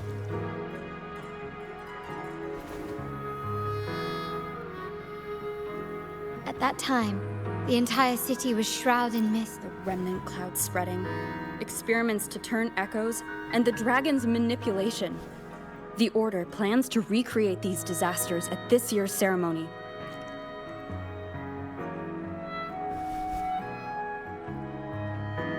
The Order and the Fractides are allies. To prevent the Carnavale's sabotage, we must stop them. But what is their motive?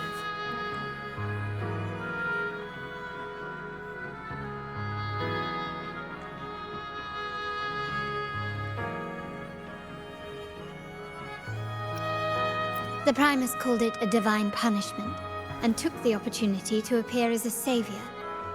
A perfect way to build legitimacy. The Order relies on the people's faith in the Sentinel. With the Sentinel's 10-year absence, faith in the Order has waned. They must be desperate to restore that trust. It is for this reason that the Order has been forced to revive the festival.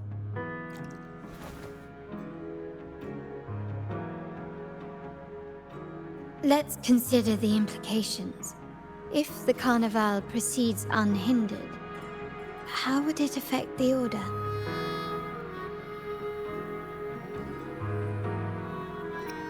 The current Primus claims to be the Enlightened One, the Sentinel's Resonator.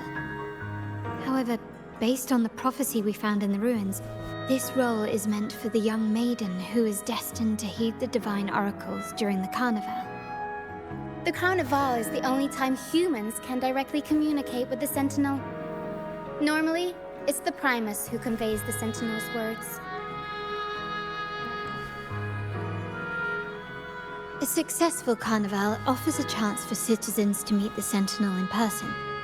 But for the Primus, and possibly the Order, it poses a threat if they've been fabricating the oracles.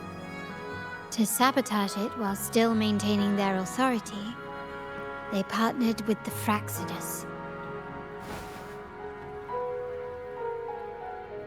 The Fraccidus will cause chaos during the Carnavale, and the Order will swoop in as the saviors, restoring public trust just as they did before. So far, you've helped us crush 3 of their schemes, but one remains.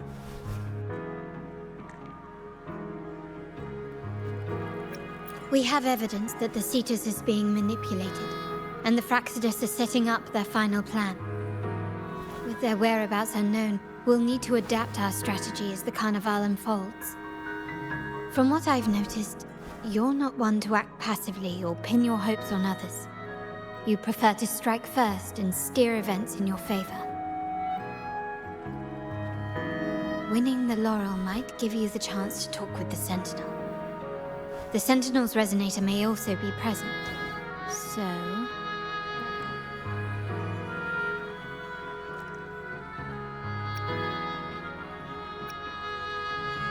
Our aim has always been clear: to restore the Carnavale to its former glory with a performance for the ages. If the Divine truly exists, would they wish to see their people living without freedom? Or witness a festival twisted into a tool for tyrants?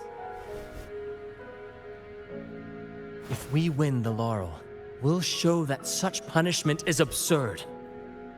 But if that's truly their design, we shall break those divine shackles ourselves. Whether divinity exists or not, we will fight for Ragunna's freedom, where everyone has the right to live and pursue a future of their own choosing. The Montellis share this vision. Only in a free society can a fair and open market thrive. However, the troupe alone is too weak.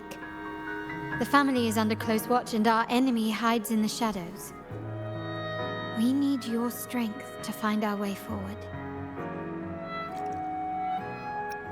Thank you. I'm pleased we've reached an agreement once more.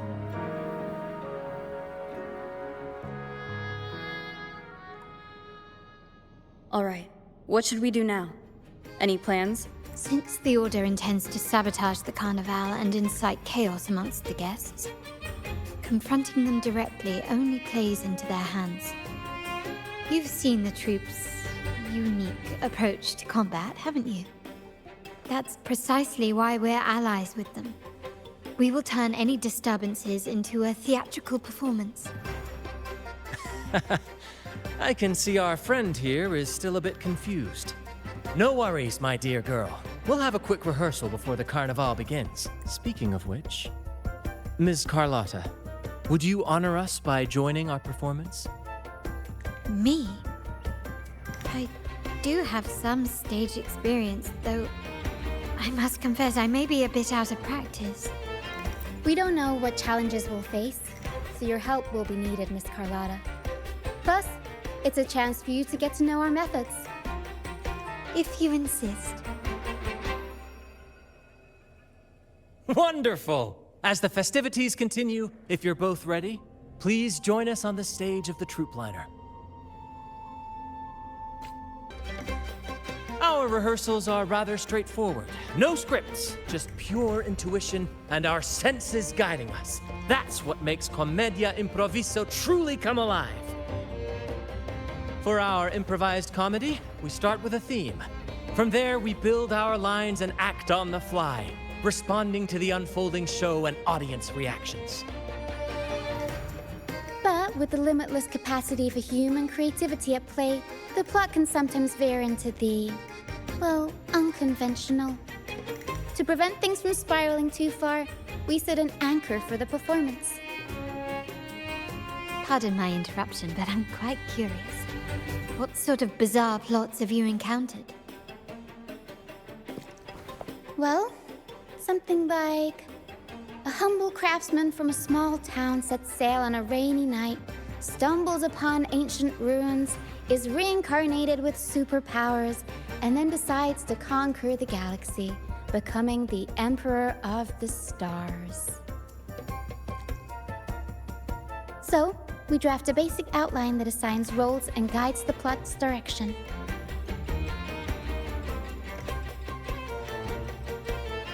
And this time, our outline is: a kingdom is attacked, monsters run rampant, and the Demon King has kidnapped the Holy Maiden.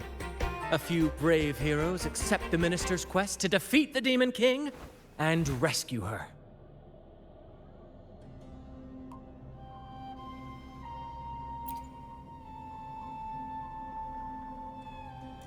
This outline holds special meaning. We want to pay tribute to the play once performed by the Blessed Maiden herself, which was also about a hero facing a Demon King. Good people have their wishes fulfilled, heroes appear in a time of crisis, justice triumphs over evil, and united friends are undefeatable. This is the tale the Blessed Maiden once told, and it's a universal story we want to portray. To me, the world is a stage, and performing is much like combat. Coordinated movements, quick thinking, sharp reflexes, and, above all, trust in your allies. What I'm getting at is that you both are very skilled and capable. We don't have many do's and don'ts. So relax and express yourselves freely on stage. This rehearsal is to help you get familiar with basic stage movements, techniques, and the troupe style, and to build good rapport. Exactly. I'll handle the stage lighting, Brant will narrate, and the rest will take on the role of the audience. If you're ready, let's begin. Everyone, a big round of applause to welcome the Rover and Miss Carlotta on stage!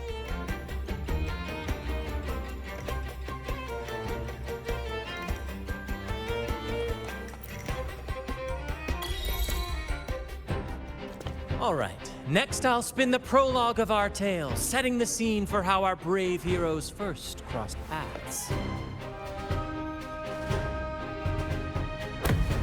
Once upon a time, a hero roamed the world.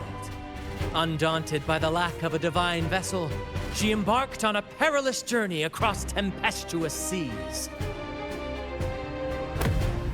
Alone in the dark, a young girl of untethered spirit soared against towering barriers with wings of defiance.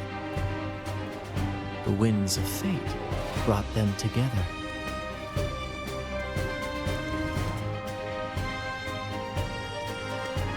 As the world teetered on the brink of absolute darkness, they found solace in each other's gaze.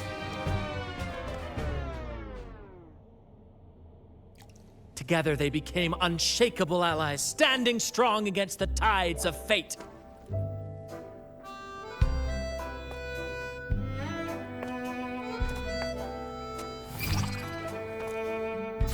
Even if light were to fade from the world and the stars cease to shine, they would still blaze like the sun forever.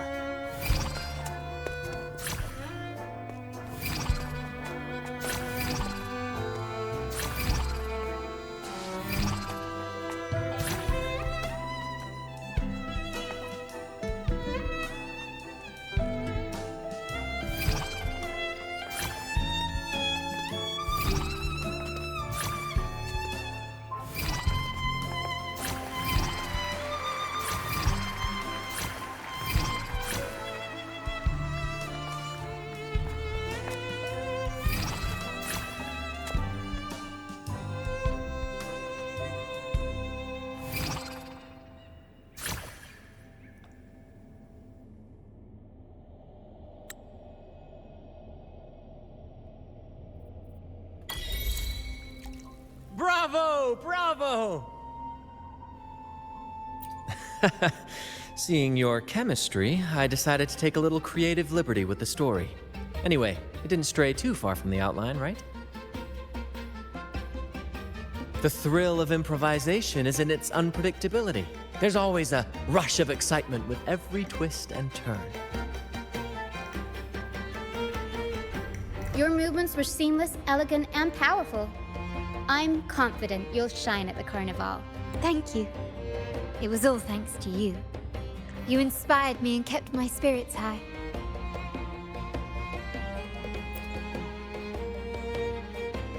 You'll master it in no time, I'm sure. All right, that's enough for today. Let's save the grand reveal for the Carnavale. Oh, and speaking of which, there's still something we need to prepare for you, isn't there? You mean the essential item for the Carnavale performance? Don't worry. I've taken care of everything. Oh, so it's handled then. I can't wait to see it. I have a small gift for you. Let's head back to Ragunna together, shall we?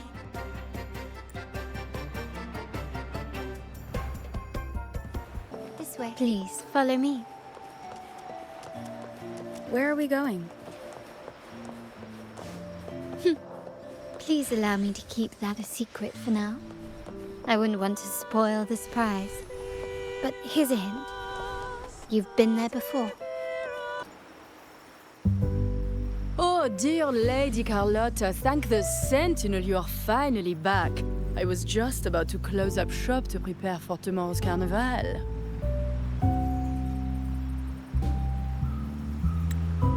You have completed my request, haven't you? Of course, Lady Carlotta. You should have more faith in my skills. Here you are. A small token of my appreciation. Abby, I have something for you as well. Wow, really? I get a gift too? Ha! You're so nice. Ah, so that's why Lady Carlotta was so insistent on using only the finest materials and meticulous craftsmanship for this piece. For a moment, I feared she lost faith in my skills and was plotting to hand over the shop to someone else. Now I see why this little creation was so important to you, Lady Carlotta. Nyala, you do have a flair for dramatics. Anyway, why don't you unwrap it?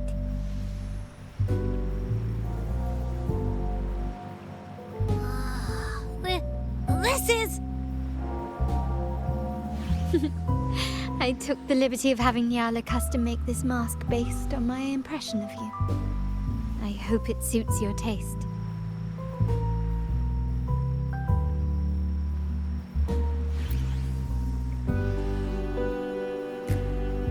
I'm pleased you like it.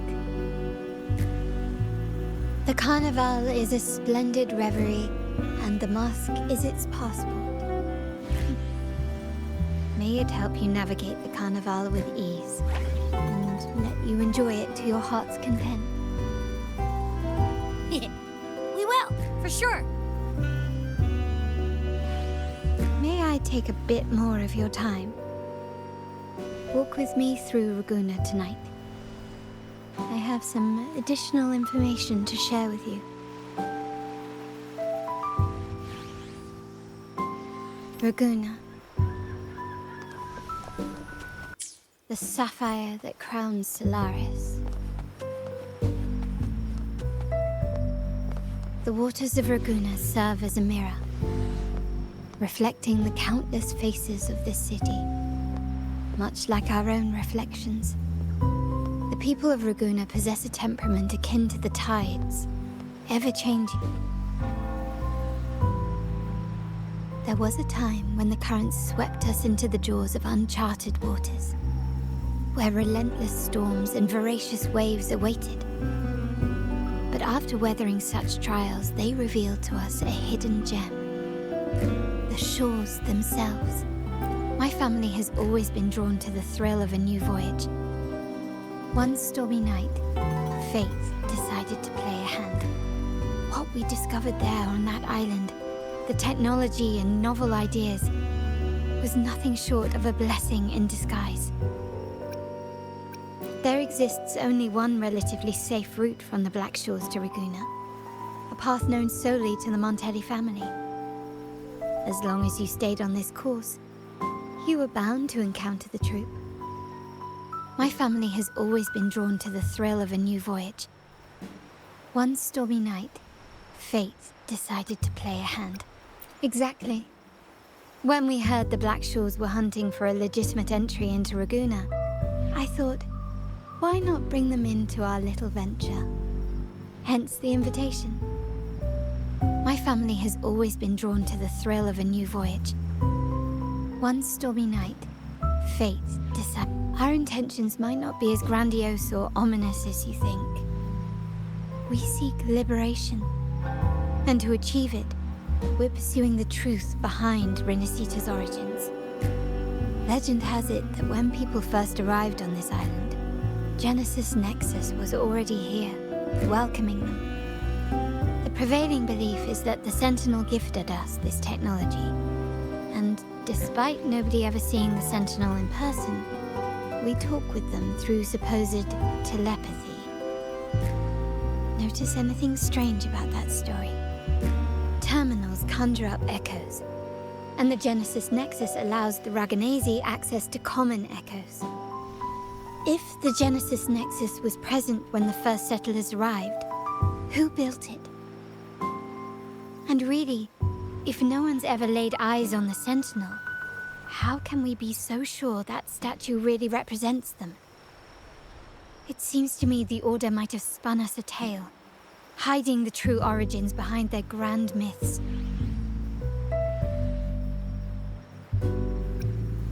No, we have no ambitions to rule or to renounce our faith. And really, this city should not be ruled by any one entity. The hour grows late. I have arranged accommodations for you at Palazzo Grotta in the south. Let us walk there together, and I can share a story along the way. Think of it as a bedtime tale. I learned it from the troupe. It's about Fleur de Lis, the Blessed Maiden. Once, the Blessed Maiden was just a simple peasant girl. During the Sentinel's gratitude rite, the young Fleur de Lis managed to sneak past the guards and drink the sacramental wine. Every drop. Perhaps it was the intoxicating wine in Eglatown, or simply her lack of experience with spirits. But she soon found herself quite drunk. Swaying on her feet, she ascended the ceremony's grand platform, lifted her threadbare dress, and began a rather ungainly dance. Seizing the sacred horn, she played a carefree folk tune, dodging the guards and weaving through the crowd with surprising agility. Remarkably, the crowd, as if drawn by an unseen force, followed her lead, transforming the solemn ceremony into a wild parade of cheers and revelry. Naturally, the Order was less than pleased. The pilgrim sale did not yet exist, so Fleur de Lis faced 3 days of confinement. During that time, she used her prison walls as a canvas. That unforgettable day of disordered revelry left a lasting mark on all who witnessed it. Is it not remarkable? A rebellious girl chosen by the Sentinel to become the Blessed Maiden. If the Sentinel indeed permitted such a girl to serve as their spokesperson, it suggests that all this joyous revelry is not something they disdain. Perhaps they too enjoy poetry, painting, tears, Laughter, romantic tales of nights, and dancing amidst crowds, much like ourselves.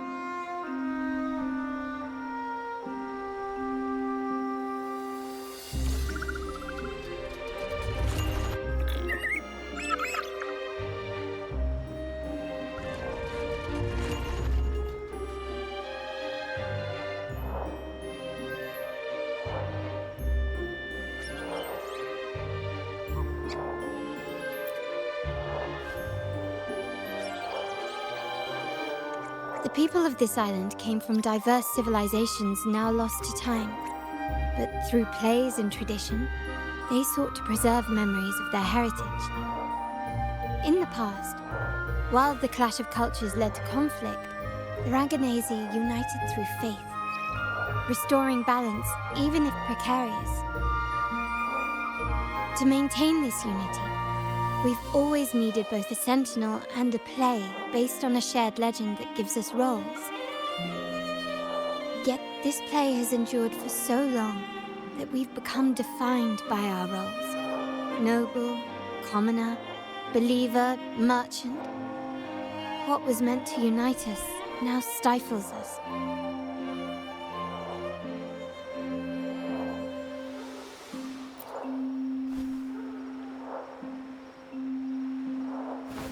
Now, we yearn for a day when we can truly set aside our titles and positions, express our true selves, and join together in celebration.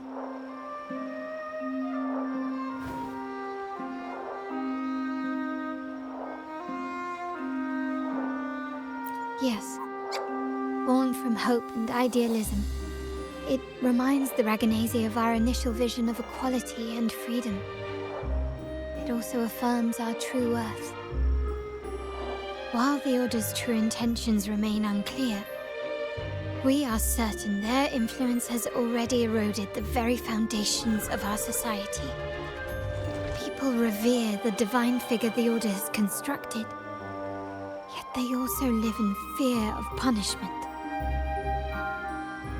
Legends become accomplices in fostering ignorance, and faith becomes the loyal executioner of cruel punishment.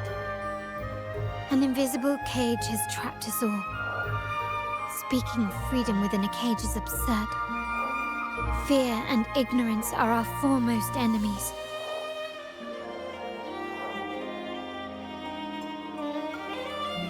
This year's Carnavale will spark a flame fierce enough to burn down that cage.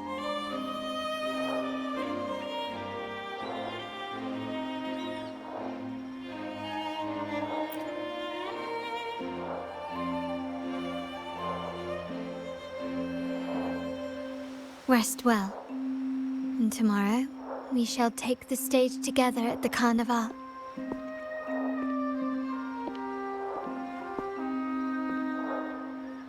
Good night. May your dreams be sweet.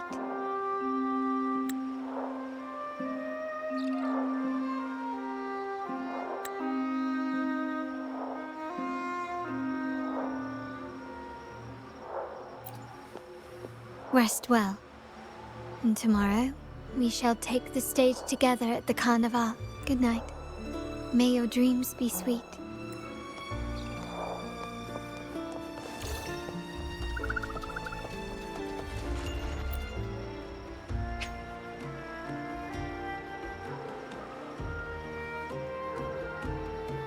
Welcome. Lady Carlotta already notified us of your arrival.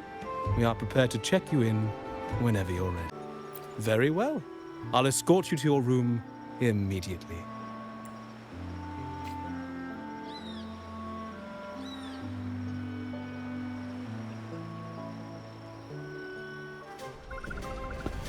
Wow! Is this real? Pinch me! I can't believe how different everything looks. So this is the Carnavale, huh? Yeah!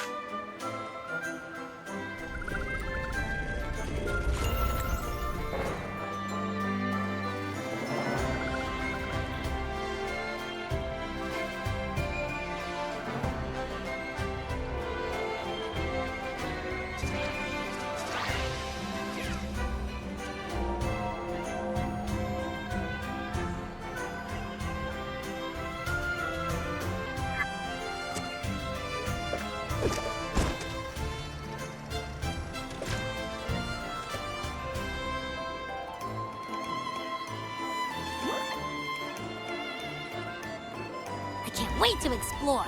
Oh, by the way, it's been a while since we last saw Zani and Phoebe. Wonder what they're up to right now.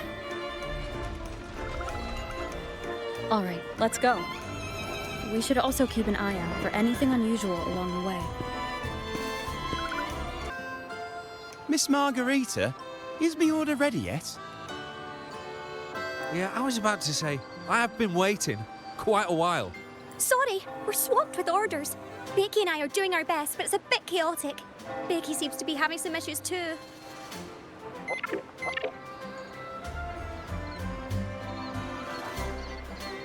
No need to worry. Let me take a look. Ah, I see. Becky's just a bit overloaded with all the work. It might need a short break. Oh, good morning, my friend.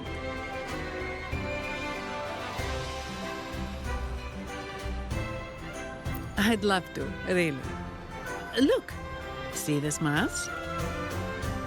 However, it's crystal clear to me that keeping things running smoothly is a top priority right now. Lady Carlotta has already briefed me on your plan. Along with the other family members, you can count on my full support. Is that Seamoss from the Pioneer Association? Something seems off. Why does he look sad?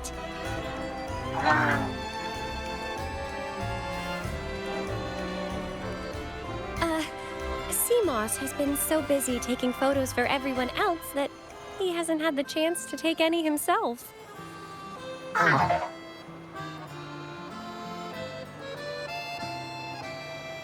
Hmm? You want a picture with me? But...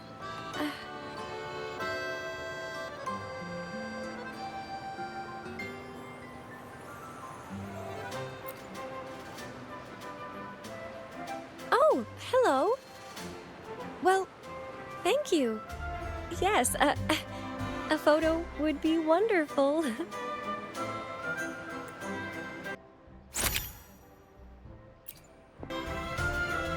Rover and Lady Phoebe! I've been capturing the Carnavale's many beautiful moments. What brings you all together here? You took this picture? Look at that composition and lighting. Who knew you had a knack for photography? Buddy, you look so happy. Whatever the reason, thanks for making this moment special.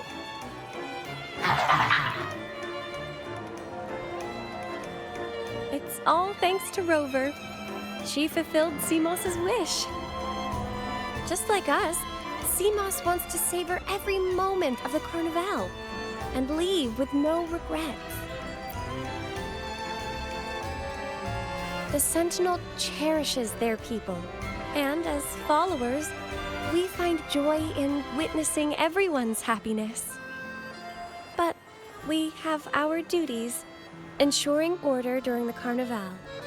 I'm sorry, I can't join in the festivities. I wish you a wonderful time at the Carnavale.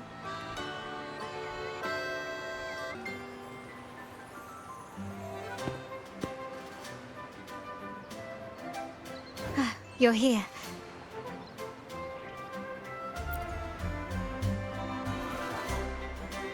For the Ragunna, the Carnavale has always been an occasion to revel with abandon. It's what they truly desire.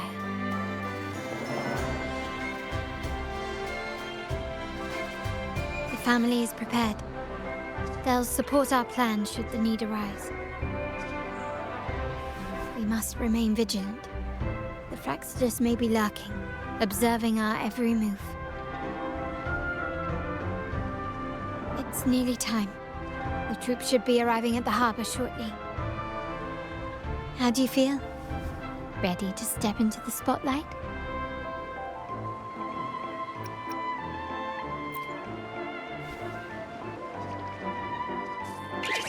Then let's cast aside all inhibitions and dance to the rhythm of this grand celebration. The time has come. Let's go. Let's celebrate together.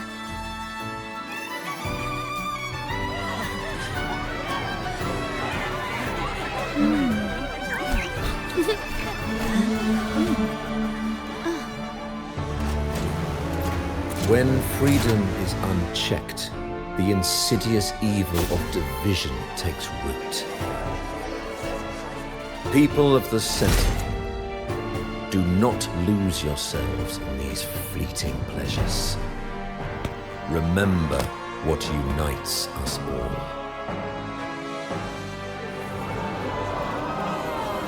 What is that?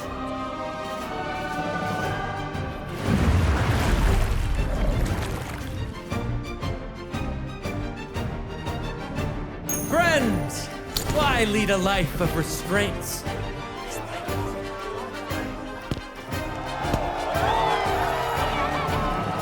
Why not live like there's no tomorrow?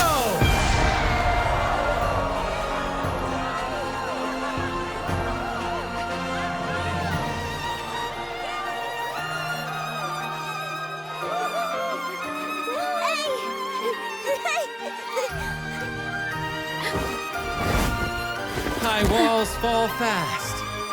All you free spirits, join us to set sail again!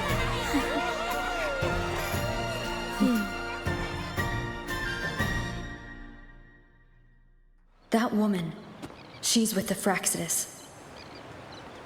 I need to follow her and find out what she's planning. Right this way.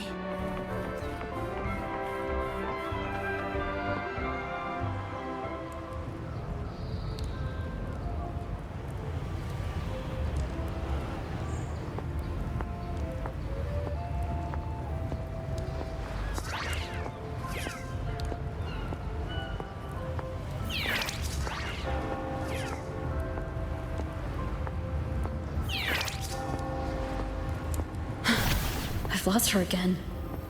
Where is she trying to lead me?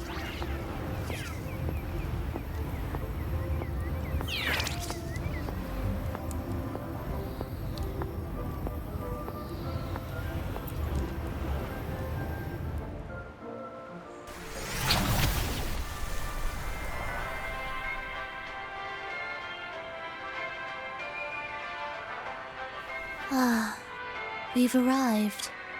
Such a small world, isn't it? Oh, what an honor to be remembered.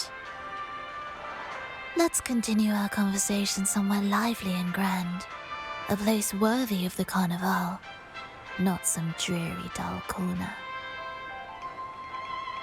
Decadence, indulgence. That's the Carnavale. A vivid daydream and grand illusion for all.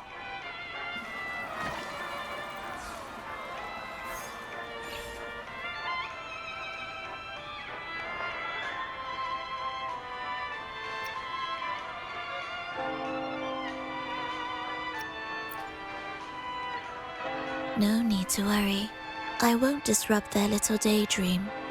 Besides, we still have business to do here.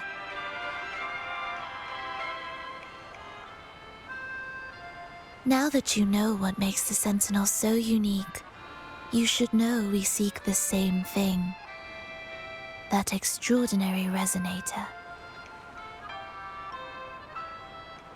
How about I share a little story with you?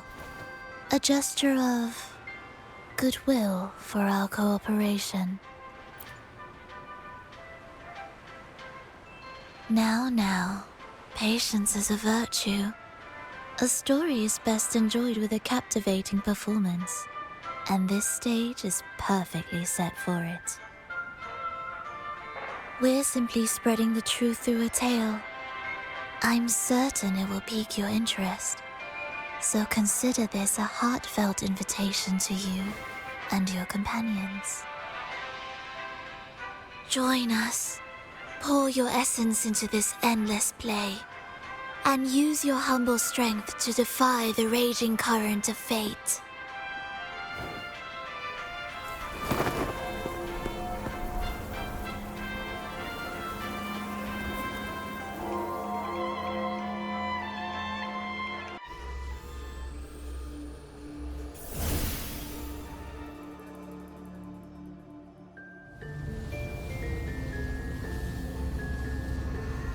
The stage is set, and the curtain rises.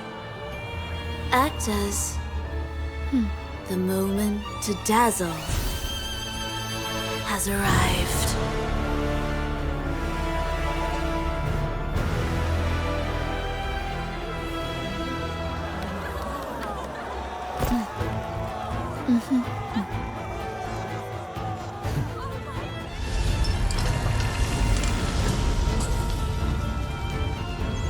The magic is ready to unfold.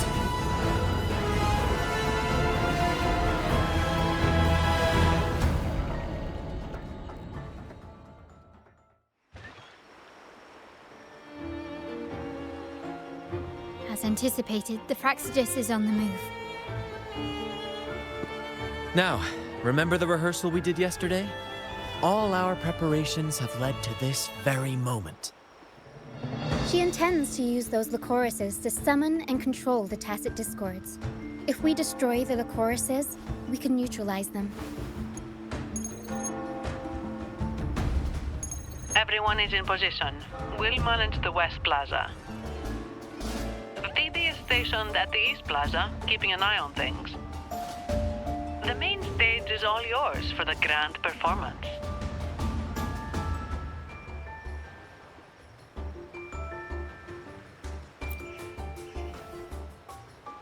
I'll take care of the lighting and create the mood to make the performance stand out. Leave that to me. Ready? The spotlight will be on you two.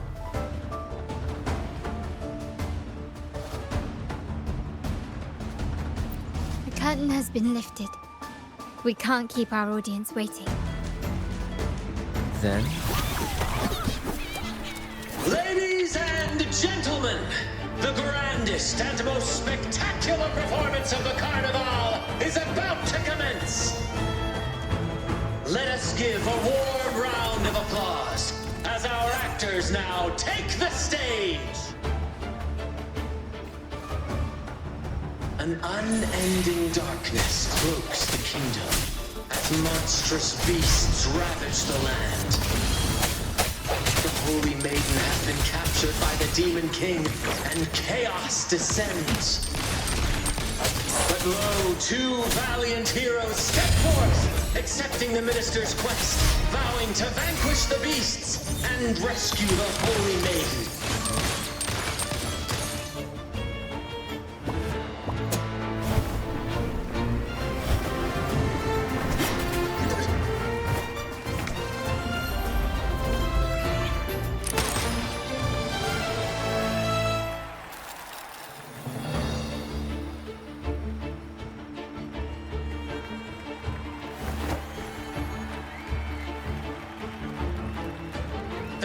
Breach the first barrier, sweeping away the monsters within the city.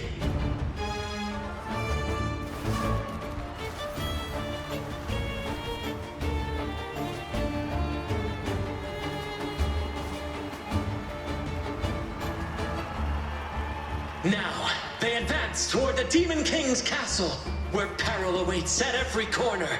What trials lie ahead?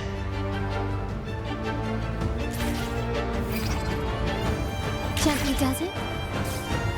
No wall can deter these free spirits. Even the stars seem to cheer up.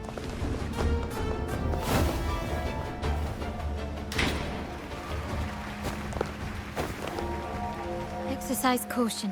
New enemies have appeared. The Demon King unleashes its minions, long awaiting these audacious intruders.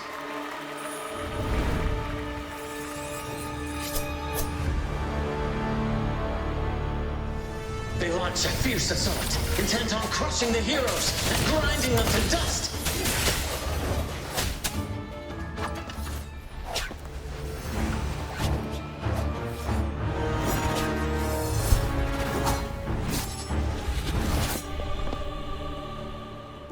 Watch out! Now! A sudden twist unbalanced the heroes. Then at the crucial moment, a mysterious figure enters the fray. A divinity sent emissary? Or a spirit from the shadows, perhaps?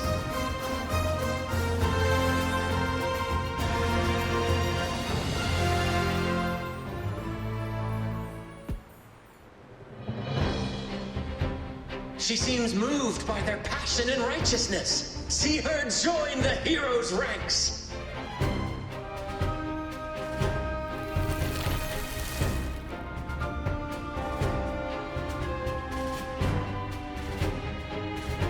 Ah, how delightful. I await your shallow, bated breath.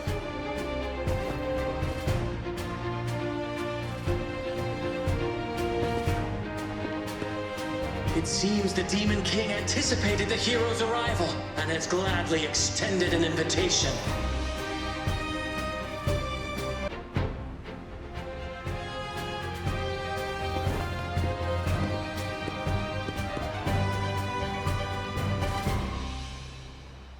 With unyielding determination, the heroes accept the challenge.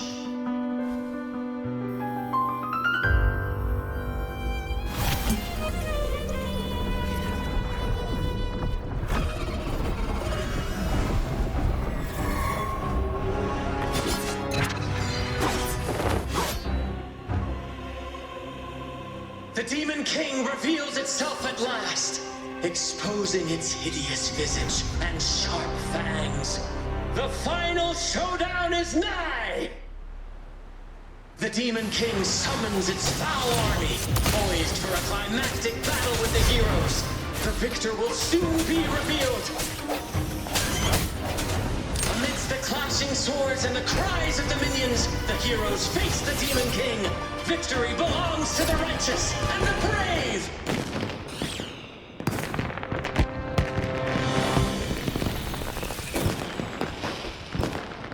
And now, we await the Holy Maiden's return.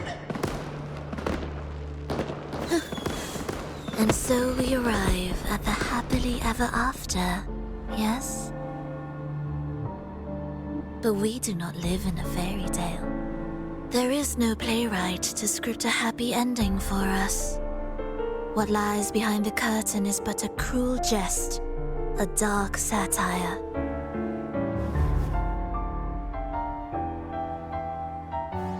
Let me reveal the truth behind that idyllic ending. The Holy Maiden has long succumbed to darkness, drawing power from a heretical force and leading her people into depravity. And the minister, having uncovered this truth, has vowed to root out this corruption himself.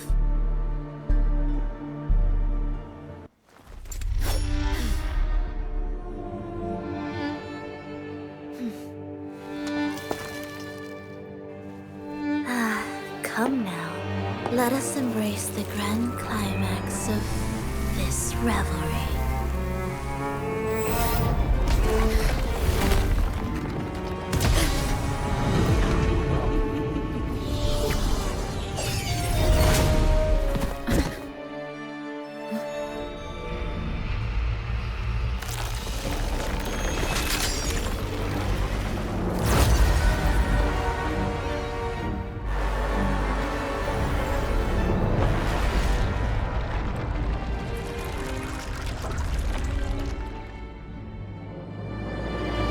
Seems we've received another invitation.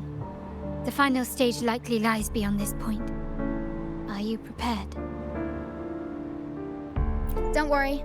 Brant will manage everything within the city and make sure the performance proceeds smoothly as planned. Let us proceed to meet that Phrolova overseer and deliver a flawless performance for the Carnavale.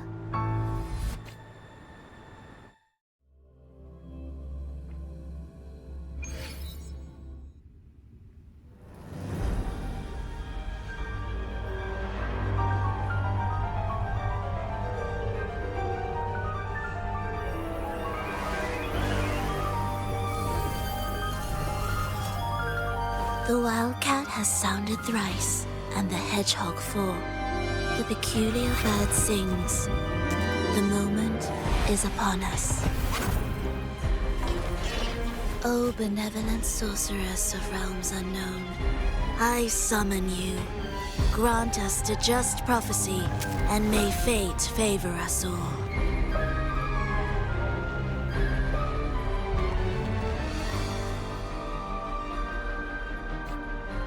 The night veils the world in darkness, while the feast captivates all.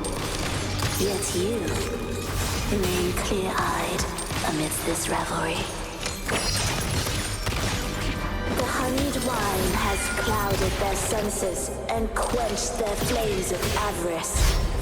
Yet it has stoked your bravery and kindled the fire within your heart. I shall unveil the first prophecy and shatter these burdensome stones. Abandon the trifles of sentiment, and you shall ascend, my king.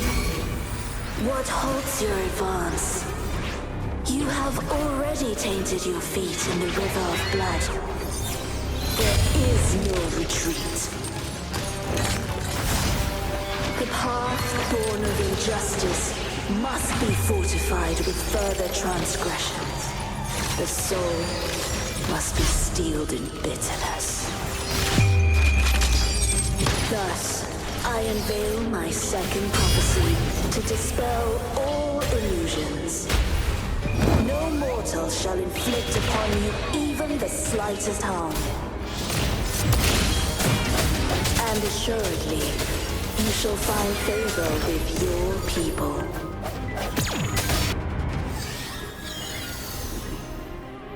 Defy destiny, mock both life and death, and rise beyond good and evil. Abandon all doubt and grasp at unreachable hopes. Now, hear the third and final prophecy. Pleasure born of violence shall end in violence.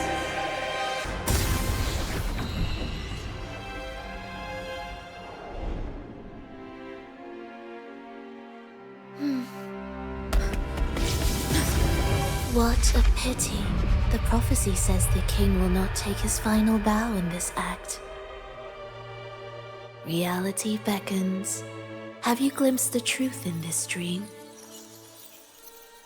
2 prophecies fulfilled, but the third? I await to see how you will rewrite it.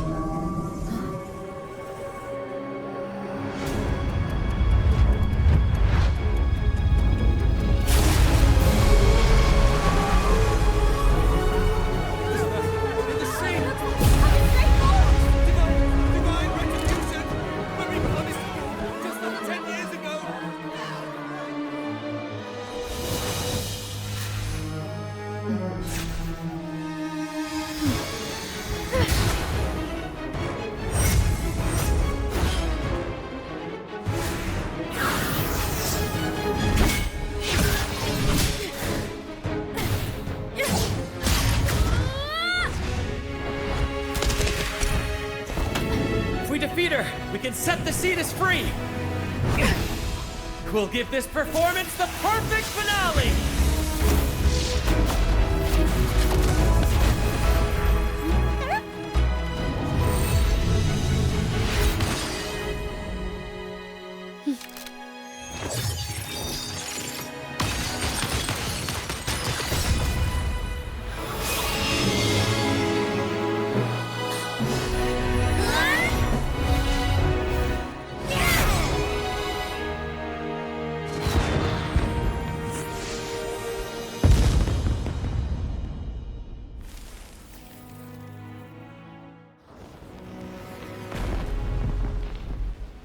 Splendid performance. It's almost time for the final bow, but the symphony between us has only just begun its overture.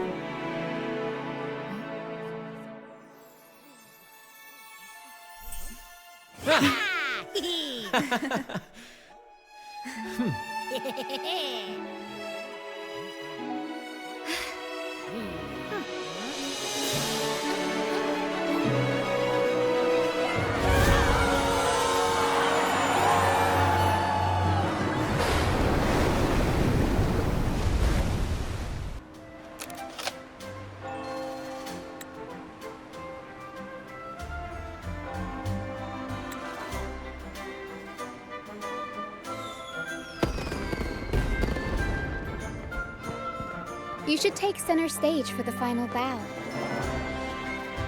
Hear that?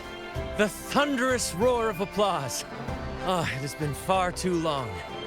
This is the true essence of the Carnavale. At last, the crisis has been resolved.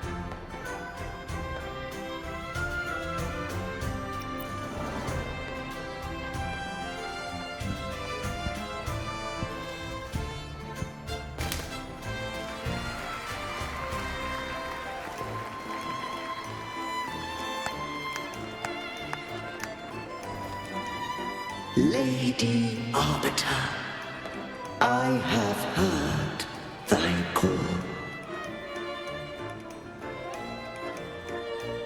I have awaited thee for what seems like an eternity.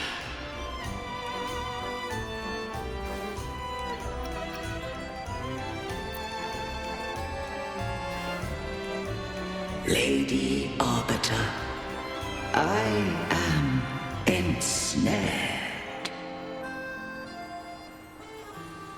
Beyond the clouds and among the stars, thou shalt find an inverted tower suspended in the sky.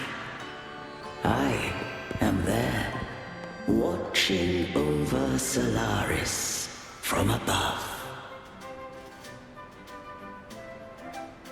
The lost doth wander briefly amongst thy kind. Seek her out. She, too, doth move within the fold.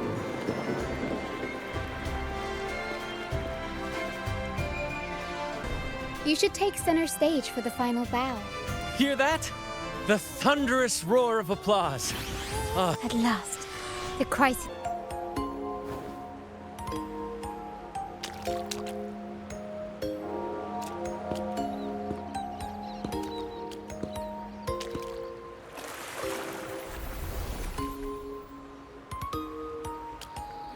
The next move is...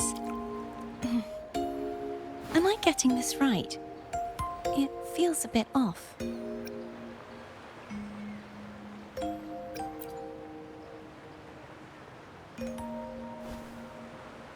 You are... No, never mind. Anyway, your performance was splendid.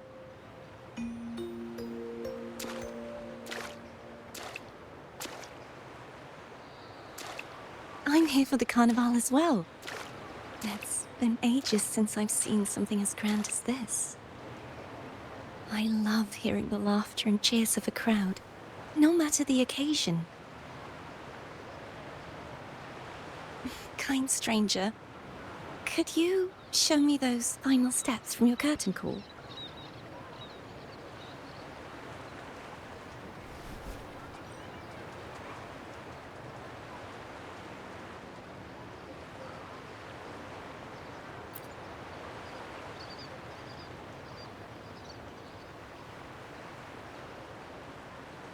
I'm sorry, but I can't stay here any longer.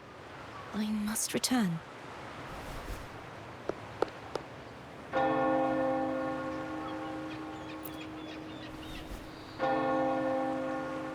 My name? It's...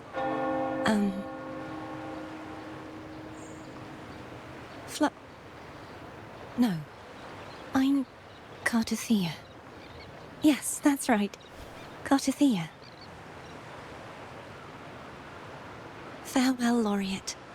I hope that someday I might stand on stage with your troupe. I Are you all right? Some family members mentioned you were speaking to a wall. I'm worried you might still be under Frolov's spell. See who? Are you truly all right?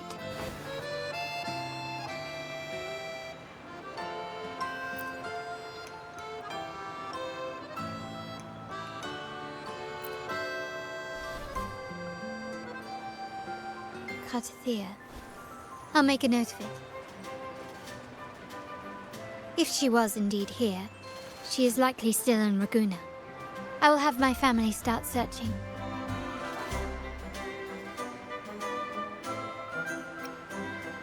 There are still many unresolved questions regarding the Order and the Sentinel.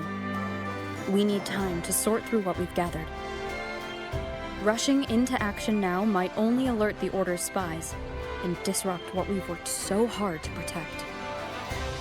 You're right. Cartethyia. I will have my family find out more about her. If we find out anything, I'll contact you, and we can discuss our next steps together. Until then, as you suggested, let's keep this Carnavale going.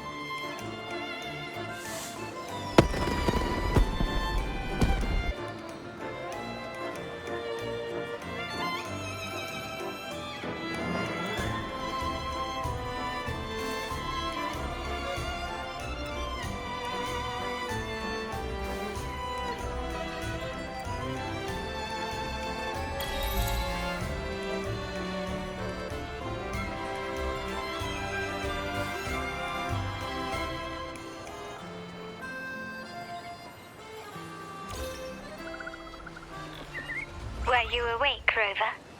I trust you had a restful sleep. We have uncovered some new information about the Sentinel. Please join us at the family safe house. I've sent the address to your terminal. Brant and Roccia are also here. We are awaiting your arrival.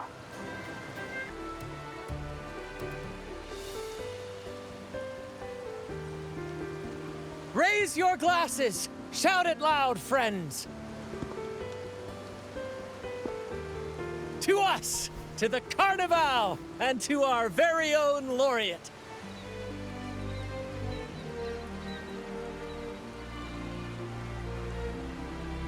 A name that echoes through the world, destined to roam the skies before shaking the earth!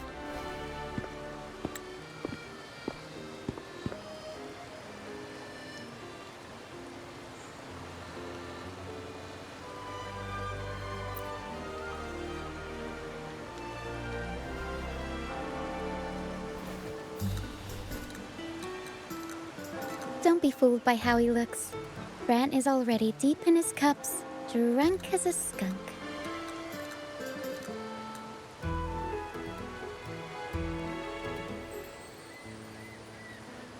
Oh, let him enjoy himself. The taste of victory is still fresh, and after such a battle, we should celebrate to the fullest. Drink your fill, everyone. This round's on me.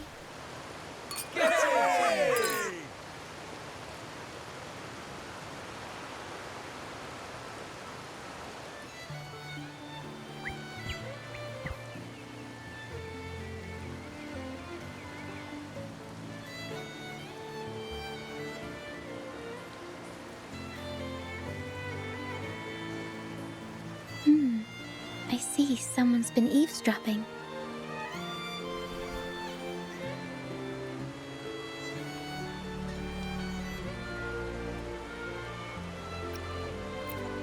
A devout acolyte wouldn't enter such a place without a good reason.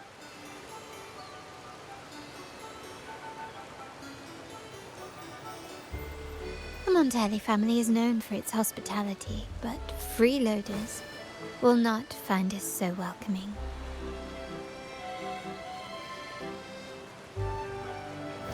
Friends, let's keep the mood lively.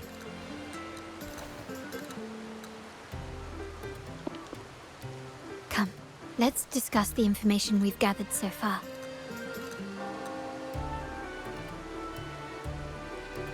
During the Carnavale, you heard the Sentinel's voice and found a girl named Cartethyia.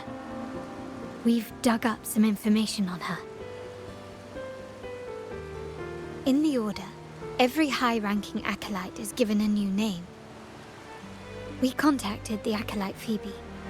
After some digging in the Order's records, she confirmed that before taking on her holy title, the Blessed Fleur-de-Lis was called Cartethyia. But the Blessed Maiden, she martyred herself 20 years ago.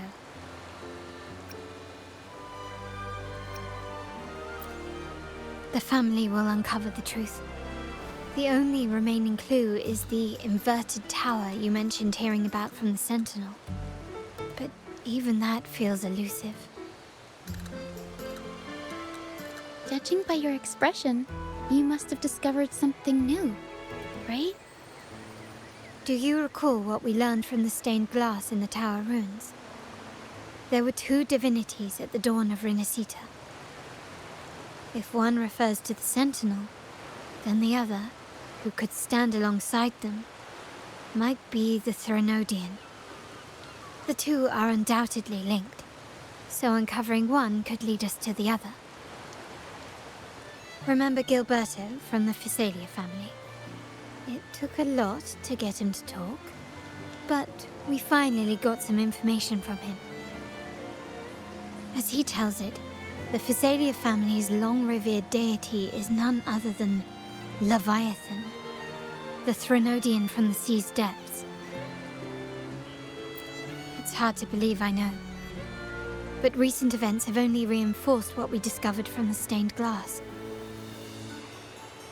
The Physalia family has been on this island since the founding of Rinascita, so their worship of the Threnodian may have persisted for centuries.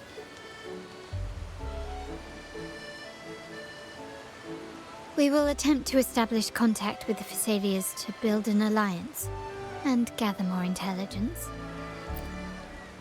Rest assured, negotiation is what we do best. If necessary, we'll present them with an offer they can't refuse.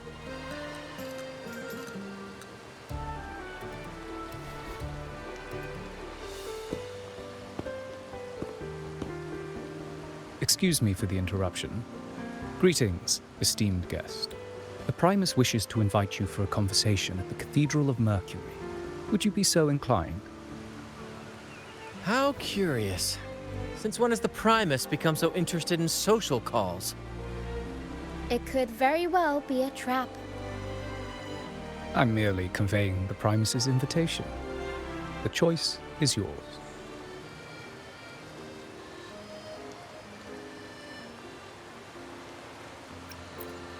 Remember, you're not alone. If anything happens, just let us know. Very well. Please follow me to the Cathedral of Mercury. Never before have I seen a day so steeped in both shadow and light. The birds sing, the flowers bloom, yet this world knows neither true joy nor eternity. Come closer, righteous one. There's no need for hesitation. I am Fenrico, the Primus of the Order of the Deep. Your deeds have reached my ears, and I have long wished to meet you. Alas, the burdens of this world delayed our meeting until now. I beg your pardon for the wait. Please accept my respect for you. You and your troupe have shown great talent and ambition, breathing new life into Ragunna. I ask you to deliver this message to your companions.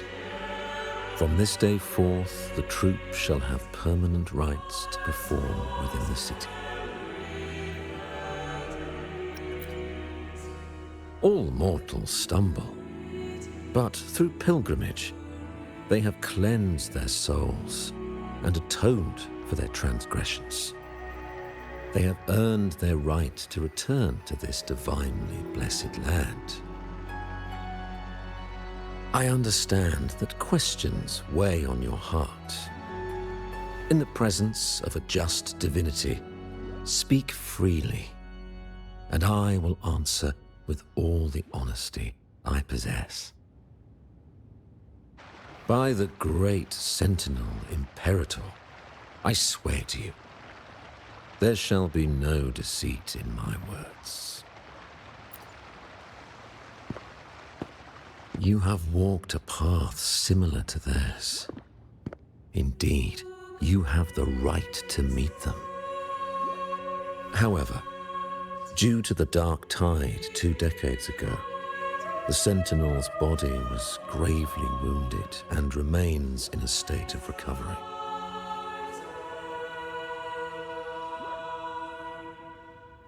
If you wish to meet them, I will convey your request. I see the thirst for truth in your eyes. It is clear that doubts still linger in your heart. Please, voice your concerns. Fleur-de-Lis. She was the emissary of the Sentinel, and we are grateful for her contributions. 20 years ago, during the Dark Tide, she sacrificed herself to seal the calamity. She fulfilled her duties in this world and returned to the divine embrace. Do you know how the Dark Tide came into being? In Rinascita, wars were waged in the name of faith, tearing apart the Sentinel as our faith divided, weakening their divine power. The Dark Tide's true essence is the divine blood shed from the Sentinel's wounds. That tragic past left deep scars, and with their divine power drained, they could not prevent the Dark Tide's surge 20 years ago. The Blessed Maiden chose to martyr herself. She once again resonated with the Sentinel and, through her sacrifice, restored some of their divine power, bringing an end to the Dark Tide. Yet, the Sentinel remains in a state of healing and still requires a mortal representative. Following the Blessed Maiden's departure, I was granted new authority to cleanse the aftermath of the Dark Tide. I received the divinity's blessing and became the new Enlightened One. By their will, I fulfill the tasks left unfinished in this world.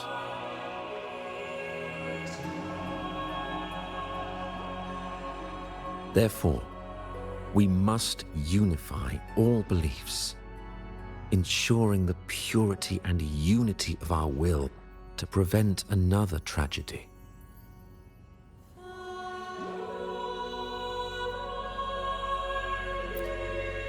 He said she once again resonated with the Sentinel. Was that really a second resonance awakening? Sentinel Jue had a trial with Jin Shi, but my permission was needed to transfer the Sentinel's power.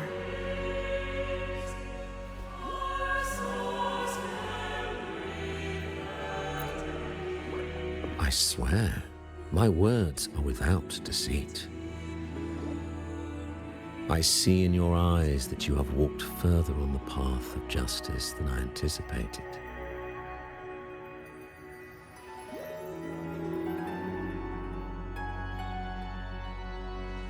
Oh, dear Sentinel, please forgive my transgressions. The Dark Tide brought us a blood-stained lesson. To keep our people from faltering, I bound myself to silence, locking away what I witnessed on that fateful day. Fleur-de-Lis, the unrighteous, deceived us all. She was not the Blessed Maiden chosen by the Sentinel. The true Maiden has yet to reveal herself.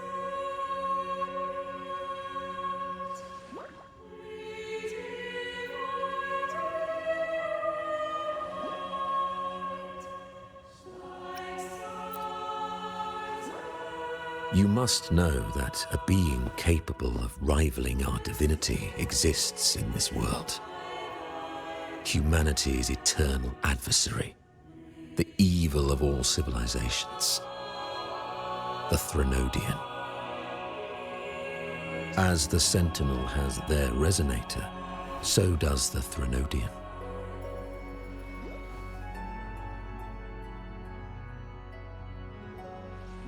Fleur-de-Lis was shaped, both body and spirit, by our ancient enemy. Her actions were intended to plunge this city into fear and chaos. This is the truth I witnessed. Fleur-de-Lis was the Threnodian's resonator.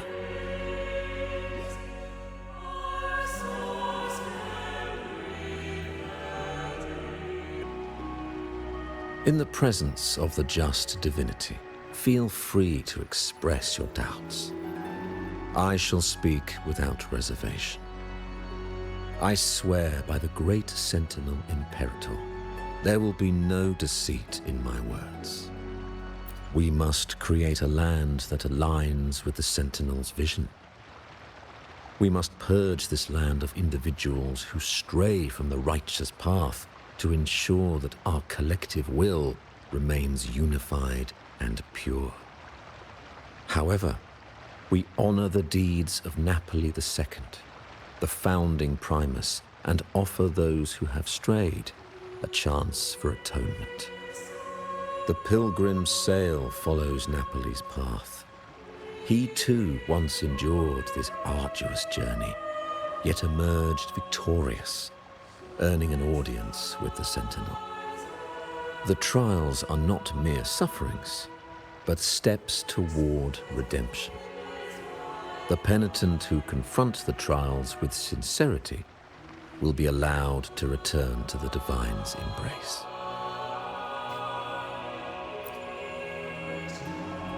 In the present, I swear by the greatest unity is our shield, bound by the law of eternal continuity. Though we revel in the joy of the Carnavale, we must also be vigilant. For division is a chronic disease plaguing this city. The growing indulgence among our citizens has already invited divine punishment. We, as stewards of divine will, must guide the people, erecting barriers of reason against the floods of passion. This is the only way to withstand the ever-changing tides. In the present, I swear by the great, we uphold the sentinel's principles of justice. The gates to our divine land remain open to all who seek it. This is a city of inclusiveness, welcoming all visitors, including those who try to overstep their bounds. These charlatans misled our people with lies and flattery, diverting them from the divine will. But your timely intervention corrected their course, sparing them from a ruinous fate. Once again, I offer my sincerest gratitude. Great, may the divinity bless you, and may you always walk the path of righteousness. How can that be? That blessed maiden, could she really be the Threnodian's resonator? What if the Primus's words were a bunch of baloney? But we saw Cartethyia following the Sentinel's instructions. They wouldn't mix up their own resonator, right? Now my head hurts. Who was she really with? The Sentinel or the Threnodian? Well, probably won't get any more answers from him. All the clues we've gathered so far point to the Threnodian. And the Phasalia family worships the Threnodian. We'll have to wait for Carlotta to arrange an audience with them. Something tells me this Carnavale is just the beginning. There's more ahead. I'm sure of it.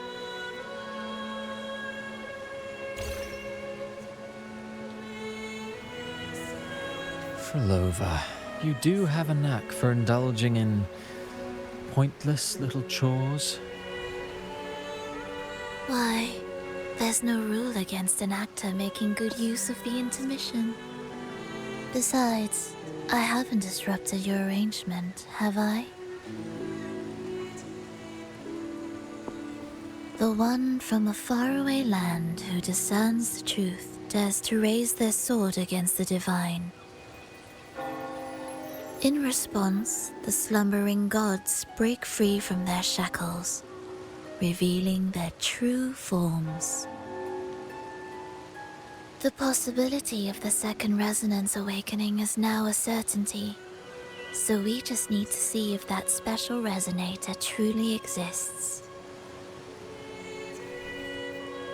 Was the Blessed Maiden a resonator for the Sentinel or the Threnodian? Or both? If so, oh, a resonator capable of wielding both powers. I am eager to see how this story ends. Cristoforo, if you don't want to spoil the next act, I might have to give your carefully crafted plot a little nudge. Speaking of which, that Rover shines brighter than anyone else in your play. Do you find her interesting as well? Phrolova. It seems we walk different paths. I don't share your fondness for that sort of puppet theatre. I merely place the characters on their stage and they act out their fates, driven by their own volition. To remain courageous amidst absurdity. To pursue a spark of divine grace. This, to me, is the truest essence of humanity. Don't you think? Even the most pristine cadence of death pales beside the untamed, fervent, tenacious spirits of the living. In their journey, they resolutely overcome all obstacles. They pursue, they tear, they burn, simply because they desire to.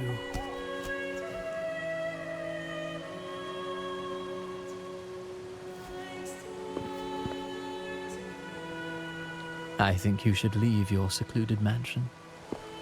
Take a walk and listen to the voices scattered across the world. Perhaps. From Huanglong to Rinascita, she has indeed added a few unexpectedly beautiful notes to my symphony. I am certain that, even without any direction, she will walk the path that destiny has laid before her.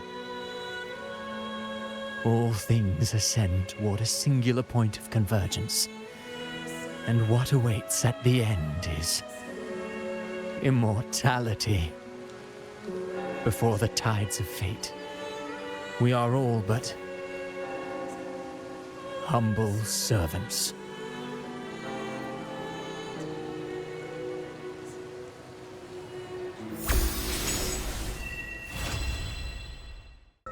You there, Abster?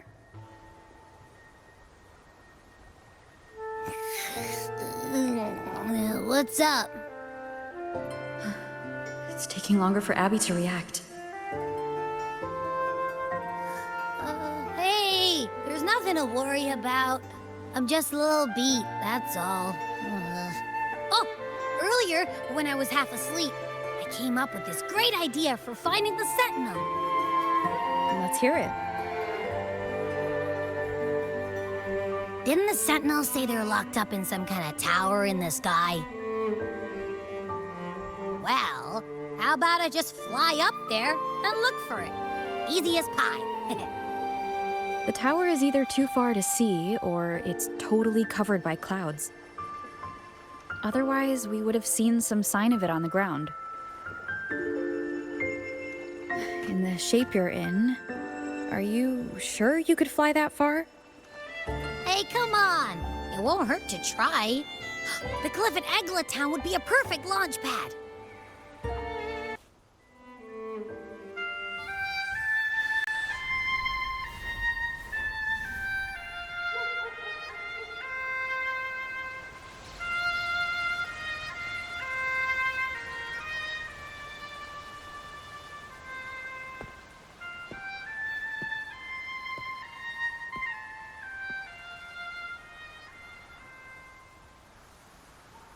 Music itself holds no emotion.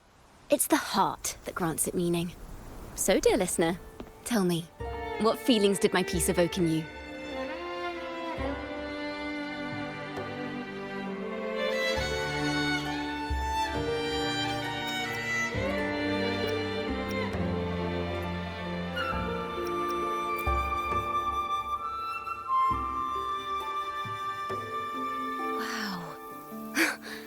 Very valuable insight.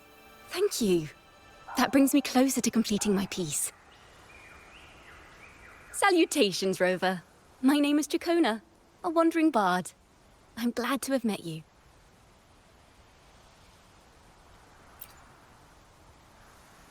I was sent by Lady Carlotta to find you. As I passed that abandoned house, I suddenly felt this, well, you know, rush of inspiration that just can't be ignored. So I stopped to compose a piece. Surprise, surprise, the melody led me right to you. Well, I suppose this won't count as me getting distracted, right? If Carlotta asked you to find me, has something happened? Lady Carlotta told me you encountered the supposed martyred maiden, Cartethyia. She dispatched search teams soon after, but there's been no sign of Cartethyia since. That's why she asked me to use my forte to recreate the frequency you experienced at the time, to see if any details you might have missed become clearer. Recreate the frequency? Well, it's a little tricky to explain in words. Think of it like being in an immersive portrait. Can you tell me about your meeting with Cartethyia? The more details, the better. Even the smallest things count.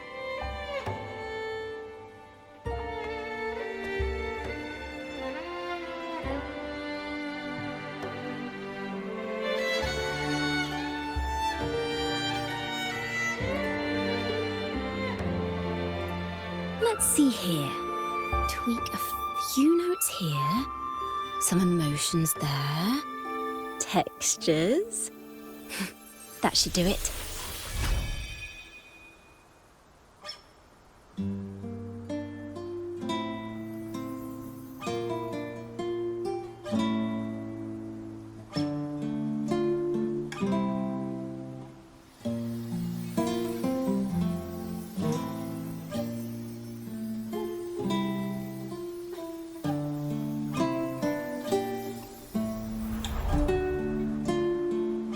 Now then, Rover. Time for you to tune in to your memories.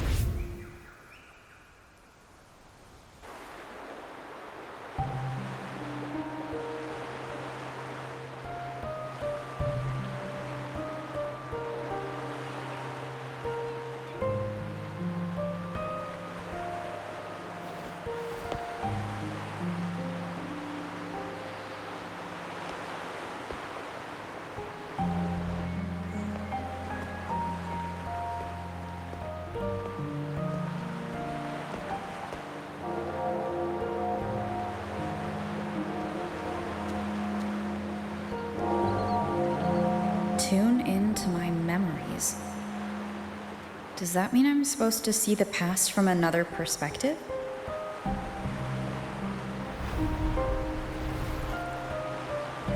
Laureate.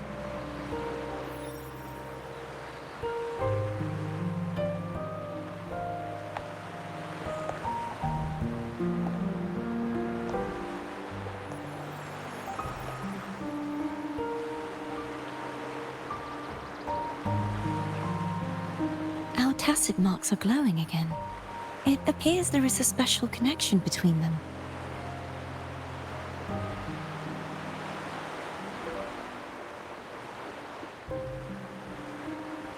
What is the meaning of this? Someone used their resonance ability to help me relive this moment, but this seems unexpected. How did you first come to notice me? The sentinel. Imperator's voice guided me to you. You heard the sentinel's voice? Then tell me, am I their resonator?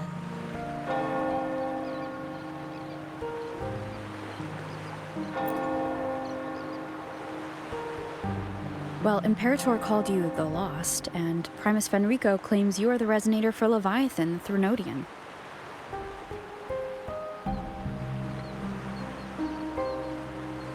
But you really don't have any idea?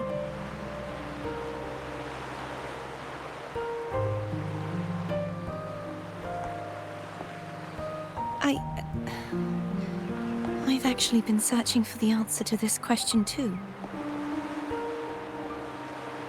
My memories are fragmented. I remember becoming a resonator, and the moment I was given the name Fleur-de-Lis.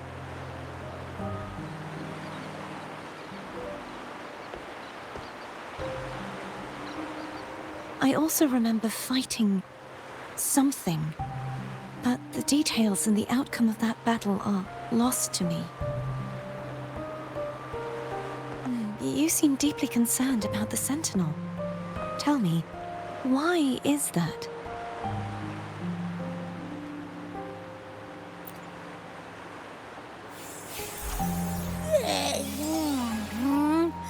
You rang?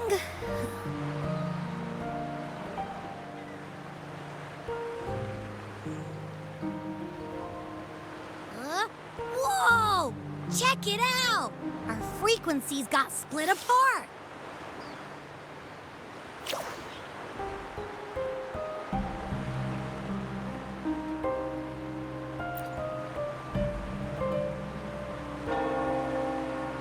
Basically, we're sorta in that hover mode you once joked about.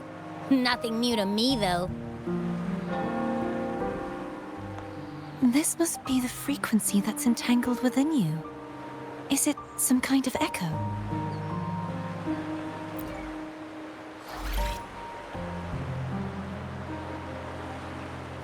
Yes. I'm experiencing a similar kind of frequency split. Though there is little that remains of my resonance powers. I feel its frequency weakening. I understand why you're eager to find the Sentinel. You said you heard the Sentinel's voice. Was there anything else they said? They spoke of being ensnared in an inverted tower suspended in the sky. Ensnared? Does that mean behind the seals there's...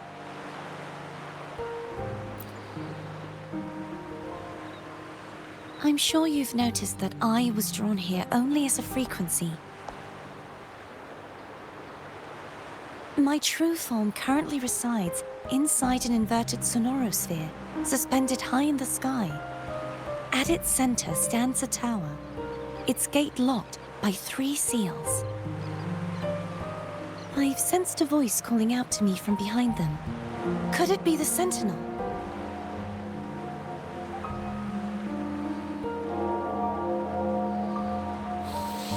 Say, it's really faint, so I barely noticed earlier.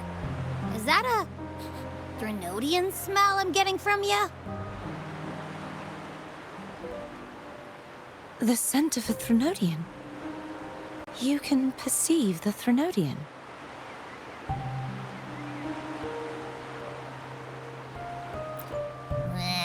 It's not an exact one-to-one with that big Ovathraxula meatball I had. But I never mix up a flavor I've already tasted. Abby has a nose for these sort of things. We came across Threnodian powers before in Jinzhou. So it's safe to say Abby can be trusted. Do you think I'm the Threnodian's resonator? If we're making assumptions, let's err on the optimistic side first. Given your current situation, it is possible you were affected by the Threnodians' powers during your battle alongside Imperator. That could be the reason behind losing all your power, too.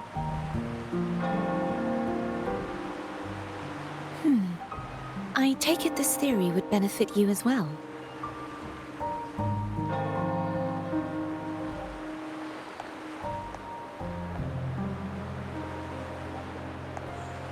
After all, that unique echo of yours needs the Sentinel's powers for treatment, does it not? Even in adventure tales, it's not always the witch who loses her memory. It could also be a blessed maiden, trying to regain her powers. In that case, it appears we share the same goal of finding the Sentinel.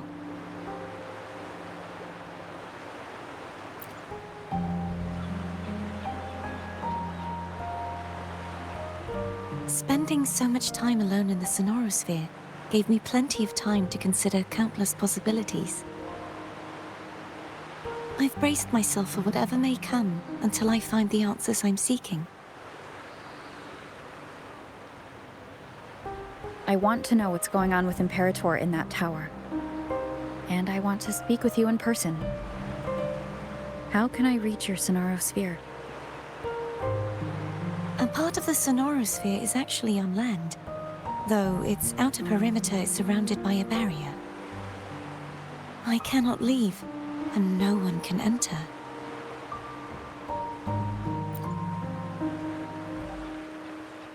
I'm afraid that won't do. That barrier also acts as the power source that maintains the Sonorosphere's integrity. If it's destroyed, the entire sphere will collapse. And the ruins, along with the tacit discords it houses, would come crashing down on Ragunna. It would be catastrophic. You said no one can get in. Has anyone tried? Yes. I've occasionally sensed someone wandering outside the barrier, as if searching for a way inside. Perhaps they know something. Any distinguishing features? Almost like a deep-sea jellyfish.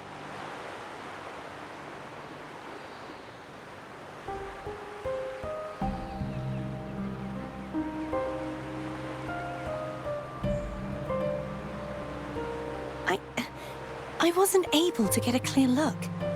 I can only describe the feeling I got from her as a resonator.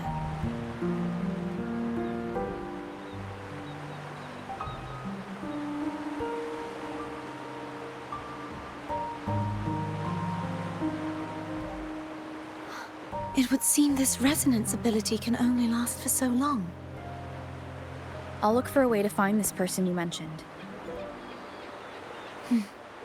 Something tells me you will keep your promise. No matter the outcome, this may be my chance to find the answers I've been looking for.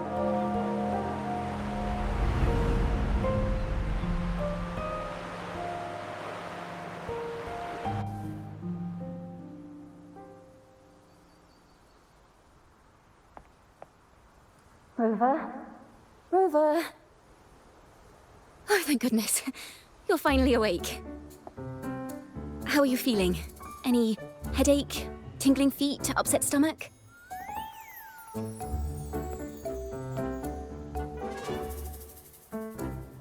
Phew. I tried everything, but you just wouldn't wake up. I thought you were... Wait a second. Did you actually fall asleep listening to my music? Oh. It kind of breaks my heart to know you reacted like that when it wasn't even a lullaby. No, it was really helpful.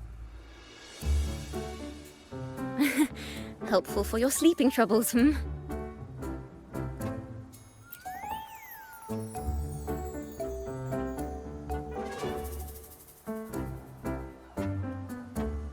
Wow. So my forte created a special connection that led to some unexpected developments. The girl, is she friend or foe? What truths lie behind the seal, and who is that mysterious wandering figure? I have a feeling this is going to be a very exciting song.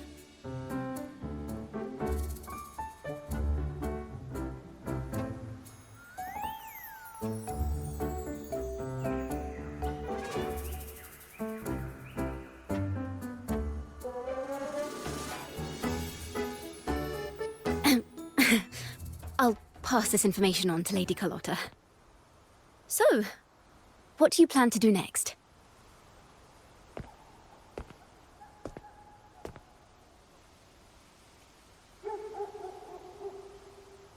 Pardon the intrusion, my lady. My name is Sebastian. As per my lady's instructions, I have been entrusted with the honor of inviting you to the Phasalia estate for a discussion. The Phasalia family? The one that's likely worshipping the Threnodian? Why does she want to talk with me? My lady has expressed a desire to clear up some unfortunate misunderstandings that occurred previously. Tell her I accept the invitation, but at a later time.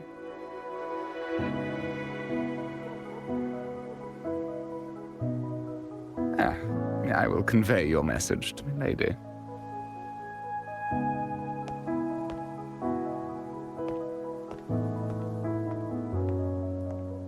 Didn't expect the head of the Phasalia family to come looking for you. Especially while they're still in the middle of negotiations with Lady Carlotta. She's just as unpredictable as the rumors say.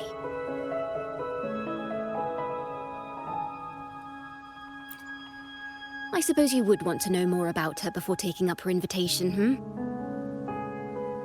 She's known to be a recluse, and rarely makes public appearances. No one outside the family even knows her real name. They just call her the head of the Phasalia family. I've heard quite a few rumors. Which one would you like to hear first?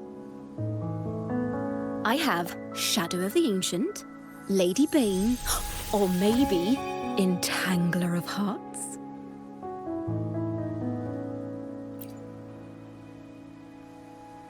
Hello, that's why they're called rumors. I'm just doing my due diligence by being faithful to the source material. So, ready to dive right in?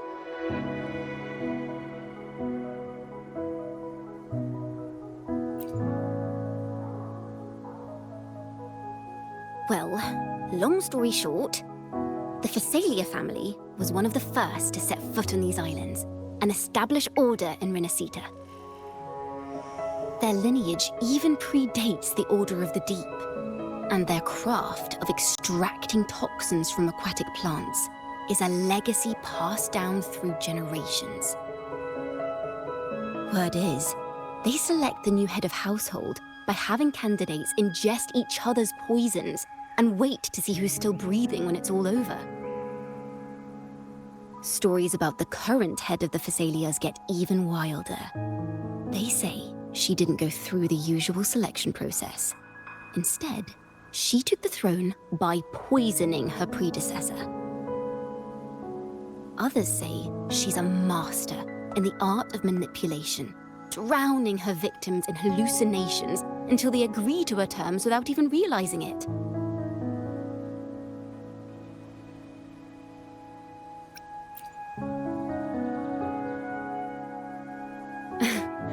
In any case, the Phasalia family aside, she's someone you definitely want to handle with care. If you're set on meeting her, I'd be extra careful if I were you. The way she describes the head of Phasalia reminds me of how Cartethyia spoke about the wandering figure by the barrier. Can't rule out the possibility that they're the same person. Looks like I'll need to pay her a visit.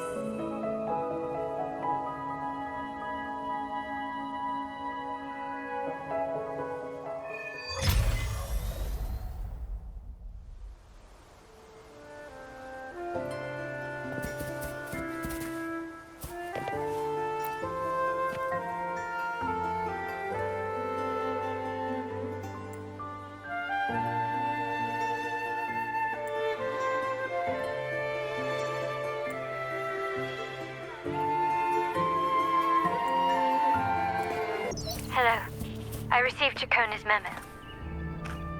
To think the head of the Phasalias approached you when I was still in negotiations with her emissaries. Was it meant to be a diversion all along? I invited you and you alone. As a Montelli, I'm in no position to intervene. That being said, if the Phasalias try anything against you, I'll get you out. Even if it means storming through their front gates. In the meantime, I'll keep looking for more information than the person Cartethyia mentioned to you. I'll call you as soon as I find anything. Got it.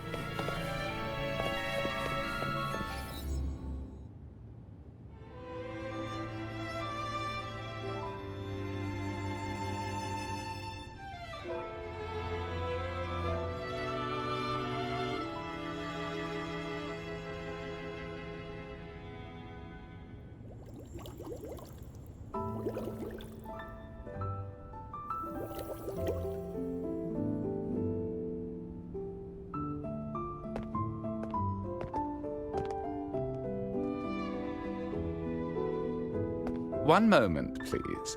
I shall inform milady of your arrival. That won't be necessary.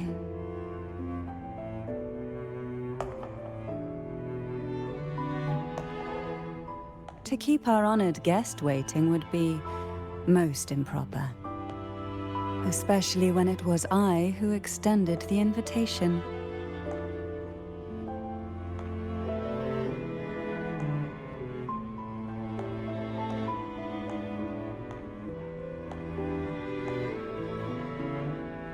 Cantarella Phasalia, 36th matriarch of the Phasalia family. I'm pleased to make your acquaintance. Honorable Laureate, the new crown of the Carnavale.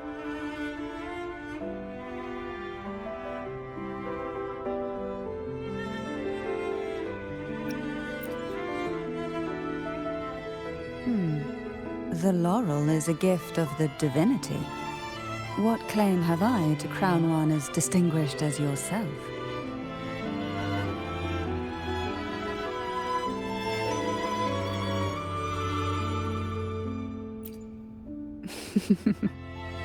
I should be the one to apologize for not understanding our guest's attempt at lightening the mood. Very well. You may also call me Cantarella. Now, shall we proceed to my study?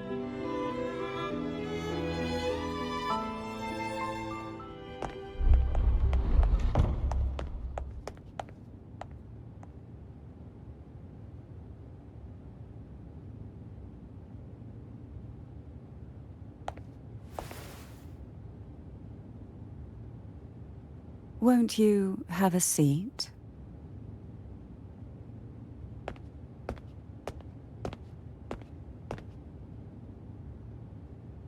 I hope you'll accept this tea as my way of apologizing for the incident with Gilberto.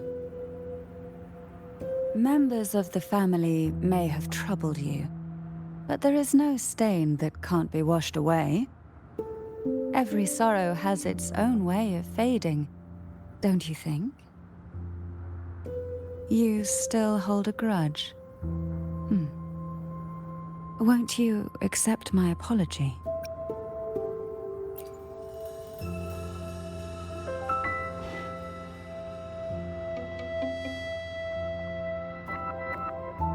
I see. Let's set aside such past unpleasantness for the time being. I invited you here to ask that you might serve as a mediator. Before we get into that, there's something I want to know. I imagine it concerns the Phasalia family's true beliefs. It would seem Gilberto's mind is beyond saving. But let's not dwell on that. What is your opinion on the current state of Ragunna?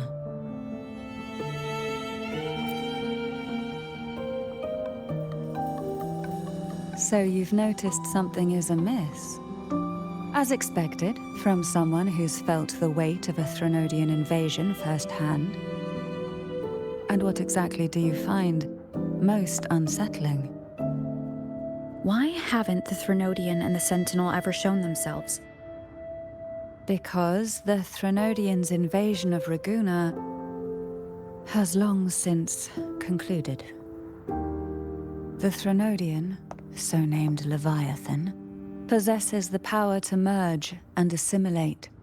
It uses distorted beliefs to spread a spiritual plague that slowly devours civilizations from within. Though the previous 2 attempts were thwarted, the tall mast of the galleon that is Ragunna has already been snapped in half. Now the blissfully ignorant masses walk hand in hand toward an abyss they cannot see. Friend or foe? As a newcomer to this land, can you really tell them apart?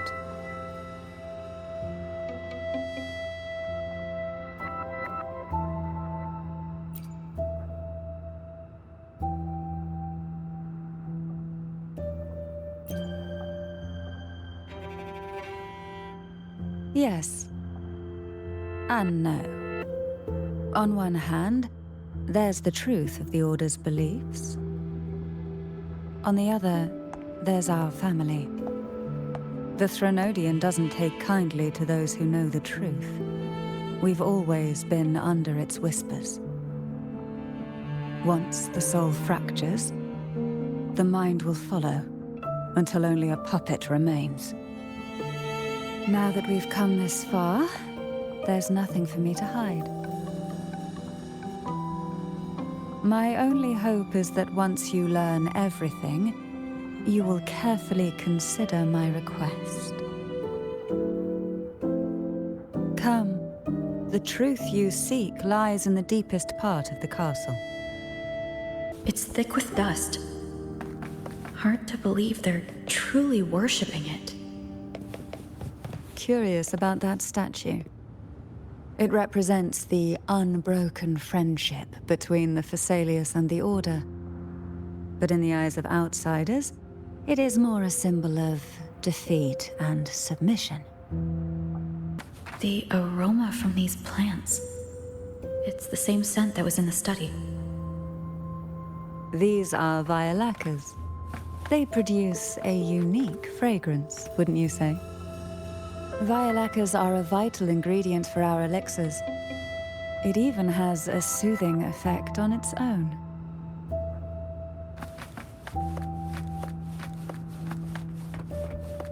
This is it.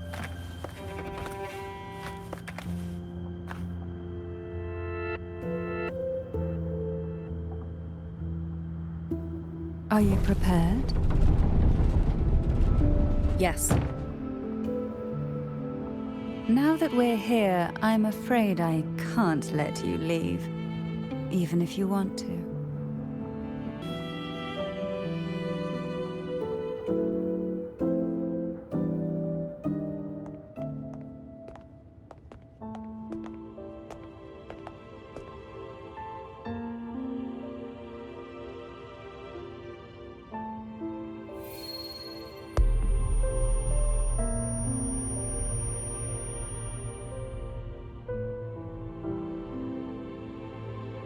Just as I expected, the Threnodian took notice of you the moment you learned the truth.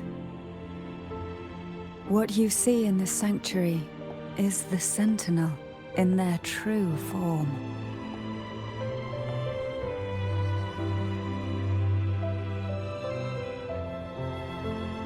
A majestic steed that galloped with the wind, not a creature of the ocean's depths. The Order worships a half-horse, half-sea creature divinity, a form the Sentinel assumed only after being corrupted by the Threnodian. Although the Sentinel's will has yet to fade, who knows how much longer they can endure. I wish to ask you to persuade the Sentinel of Jinzhou, Jue, to come to Rinascita, to save Imperator.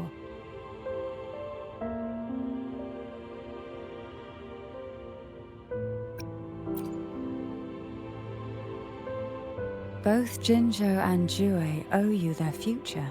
That makes you the only person capable of this task.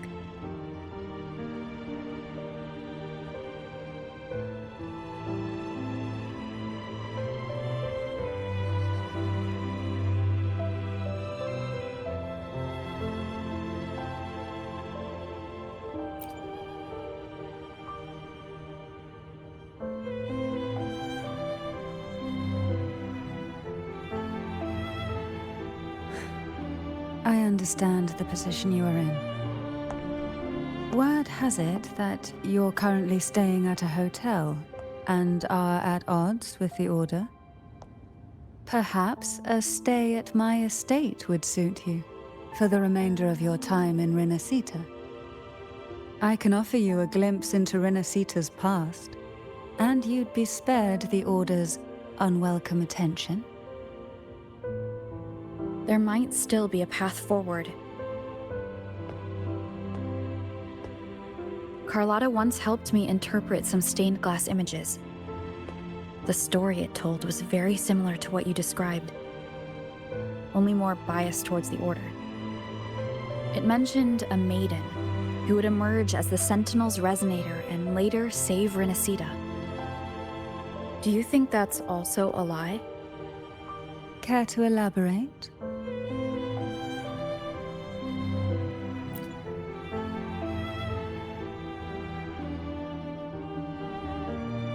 The part regarding the maiden isn't entirely fiction. The Sentinel does indeed appoint a maiden to be their resonator, though not in the way the Carnavale would have you believe. No. It's through resonance with a very particular artifact.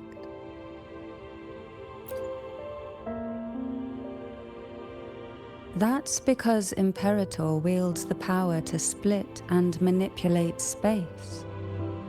With it, they can withdraw a portion of power. That power's frequency will match the Imperator's own. This is how the Sword of Divinity, Turvin, came to be. A blade sealed with the very powers of the Sentinel, and the artifact used to select their resonator. To resonate with the sword is to resonate with the Sentinel. Only the Chosen One may hope to draw it. Then what about Cartethyia? The martyred maiden. The nature of her resonance is unclear to me. Perhaps she resonated with the Threnodian, or perhaps with the Sentinel in its corrupted form. But choosing her could not have been the Sentinel's will. That's because the maiden was already dead.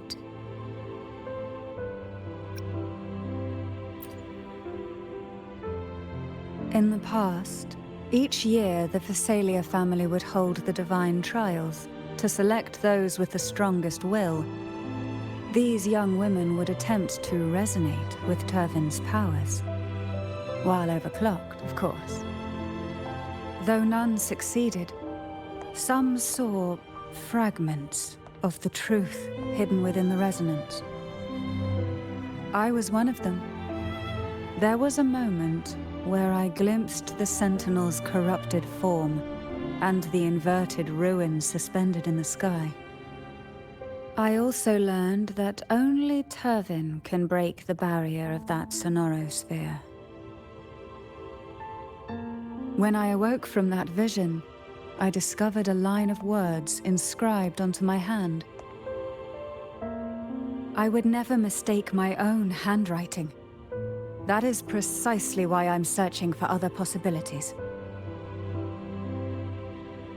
The words were, "The maiden is dead."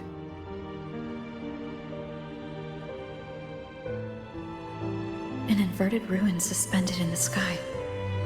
Her and Cartethyia's descriptions bear many similarities.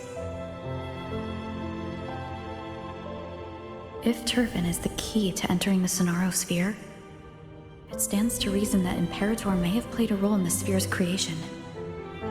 If I can confirm that Turvin was truly left by Imperator, At least it would prove that neither are lying. Cantarella said she was overclocking when she tried resonating with Turvin. That's exactly what happened with Jinshi.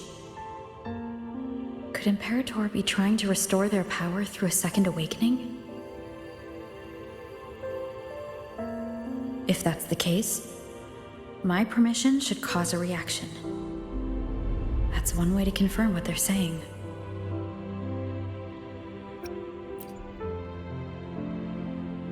I suppose all that's left is its symbolic value. However, do handle it with care. It is a family heirloom. I've heard of your unique methods and formidable strength.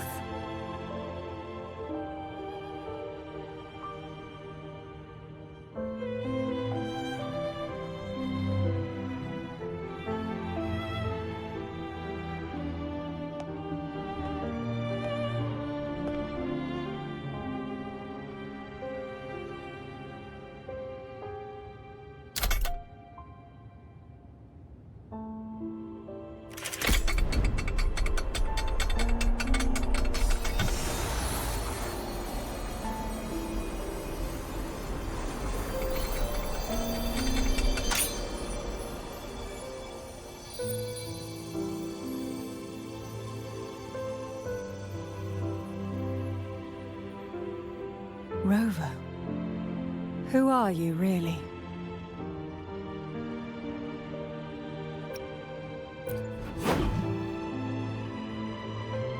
No, you're likely a far more special entity. Well, I have some information and theories of my own. Care to hear them? Please, enlighten me.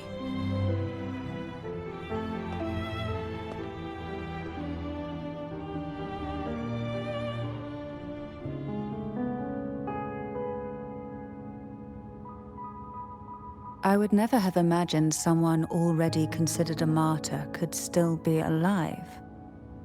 What surprises me even more is the connection you have with the Sentinel.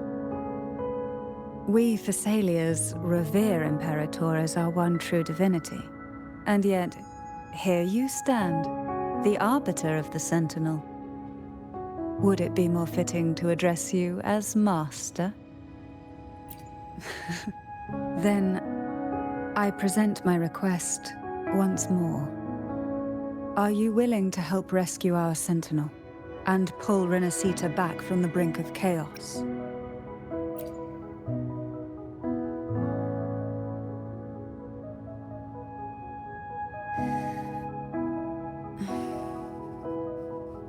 Turvin can only serve its purpose while in your hands. You should have it. The only question now is how we reach Cartethyia and Imperator's Sonaro Sphere. We can discuss it on the way. So you are the one that Cartethyia sensed wandering outside the Sonaro Sphere. A question that you already know the answer to. Why bother asking? Although being described as a jellyfish. There is a cable car in the lower levels of the Physalia estate that leads directly to the Sonorosphere. The mechanism beside that wall can activate the lifts. Are all these mechanisms really necessary? Convenience isn't the only reason for having them. Some were specifically built in case an outsider decided to visit. Why do the Thessalians have a cable car that leads directly to the Sonaro Sphere? Before it became a Sonorosphere, it was a seminary known as the Avenolium. The martyred maiden once pursued her studies there.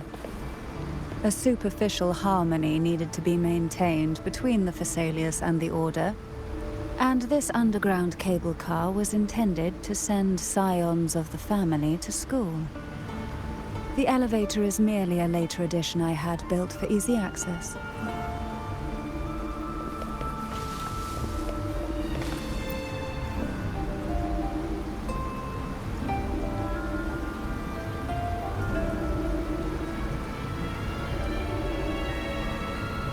You seem perturbed. Are you still gathering your thoughts? Everything that's happened has all lined up so perfectly.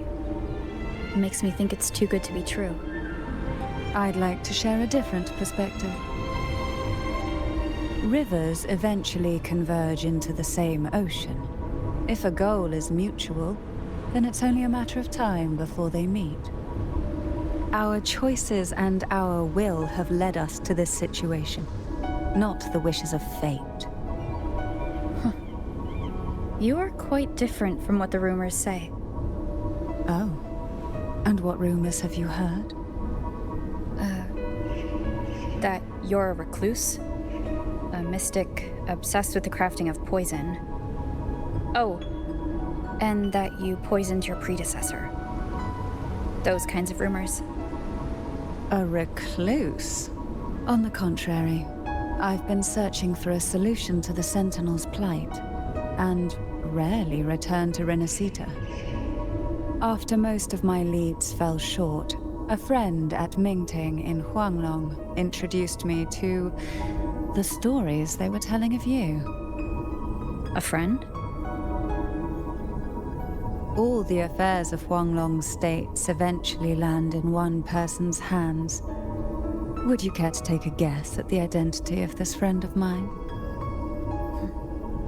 Why not put the other rumors to rest? Because the rest of them are all true. I see it'll take more than that to rattle you, huh? I assure you, this is no jest. We Thessalians have lived under the Threnodians' whispers for generations. Once the soul fractures, the mind will follow, until only a puppet remains. When the soul of the ruling head falters, Thessalia tradition dictates that the successor usher them into eternal slumber, with a poison of their own making. My succession ritual? Well, an unforeseen incident gave rise to whispers that sparked those rumors. How long has this been going on? For centuries. Every generation.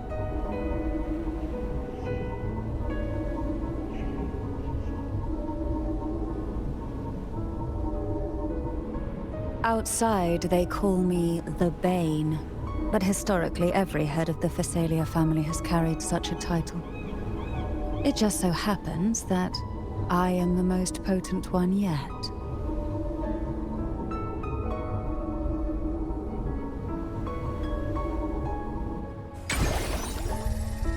We've reached the old seminary's undercrypt. The gateway into the sonorosphere itself lies at its center.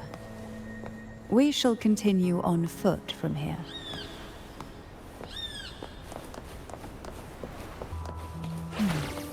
Strange. This area was clear of tacit discords on my last visit, and there's no tacit field nearby. Could they have come from the sonorosphere itself? Didn't think there would be gull pups here. Interesting. I've never seen such little creatures before. Would you mind sparing a few for me? I'd better not ask what she plans to do with them. The road ahead will not be an easy one. What exactly happened here? The second dark tide. It occurred right here at the Avenolium, the largest seminary ever built by the Order. It arrived on the very day the Blessed Maiden passed her trials and was crowned by the Order. A day when belief burned brighter than ever. And when the darkness came, none escaped. These days, what most people remember is the seminary disappearing into the sky. But in truth, the dark tide that should have spread across Rinascita vanished along with it. Yet due to a lack of records, the second dark tide slowly faded from memory. I was there when it all happened, still an ordinary member of the family, watching it unfold from a boat just outside the seminary. It wasn't until later, when I attempted to resonate with Turvin, that I gained a partial glimpse of the sonorosphere's interior. Sounds like someone inside the seminary did something to stop the spread. Precisely. It could very well have been Cartethyia's doing, but, as with the first time, there's also the chance it was the sentinel who turned the tide. I can sense the conflict within you, the temptation to trust your maiden. But it's best to keep those thoughts to yourself, for now. For the Threnodian knows where the heart is weakest, and it is there it strikes the hardest.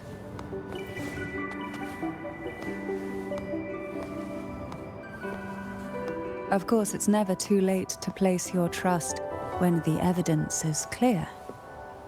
But now is not the time, is it?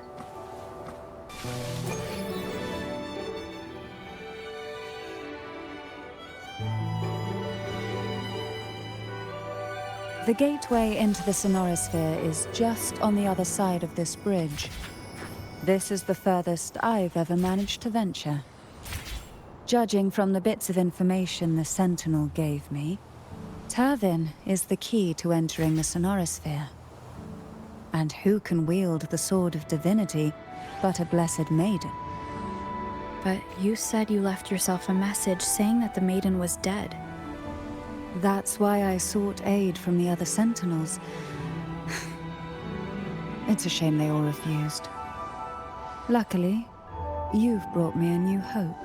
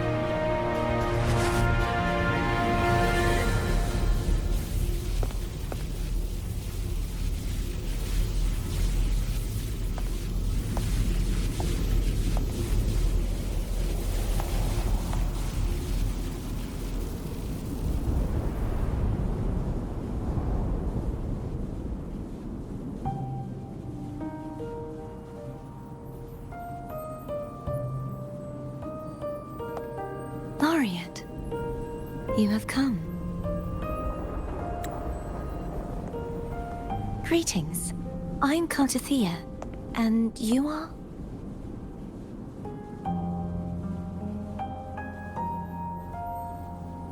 Cantarella Physalia.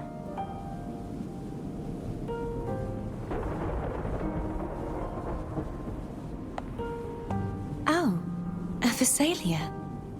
It seems your ties with the Order are more complicated than they appear. I had the privilege of watching the Blessed Maiden's performance at the Carnavale once. I'm rather surprised. After all this time, you still look exactly as you did that day. But you and I should be around the same age.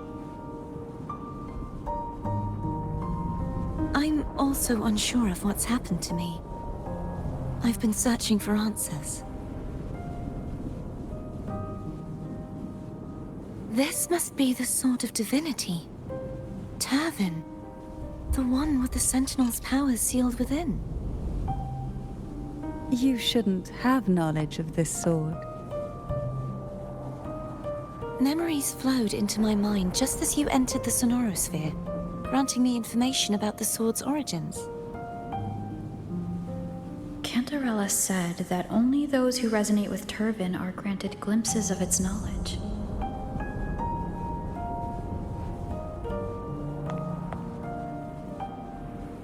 Would you mind if I tried touching it?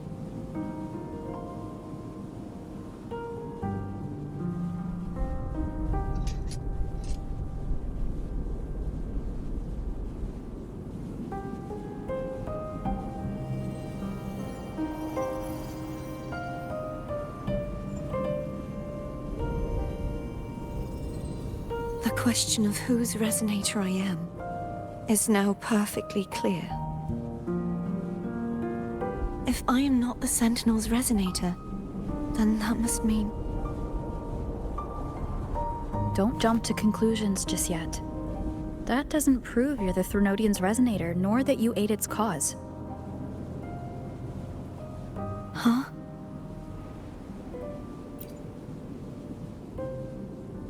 This connection formed between the Sentinel and the Threnodian, the second Dark Tide, and the forming of this sonorosphere. Right now, you're the sole survivor of whatever happened that day. You really don't remember anything?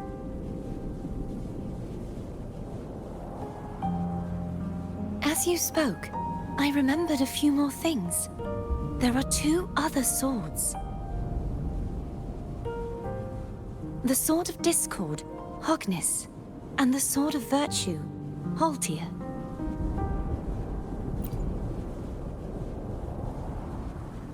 Yes. Did you see them too? Placing the 3 swords on their respective pedestals should break the seal over the main tower. But why would this information be revealed to me now? Is this the Threnodians' doing? If we do nothing, we'll never get any answers. Instead of speculating, we should use the clues we've gathered so far.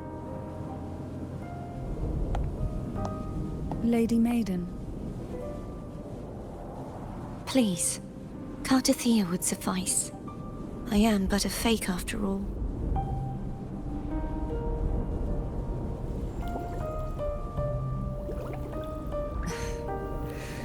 I've waited for this moment. This chance to save the Sentinel. And my family. I will not turn back, even if this does turn out to be a trap. If the thought of the final answer troubles you, then I suggest you step aside. Rover and I will take care of this matter.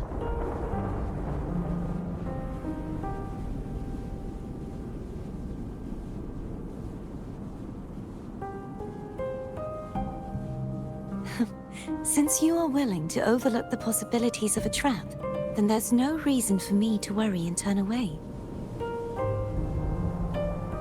I underestimated your resolve. I'm sorry.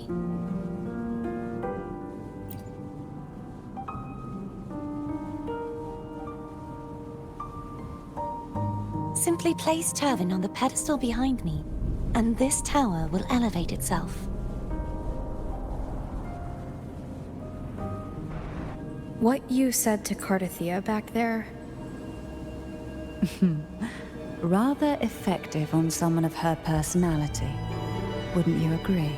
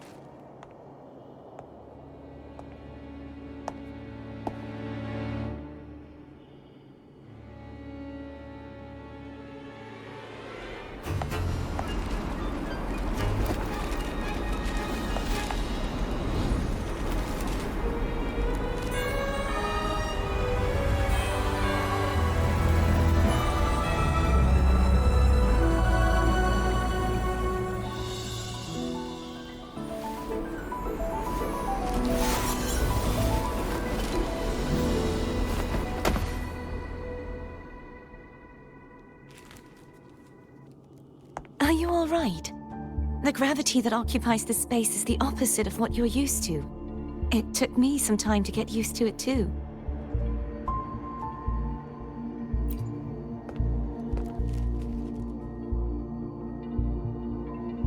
I believe it's to prevent them from falling to the ground.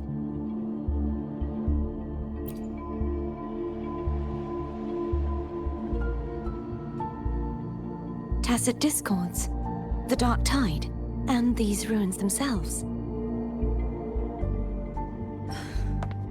I imagine it's also a symbolic reminder that our beliefs have been turned on their head. This view matches with what I saw at the time. Until you get used to the gravity here, I suggest we travel via phone.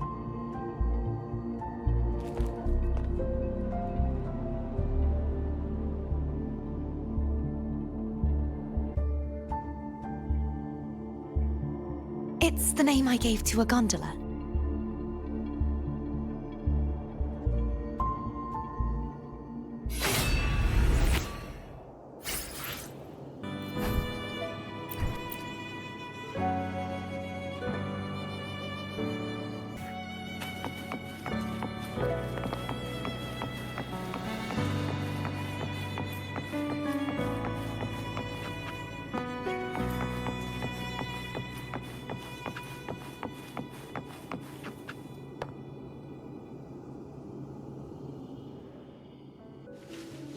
This gondola only has 2 seats. Oh dear, I completely forgot about this. It seems I get to enjoy a free ride after you've scouted the paths ahead.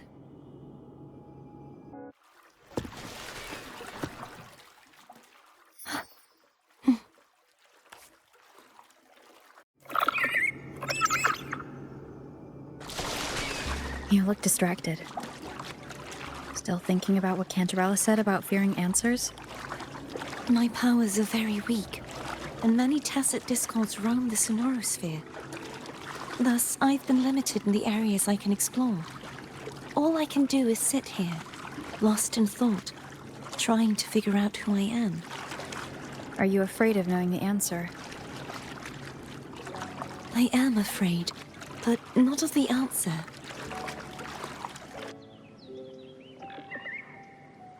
We'll be arriving at the first water rise soon. A few details, if you don't mind. Feeling nervous? Of course. The last time I tried to pass it like this...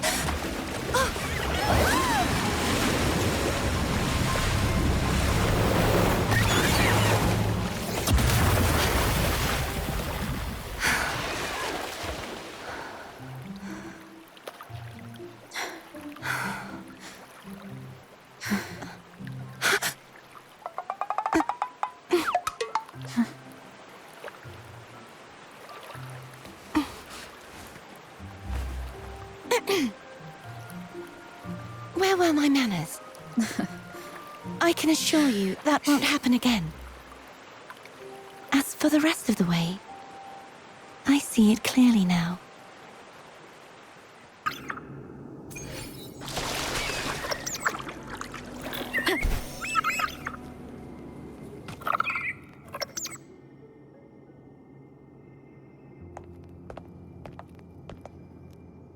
Vines, over there. And that statue. I can feel strong remnant energy coming from it. The Order's remnant spark must be inside the statue. Legends speak of how the first Primus used it to purify the first Dark Tide. I see now. The lingering remnants of the Dark Tide must be trapping the spark. To release it, we'll need to clear away the remaining remnants binding it. Once we have the remnant spark, we can use it to burn through the vines.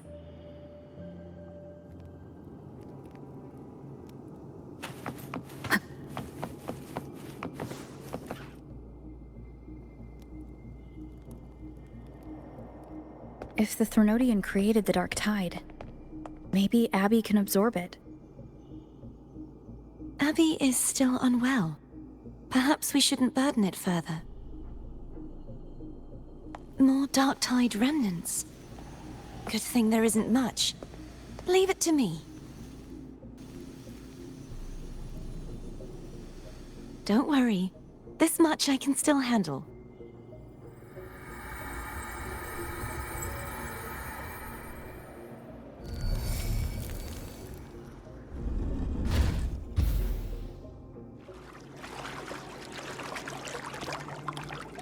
The vines are remnants of the dark tide.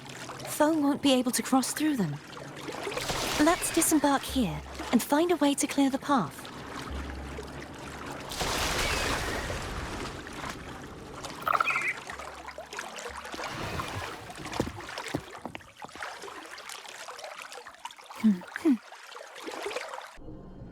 This calibrator seems to be operational. One moment. That should do it. Why don't you give it a try?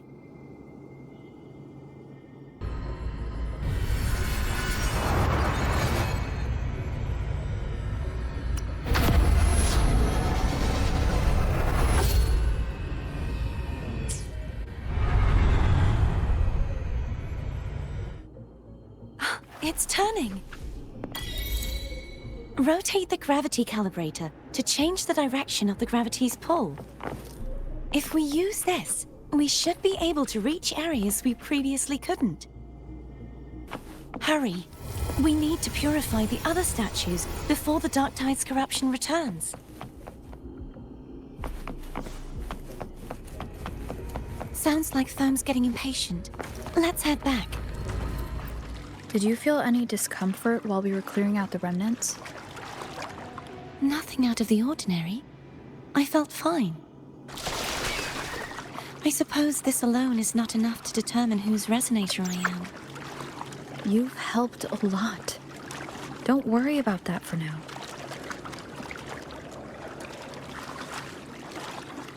Another water rise is coming up. You planning to hold on to something? Why didn't you tell me sooner? Remnants of the past.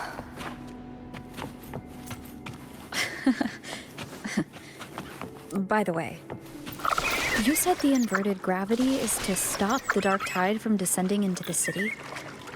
But all we've seen so far are just its remnants. And that's because this very waterway we're sailing on used to be the dark tide itself. In these waters, gravity isn't the only thing that's inverted. Its very essence is too.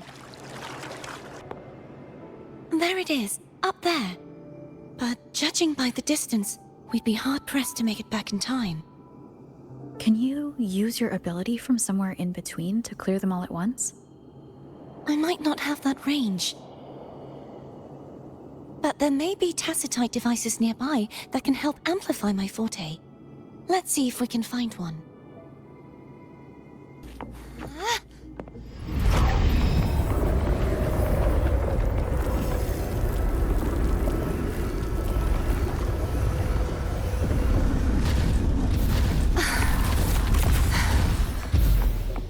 You okay? Just catching my breath.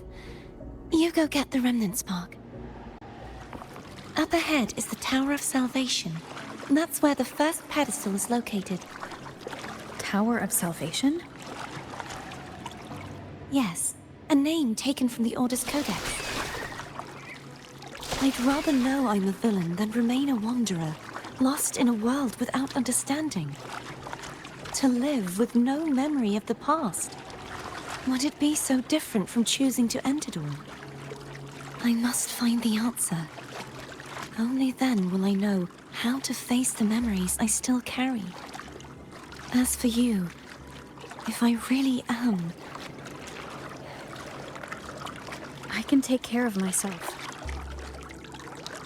If it comes to that, I'll still remember the girl who cared enough to worry about me. I should go back for Cantarella. Will you wait here for us? Of course. I hope you won't mind the extra trip, Foam.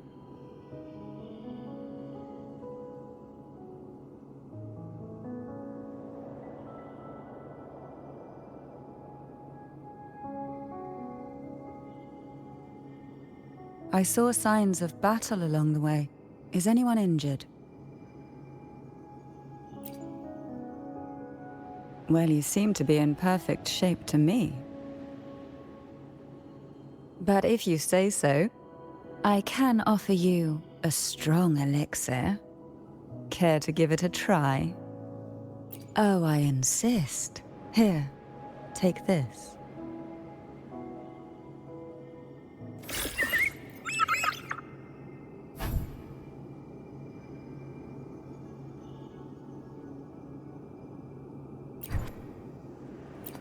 There's no knowing what will happen once Turvin is placed on the pedestal. It's best we prepare ourselves.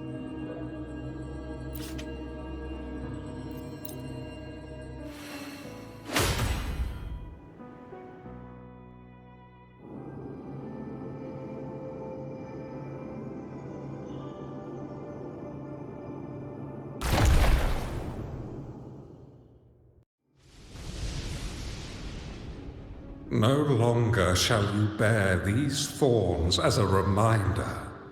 Forged from primordial seas, this crown shall grant a new identity. Fleur-de-Lis, child of divinity, the Immaculate One, will you uphold the sacred teachings of the Order of the Deep? I will. Salvation, unity, ascension. Of these three doctrines, which do you choose? I choose salvation.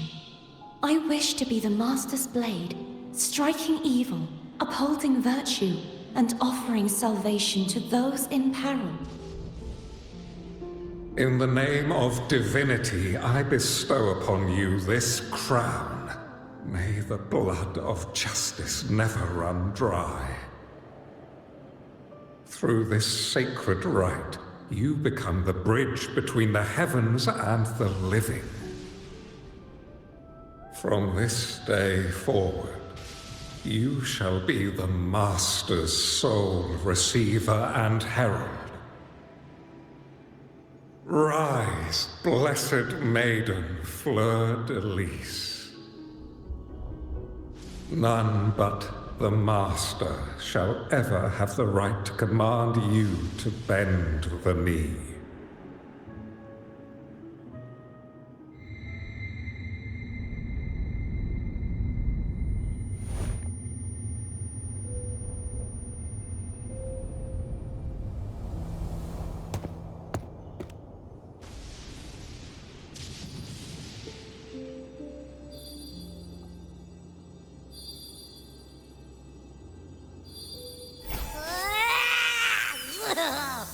I told ya to stop sticking random stuff in here!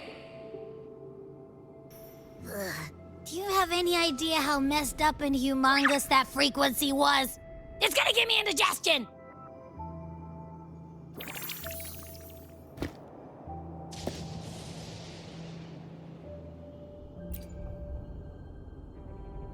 I should ask you that. What did you do just now, huh? I was dozing when bam! Out of nowhere, a giant blue ball landed on top of me. It almost squished me. I'm guessing putting Turvin on the pedestal has something to do with it. Oh, hey! It smells just as unnatural as that big gigantor back in Jinjo.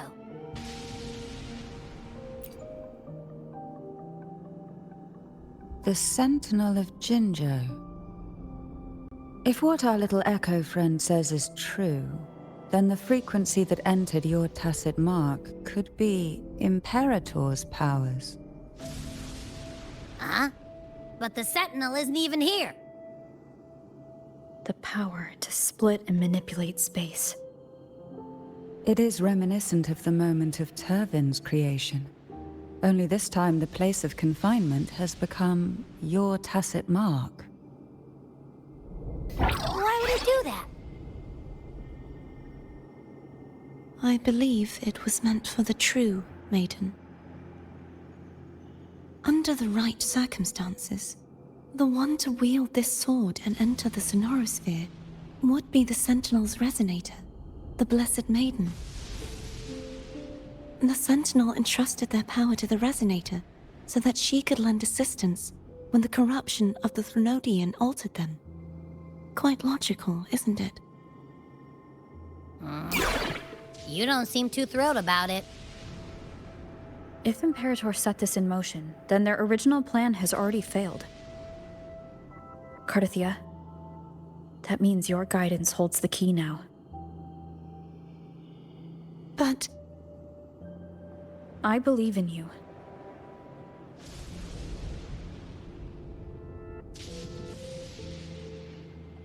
Is there anything else you remember? I just remembered the day I was crowned by the Order. And the moment the dark tide descended upon us.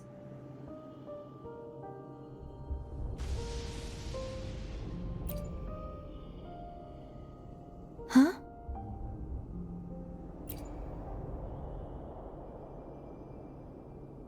But I didn't see the dark tide. That is all I can remember. Is that what you saw? You witnessed it as well, Cantarella? No. I only saw fragmented, blurry images. They seemed to belong to other places within the sonorosphere.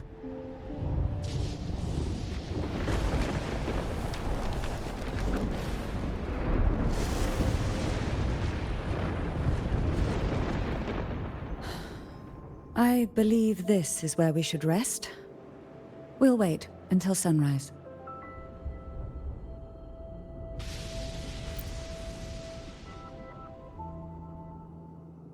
You're the one who needs rest most of all. After all, it's still only a possibility that the frequency you absorbed is the Sentinel's powers. Rest now, to ensure it doesn't take a toll on you.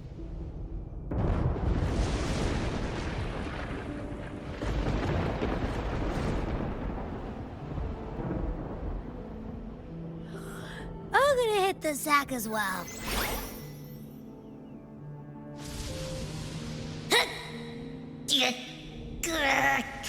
Boy, it's so cramped in here.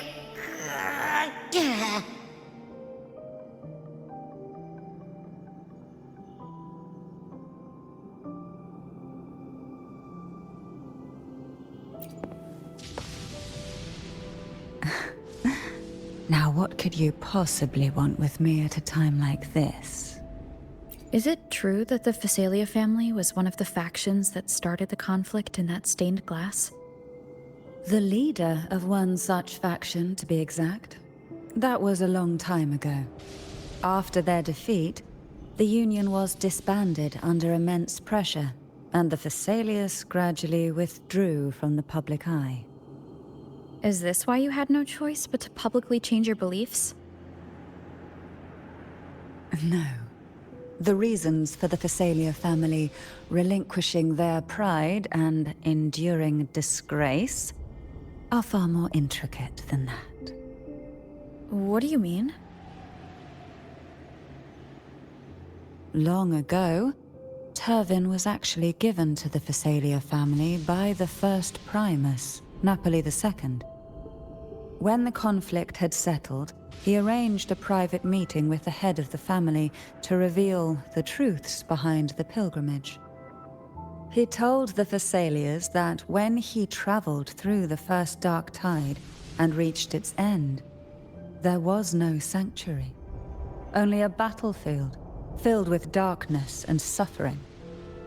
The heavenly voices he heard were not revelations from the divinity, but the seductive whispers of the Threnodian, casting a lure for puppets to bite. As I told you before, Leviathan is a Threnodian who uses beliefs to spread a spiritual plague. You see, it requires a puppet to carry its voice. The Sentinel realized the Threnodian's plots, and thus the first dark tide was launched as a hasty reaping of Ragunna and the Sentinel. To save Ragunna from the grim fate brought by the dark tide, the Sentinel split a portion of their power and entrusted it to Napoli II. This power allowed him to imbue the echoes with the strength to repel the tacit discords and purify the dark tide. And this power was released through the lantern depicted in the stained glass? Yes. The other part was kept inside Turvin. It was in that very moment, when the Sentinel's power had been weakened, that the Threnodian corrupted and merged with their body, transforming the Sentinel into the form you see today. If what you're saying is true, the first Primus should have been on Imperator's side. Did the spiritual plague you mentioned affect him? Although the Primus's body remained whole, his soul was torn apart, caught in the ceaseless struggle between the Threnodian and the Sentinel. Within the body they now shared. The Sentinel's power failed to shield the Primus from the Threnodian's influence. As the two divinities vied for dominance, he succumbed to many misdeeds against his own people. In the end, during that private meeting, he confessed the truth to the head of the Phassalias and begged for release. So that's why he passed so abruptly. The Phasalia family was powerless against the Order at that time. Our only recourse was to submit to their cause and keep the secret locked away in our hearts, waiting for the right moment to act. Now what could you possibly want? You were pretty harsh on Cartethyia. Before I learned of those record secrets, I had only seen her from afar, heard tales of her accomplishments.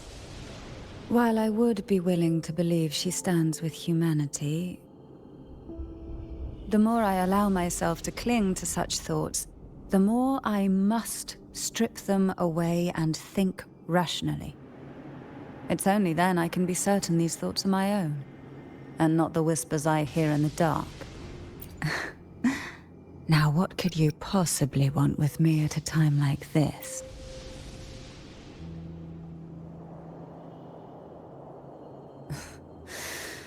A trivial experiment. A test designed to find those with the strongest wills and force them into resonating with Turvin. Yet after trying for so long, all we got was the answer, "The maiden is dead." I don't think she wants to continue this conversation. Better to stop pressing. Now what could you possibly want with me at a time like this? Well, I don't intend to wait around either. Are you going to search those areas we passed before alone? The more clues, the better, don't you think? Oh, and take this.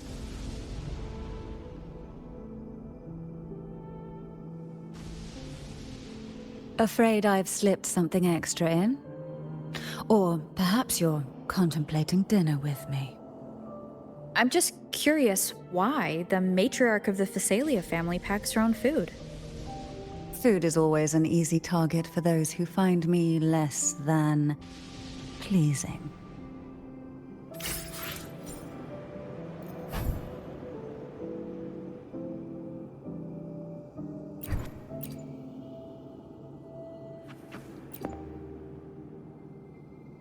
Is there anything else you'd like to ask? I'll share with you all that I can remember. It is paradise. I take it you don't mean that in a good way? It is a place where sickness, hunger, sorrow, despair, and dullness of heart cease to exist. There, deacons sing eternal hymns. From a literal standpoint, this line describes the dark tide perfectly.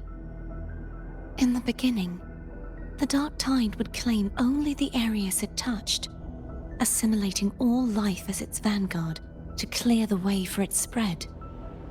The dead, they would grow mouths and sing hymns, day and night. They didn't need eyes or ears, for their purpose was to spread blindness and madness. Even those who did not believe were drawn irresistibly to the Leviathan's creed, and for those already deceived, it was all but inevitable. When a soul is corrupted to its core, it will sing hymns without end on its sleepless journey to merge with the dark tide. And when every faithful soul has returned to paradise, the land consumed by the dark tide will begin its pilgrimage, drawn by darkened skies, spreading its gospel to wherever it lands next. The final act of the dark tide is the journeying paradise. Is this the future you saw after coming into contact with the dark tide? Yes. Is there anything else you'd like to ask? I'll share with you all that I can remember.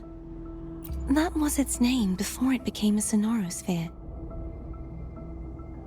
This seminary, built on an island, was not just a place of learning, but also a sanctuary for raising dragon echoes. What did they teach? The Order's scriptures, geography, history, and combat skills. Shouldn't a seminary focus more on cultural arts? This was a seminary reserved only for resonators, so naturally, their talents were put to more practical use. Besides, the doctrine of salvation emphasized the importance of combat. Is there anything else you'd like to ask? I'll share with you all that I can remember.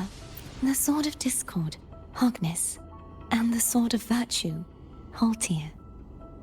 I can't remember anything else about Hogness. But as for Haltir, it was my former blade. How did it end up being one of the swords that can break the seal? Perhaps we'll know once we find it. Is there anything else you'd like to ask? I'll share with you all that I can remember. It's safer this way. You should get some rest. We'll be counting on you again tomorrow.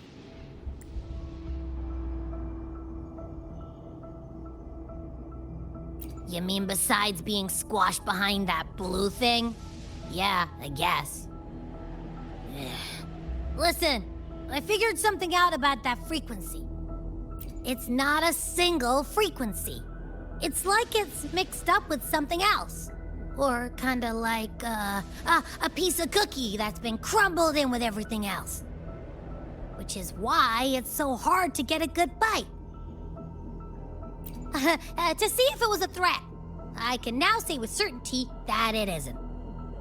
But since it's a crumbly mess, other than taking up space, it's pretty useless. We might encounter something similar at the next two pedestals. Keep an eye on this for me, will you? Will do. You can count on me, 100%.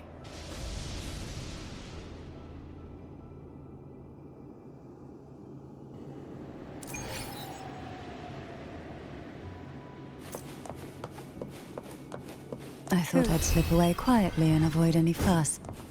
But now, here I am dealing with one of you. Since you're all here, how about a morning stroll? They're a lot feistier than before. Need help? Well, this is where our paths must part. You're here for the Sentinel. Why would you leave now? What I saw yesterday caught my attention. It may be tied to the Sentinel. And besides, I'd rather not spend the day twiddling my thumbs, seeing as your gondola only holds 2. Are you sure you want to go alone? Such concern for me. I do hope to see the fruits of your labor when I return.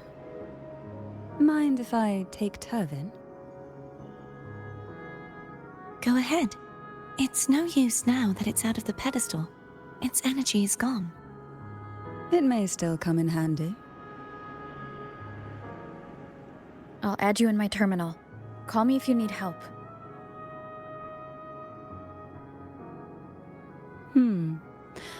I just might ring you up once things are settled.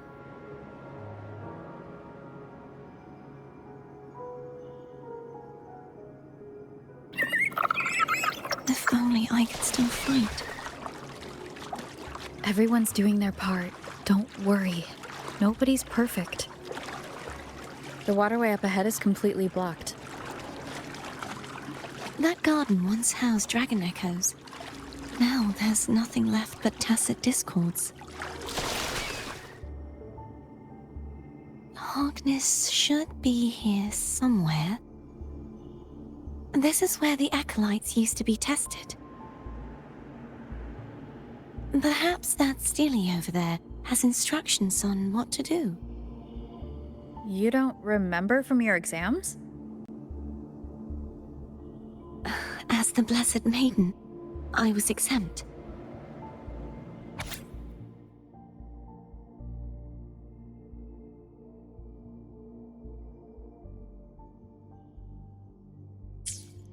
Sounds like they're talking about one of the 3 major belief systems, the faith of unity. I don't remember the pieces being spread out like this. Maybe we could find a way to move them. Let's give it a try. We still need to rebuild the waterway. There's no point in finding Hogness if we can't repair the waterway. At that distance, we should take a wing ray. I'll have to guide it. Hold on tight. Don't go falling off.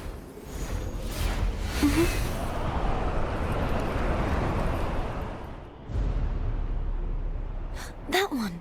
It isn't supposed to be here. There's a gravity calibrator up ahead. Let's put it to good use.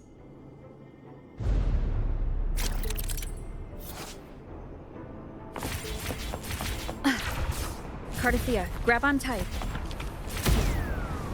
Huh? Oh, okay. That's our goal, right there. But how do we move it? Help me guide the wing ray to the top of the statue. Of course. But what do you have in mind?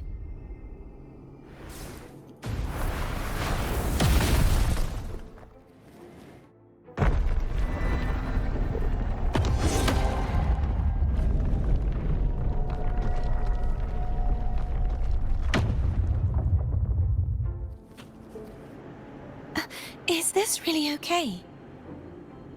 Saves us the trouble of finding some trigger mechanism.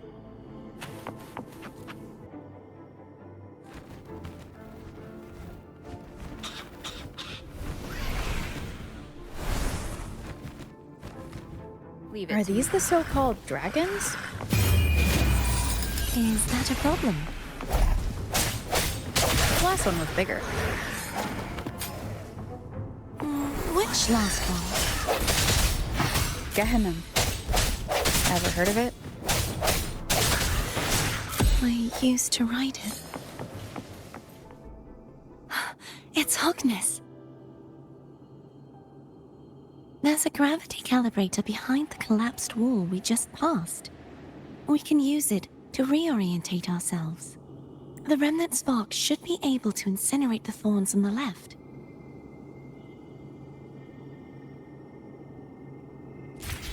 You can let go now. How are you feeling? So soft. So cuddly. I mean, I'm fine.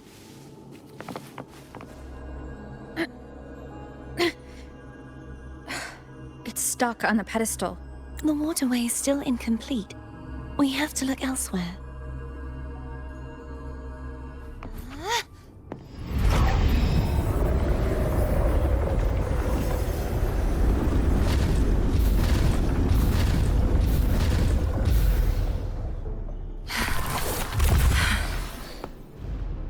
Don't push yourself too hard. It's okay. I'm just doing my part.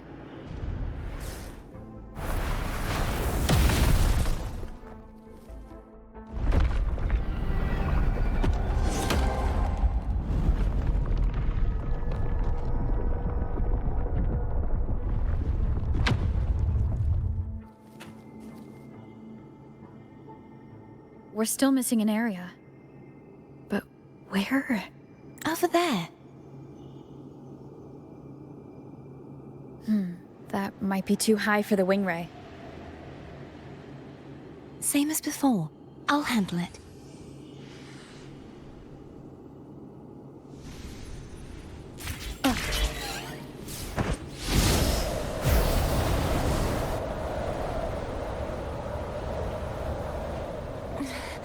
Just a bit more.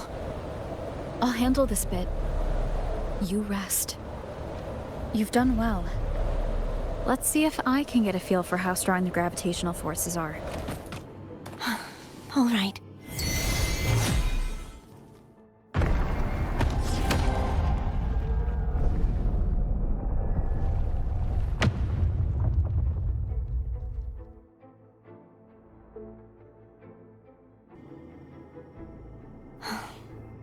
It's been a long time since I saw this place as it was meant to be.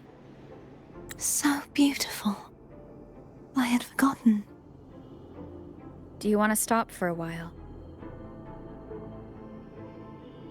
No. We have more important things to do.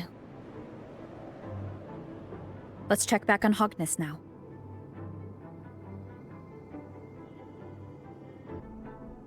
Let me remove the sword. At least you won't come to harm if it's a trap. We'll do it together. But... if it's a trap, we stand a better chance together.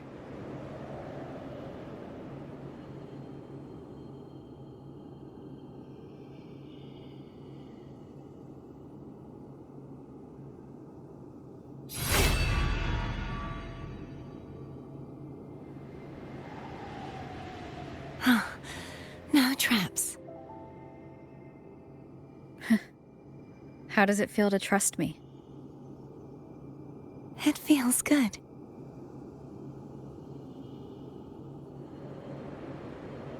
Why don't you call foam over? Try whistling. Like this. Here goes.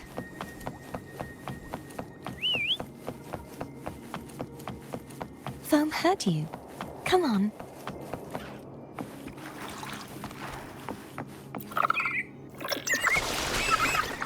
The way you were when you saw the plushie Echo, it was... unexpected. I think the martyrdom of the Blessed Fleur-de-Lis needs a rewrite. What's that? A play about you, written by Cristoforo the playwright. Oh, how did he portray me? I would rather hear the joyous songs of the masses than any solemn hymn of remembrance. Perhaps the sentinel feels the same. I'd never say that. In the end, no matter what anyone else says, as long as you stay true to yourself, everything will be all right. It doesn't matter if it's the Threnodian or the Sentinel. They don't get to change who you are.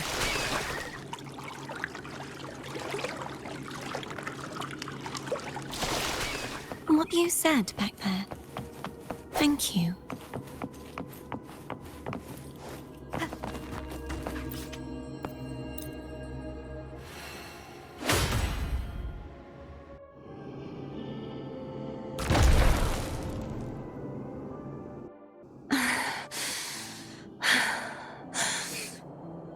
Fleur-de-Lis, my resonator, why dost thou persist? Why abandon thy oath? Why hinder the spread of my gospel? You are a false divinity. Gehenna will reveal the truth. Gehenna, the lone dragon to have escaped. The one blessed by the dark tide shall return to us. Continue thy disobedience at the risk of insanity. Look around. Thou hast none left. beloved resonator, why persist in the error of thy ways? I will never forget my cause. If divinity takes up arms against the innocent, I will raise my sword against divinity. With the support and hope of countless souls, I stand before you. They fell, so I may rise!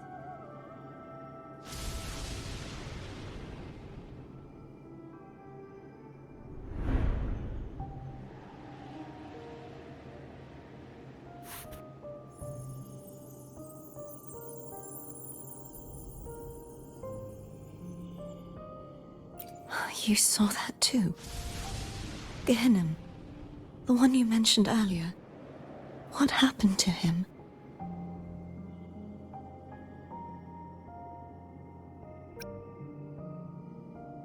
Thank you. Anna, Casitomo, Olnat, everyone.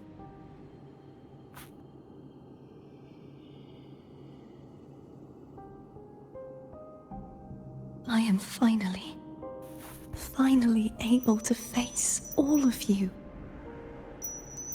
I am not your enemy, and your sacrifices were not in vain.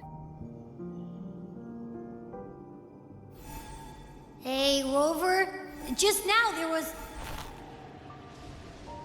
Shh. Later. Someone needs a quiet moment.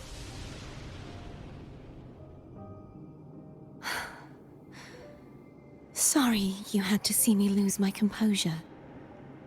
I found my true self again. It doesn't matter if I am indeed the Threnodian's resonator. Because I know who to stand by and who to cut down. Some of my memories have returned, thanks to you and Cantarella. Feeling better? No, not yet. Not until we free the Sentinel and defeat the Threnodian. That is why we need to investigate the frequency you absorbed earlier. My turn to shine. That blue thingy in your tacit mark totally tastes like Threnodian.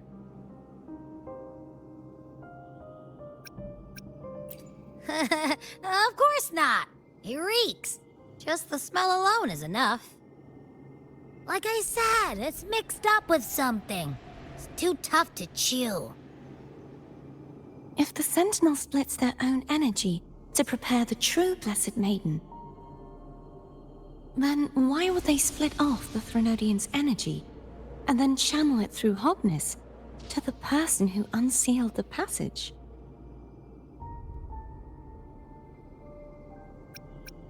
Huh? You are a resonator born of the merge between the Sentinel and Threnodian. What if you use their abilities to split it yourself? I haven't forgotten how I became a resonator, and I know I don't have the ability to do that. Do you think the mixed frequencies Abby felt came from me? But why would I do that? The answer might lie behind the third sealed passageway. Cartethyia is starting to make sense of things, but she'll need time to get her head straight. Same as before. We'll keep watch tonight and continue our journey tomorrow. Of course.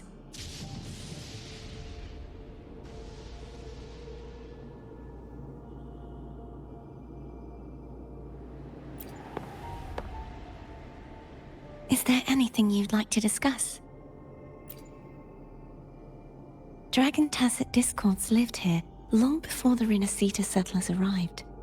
With time and patience, the Order tamed them into echoes. They are fiercely intelligent and have their own social order.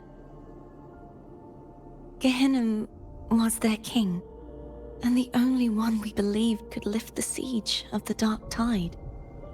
We hoped he would bring us the truth, but it seems he failed. Is there anything you'd like to discuss? I am a resonator born of the merge between the sentinel and Threnodian. So, whose resonator am I? Do I belong to the Threnodian? Or the sentinel? What does a Juhe's resonator sounds like a woman of strong resolve? I would like to meet her someday. Is there anything you'd like to discuss? I need to clear my mind. I won't let my feelings get in the way of our journey tomorrow. You should get some rest. But just the sight of it is enough to... Is this what people eat nowadays? I see you are a Ragunese through and through. Huh? You're not going to eat it? No. I am grateful for your kindness, but I can no longer taste anything. Thank goodness. Nor do I need food to survive. How else would I have been able to last for so long in the sonorosphere? You should save this food for someone who truly appreciates it. Oh, how it brings back memories. This is Egla Town's speciality. Thank you. Just the sight of it is enough to make me smile. You're not going to eat it? No, I can no longer taste anything, nor do I need food to survive. How else would I have been able to last for so long in the sonorosphere? Oh, yum! Laura salad, my favorite! A man named Bartolino once told me that the Sentinel recommended this dish to him during the Carnavale.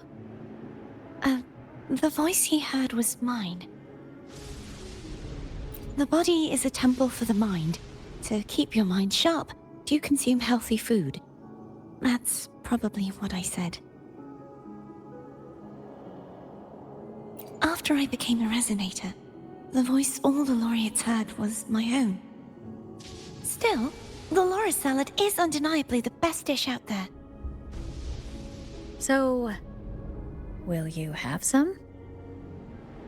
No, I can no longer taste anything, nor do I need food to survive. How else would I have been able to last for so long in the sonorosphere? You should save your food for those who require sustenance.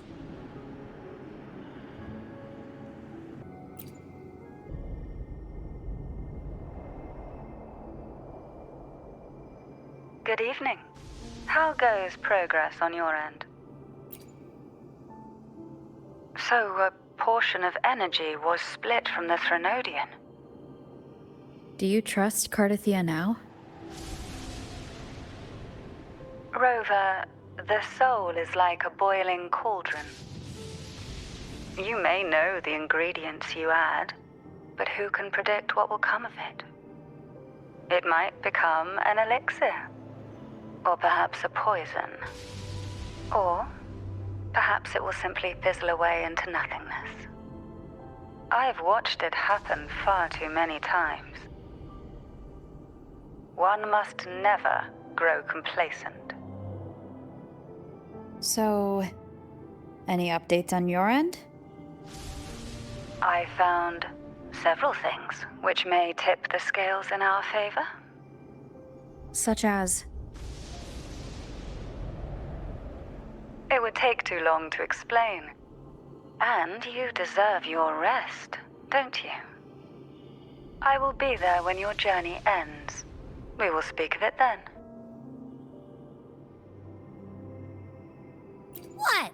My eyes are still peeled. Nope. Nada. Zilch. I can't shake the feeling that the two frequencies are somehow connected. Imperator has the power to split energy, and Leviathan to merge and assimilate. So the source of that connection might very well be Leviathan's powers at work. Yeah, could be. Isn't there one last place to go? Who knows what you'll need to cram into your tacit mark next?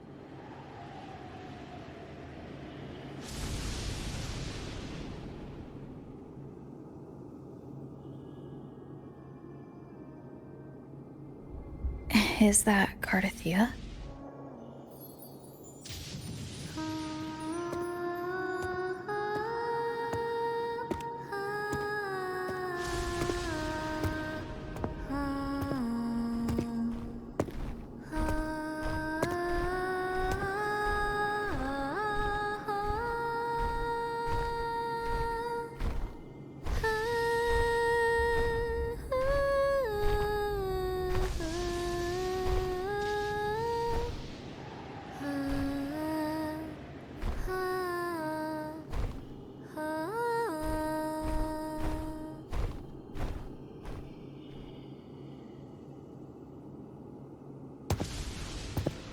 Sorry I woke you.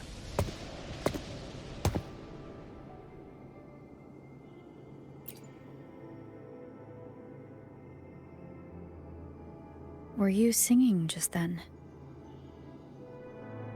Yes, a farewell song from the people of Rinascita. We usually sing it when a friend is about to leave. During that battle, I never got to say goodbye or mourn their passing.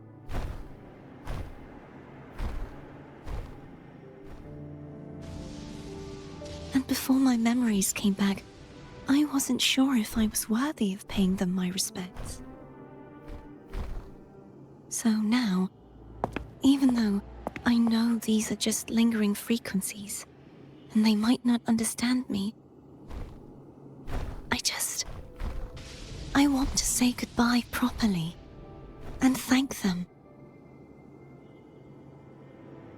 Do you think I'm fooling myself? No. I'm sure they can feel what's in your heart. I'm not just saying that to comfort you. I believe it's possible. I once saw two friends. One who was already dead, reconcile with each other from within a Sonaro sphere. When frequencies are concentrated in one place, it's possible that their reverberations could still carry traces of human will. Meaning? They might still be able to hear and feel. Your voice, your goodbyes, your feelings could have reached them. After all, these frequencies are strong enough to manifest in the real world.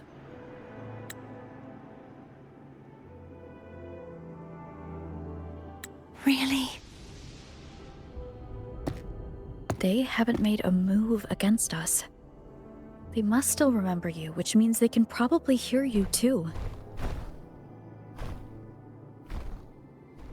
I'm glad.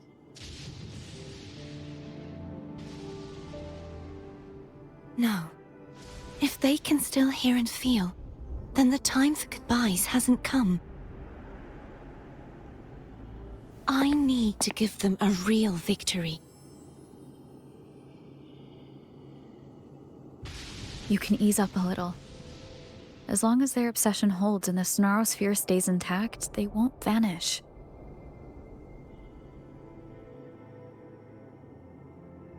Bound by obsession, till relieved of duty.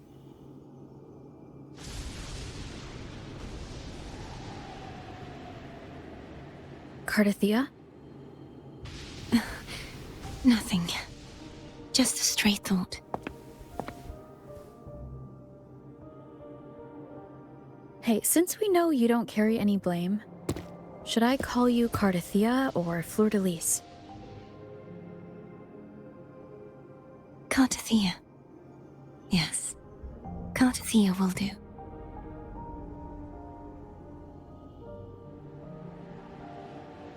I want to stay here for a moment. Will you keep me company?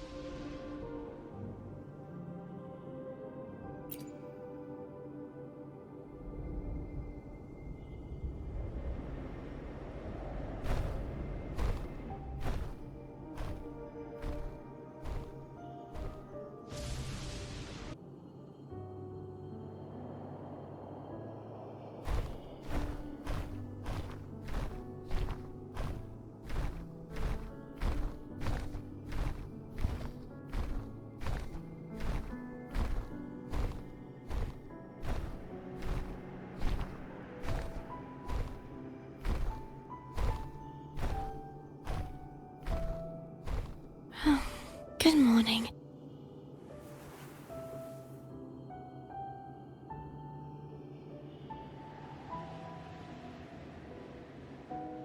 Morning, Cartethyia.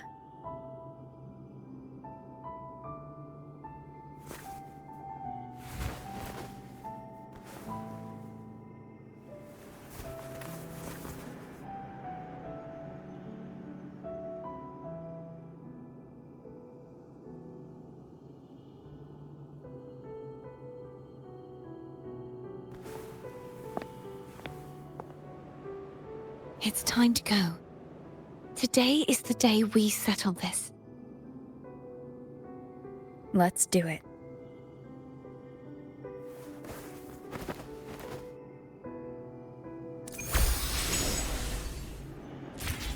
Home is telling us to hurry up. I wonder how Cantarella's doing. We can call her if you're worried. Wait, I'm not ready yet. Ever the early riser. Did you call to say good morning? Good morning. Is something the matter, Cartethyia? I just wanted to know how you're doing. So you do care. Good to know my efforts weren't wasted. She hung up. Was that meant as encouragement? Everyone shows kindness in their own way. Over there. That's Haltia. A painting.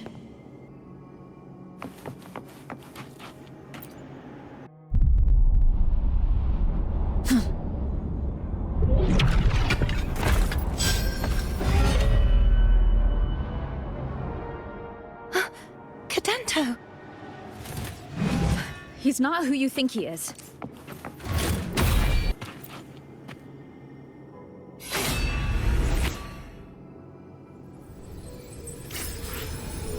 Let's finish rebuilding the waterway.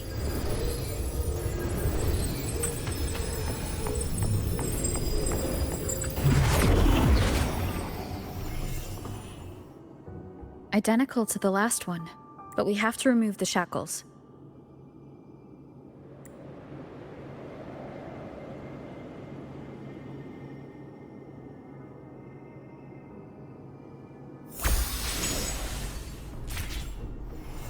Bound by obsession, till relieved of duty. Oh, Cadento, won't you let go? I'm going to break the chains. Wait, I have an idea.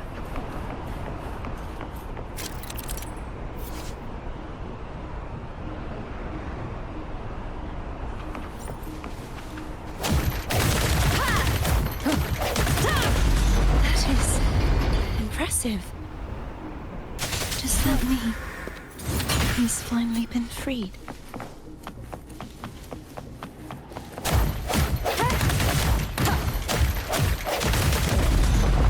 Smash that statue back in. The morph painting over there should allow us to reach the highest point.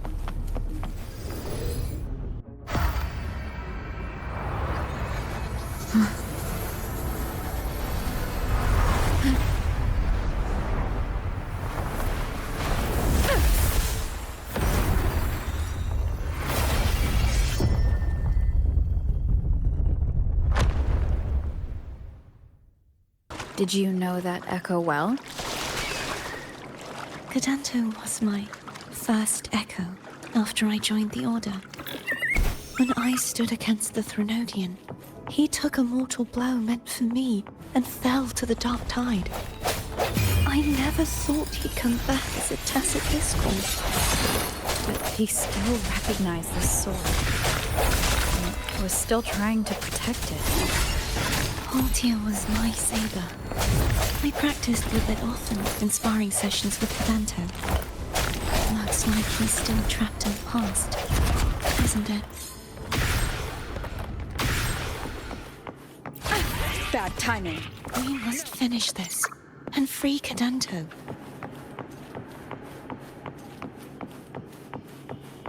He's back again.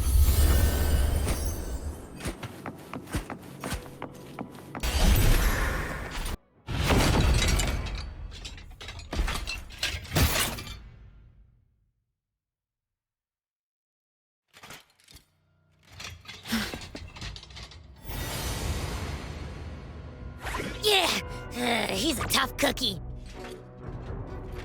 I want to eat! Huh?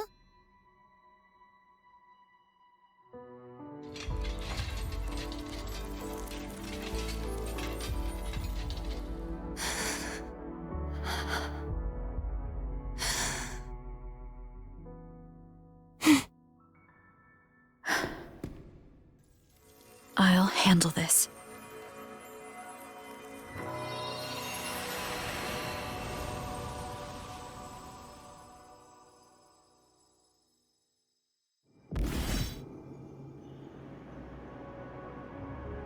Please, allow him to fight at your side.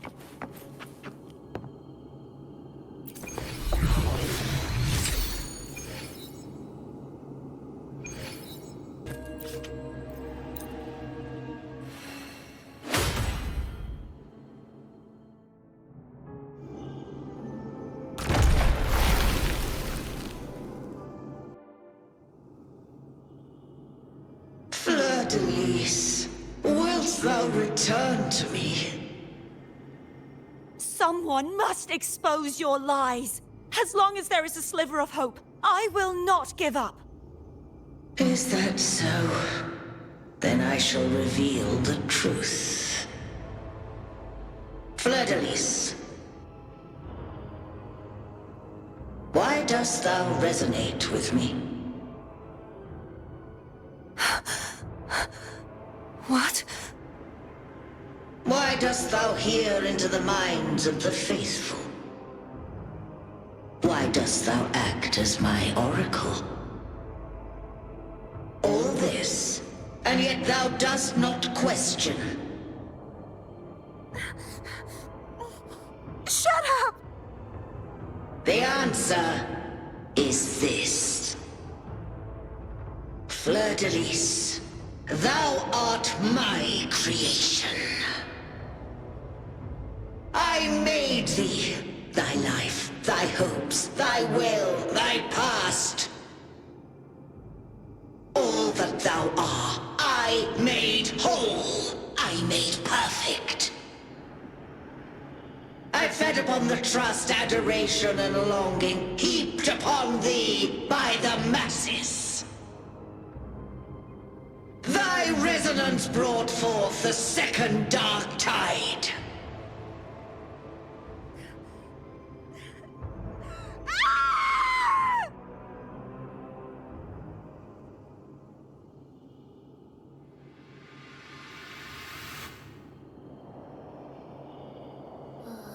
What? Those clashing frequencies, just calm down. That feels way better. Looks like Abby settled down. It seems we were both affected.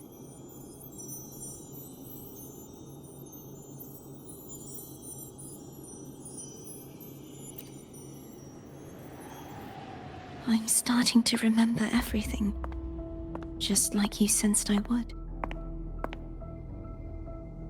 The force that modulated the Sentinel and Threnodian's frequencies came from me. No, it wasn't what I originally intended. I think having you take it from here may be for the best.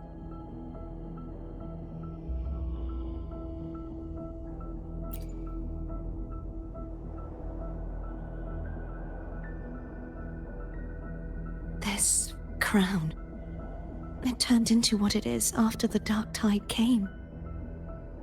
This is what the Threnodian uses to control its resonator.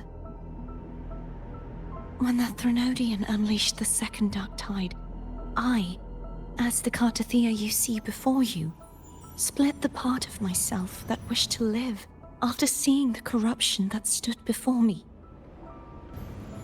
I chose to be broken from the very beginning to escape the Threnodian's inevitable grasp. You see, when I destroyed the Threnodian that had taken over the Sentinel's body, it immediately began to assimilate into Fleur-de-lis, its resonator. She was the part of me that was left after I split myself. She retained the most power, and now hopes to one day destroy everything, even herself.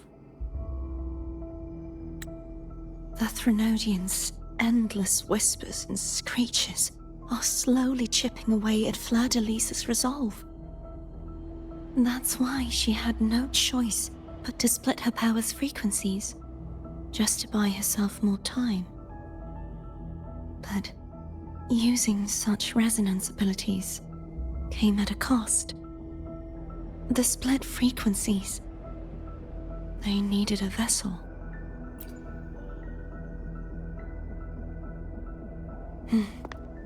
We don't have much time left. So, you see, I have been instinctively searching for someone to wield that power. All that was given, possessed, or taken by the false divinity, I must pass to the one capable of resisting it. This is how I intend to lay the false divinity to rest. Not just its life, but its very existence for all time.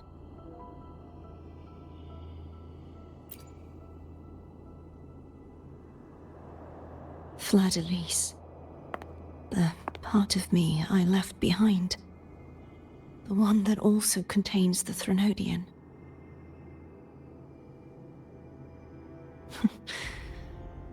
Bound by obsession, till relieved of duty. Today, the part of me that wishes to live on will vanish. Is it because my wish has finally been fulfilled?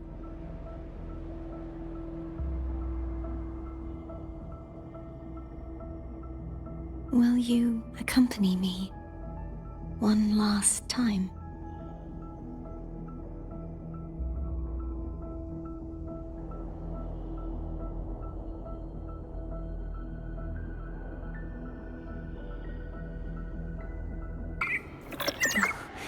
Seems like I won't get a chance to apologize to Cantarella. Her preparations were futile. Please, tell her I'm sorry.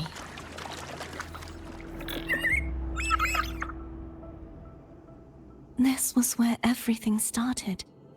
The origin of the second dark tide.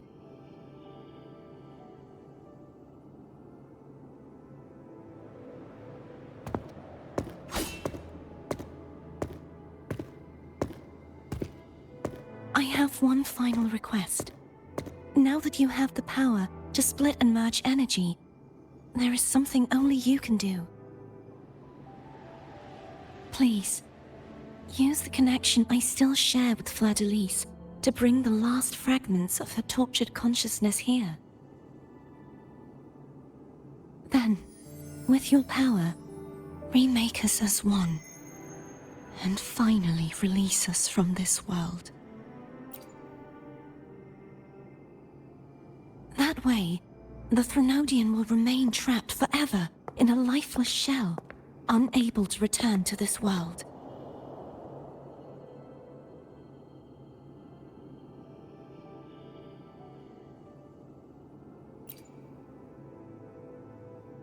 I have lived my life to the fullest.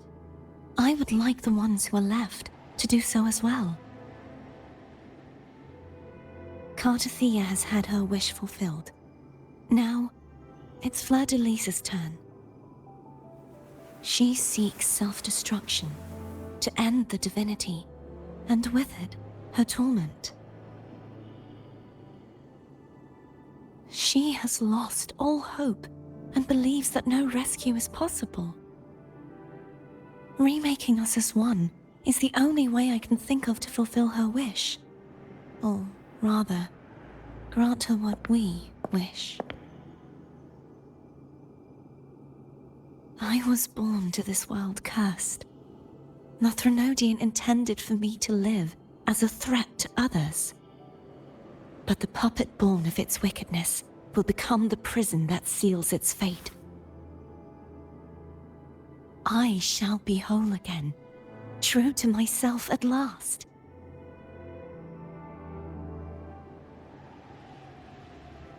A fitting end, don't you think?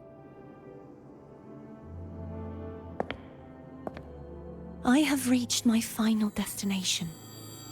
One last swan song, and then the lights go out.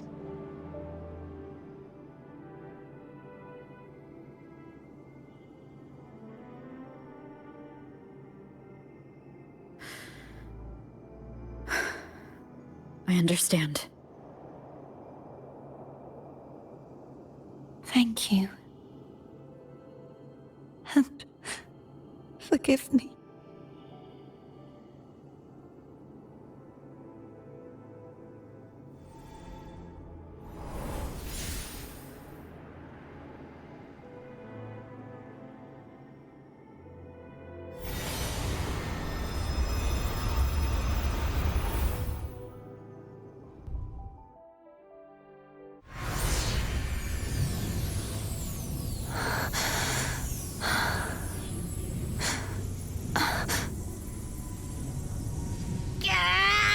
I can't hold it any longer!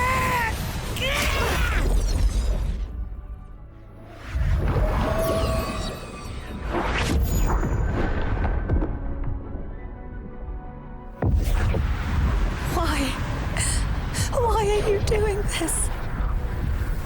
Neither Cartethyia nor Fleur-de-Lis should continue to exist!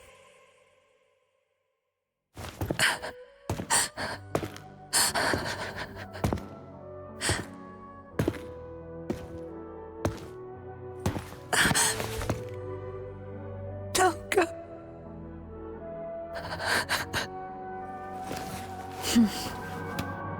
I heard your request. But I prefer to handle this my way.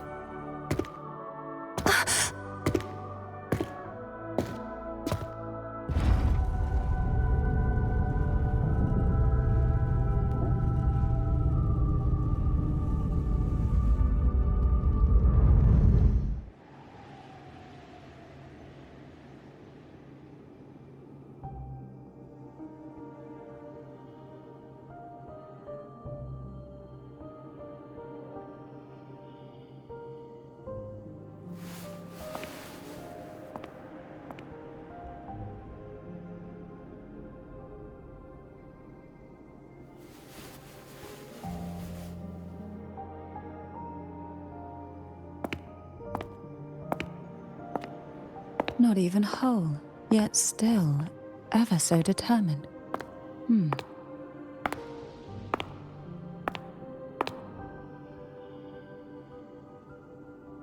Cantarella. Phone brought me here. I'd have shown myself earlier. But it didn't seem like the right time to interrupt. Looks like what I prepared could still be put to good use. Turvin. The Sentinel's sword. It will help you resist the Threnodian's attack.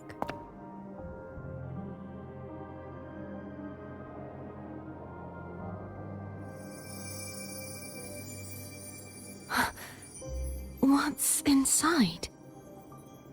To pass the divine trials, every potential maiden must resonate with the Sentinel through Turvin. Those who survive receive fragments of truth, but at a cost. Memories lost in varying degrees. The lost memories fall into this sonorosphere, each carrying faint traces of the Sentinel's power, the power within those fragments of truth. Turvin absorbs this energy.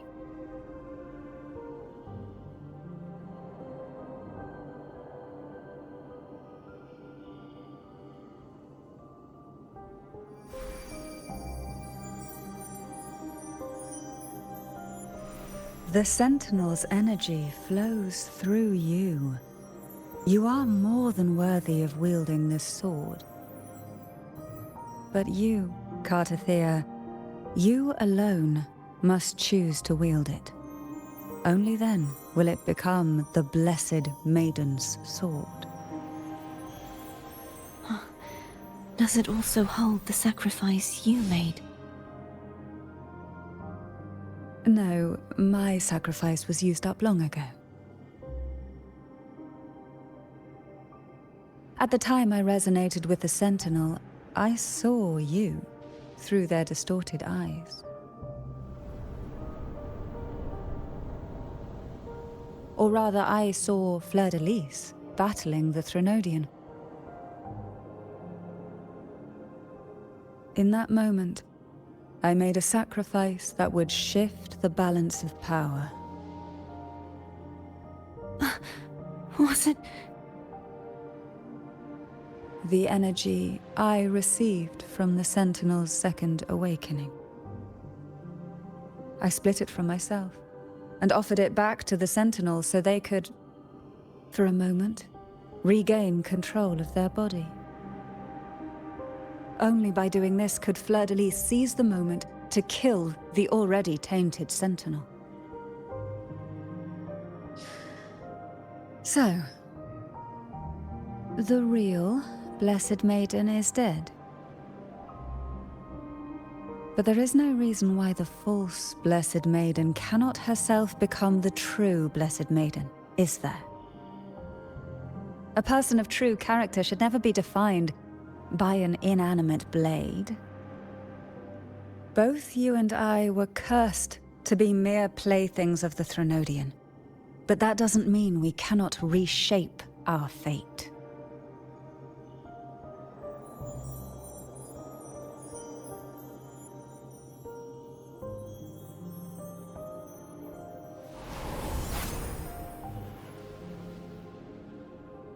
Thank you. In spite of my curse, my life of hardship, I must still save what is true.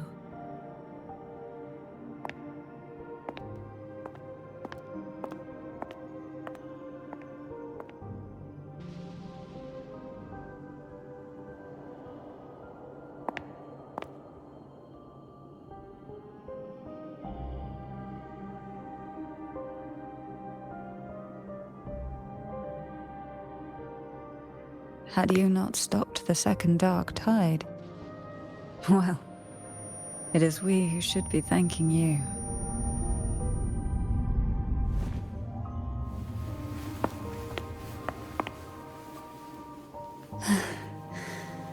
At least you can't accuse me of ingratitude. I just need a moment's rest.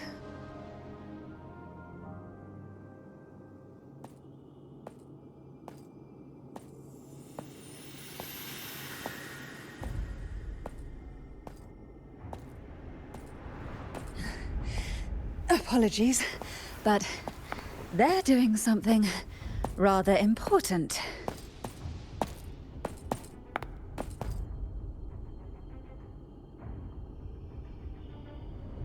Please? Do give them some privacy.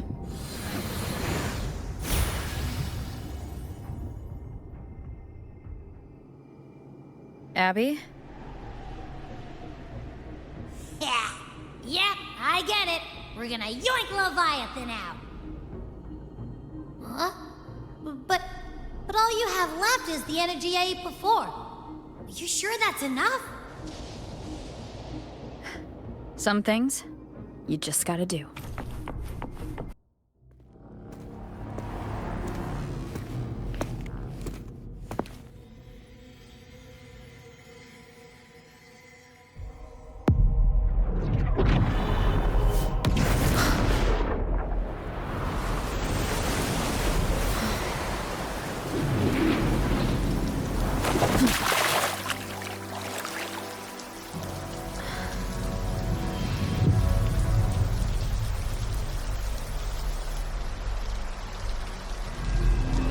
Come to me,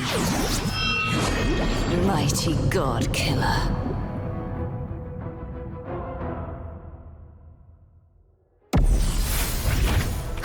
Nowhere to hide.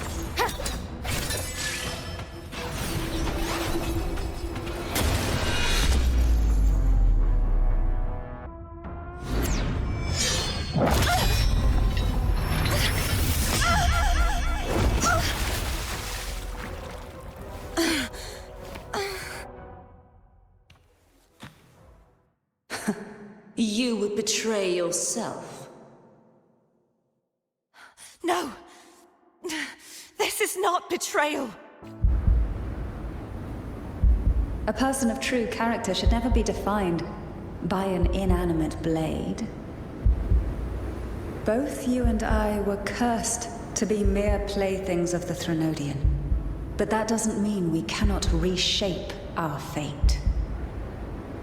In the end, no matter what anyone else says, as long as you stay true to yourself, everything will be all right. This is me being true to myself!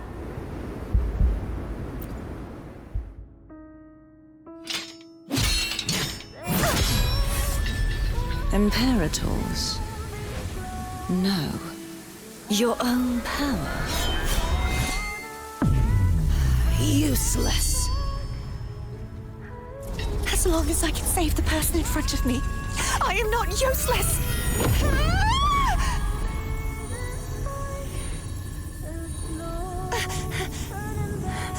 No retreat!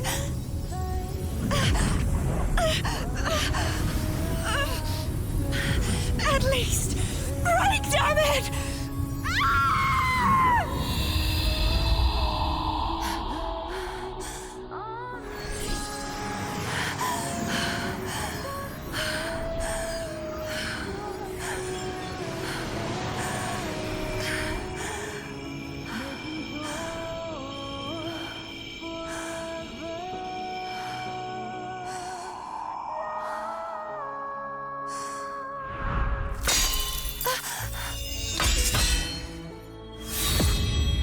I tried everything. How could this be? Again, I failed. I'm sorry.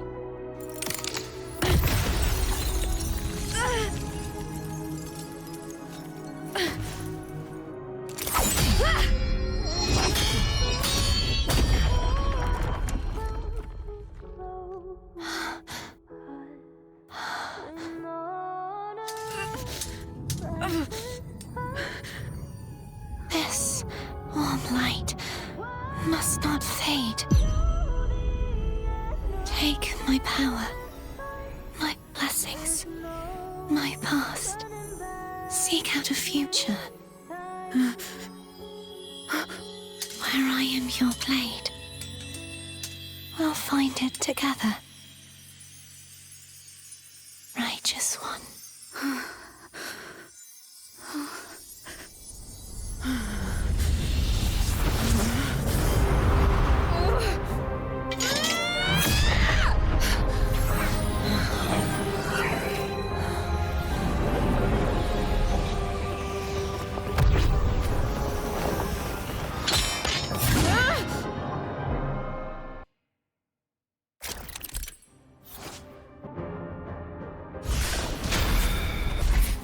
Wind howls, unfettered by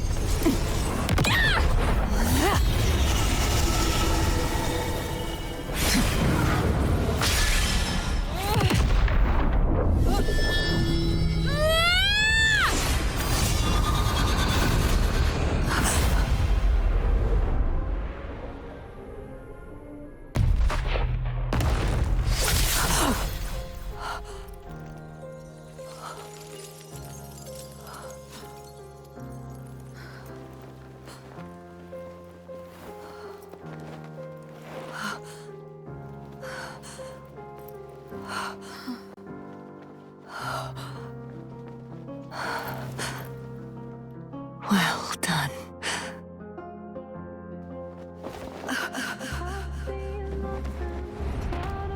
Seek out a future where I am your blade. We'll find it together.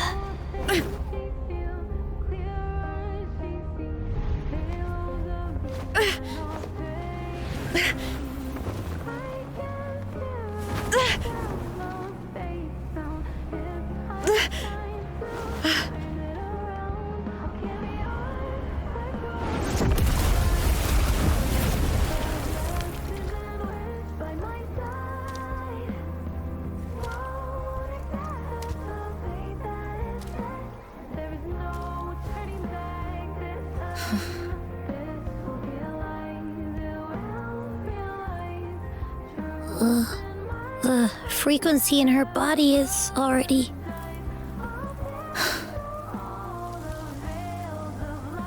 Arbiter, despair not, for all is not lost.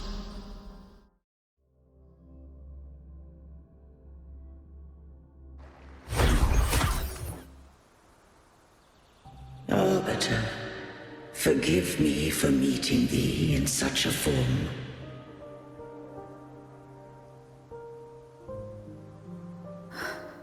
Imperator?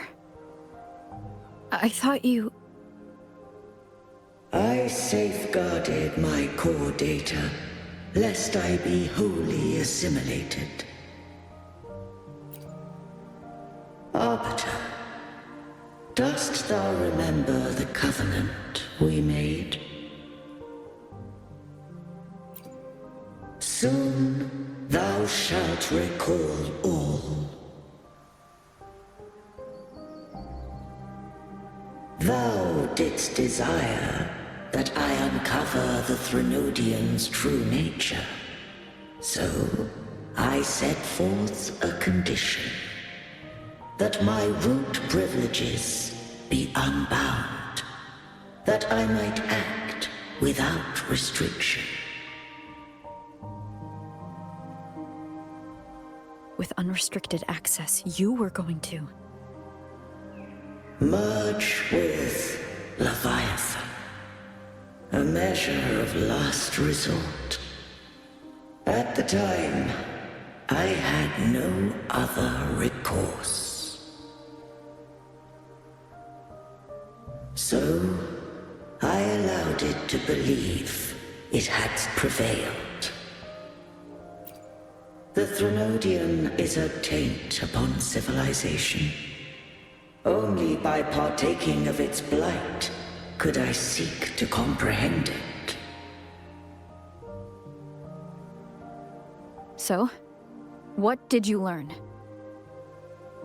The Threnodian cannot be undone while civilization endureth. Even it knows not the means of its own destruction.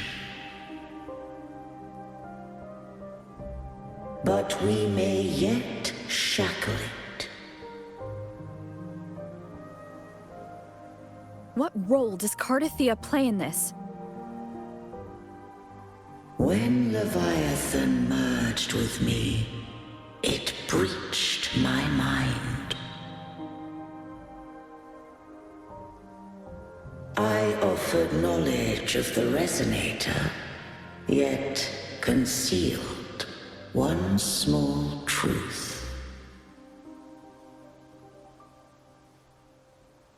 Beings such as we may bear but a single resonator.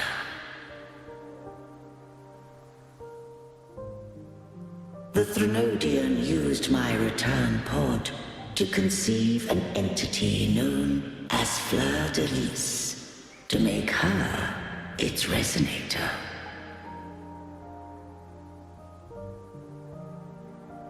After centuries of failure, by sheer trial, it found success but once. We were of one body. Therefore, when Fleur-de-Lis became Leviathan's resonator, she also became mine.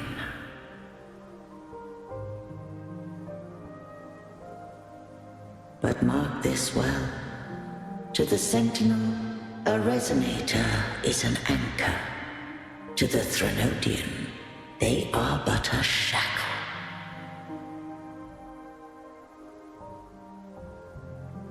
What made you decide to leave Turvan with the Thessalias?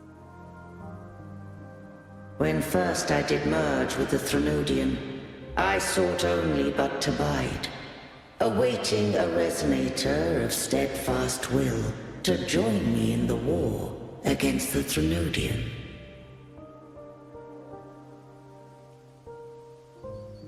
After Fleur-de-Lis's conception, Cantarella became my safeguard. But had Fleur-de-Lis fallen to the Threnodian sway, as long as one mortal using Turvan passed the second awakening to become my own resonator, then the law that no being shall bear more than one resonator at a time wouldst have been shattered. This wouldst rend asunder the frequencies of I, Imperator, Leviathan, and Fleur-de-Lis in a tempest of chaos. And the Threnodian wouldst not escape destruction. Such was my intention, yet Cantarella chose another way.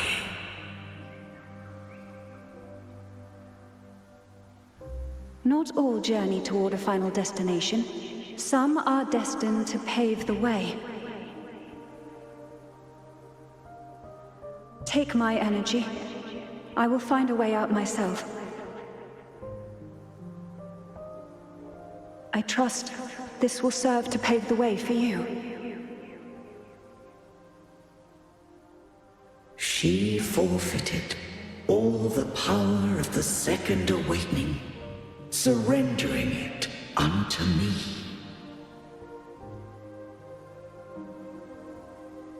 With that newfound power, I did briefly regain control, and in that moment, compelled Fleur-de-Lis to strike at my form as it was, corrupted by the Threnodian. But that wasn't your original plan. No. It was an unexpected variable.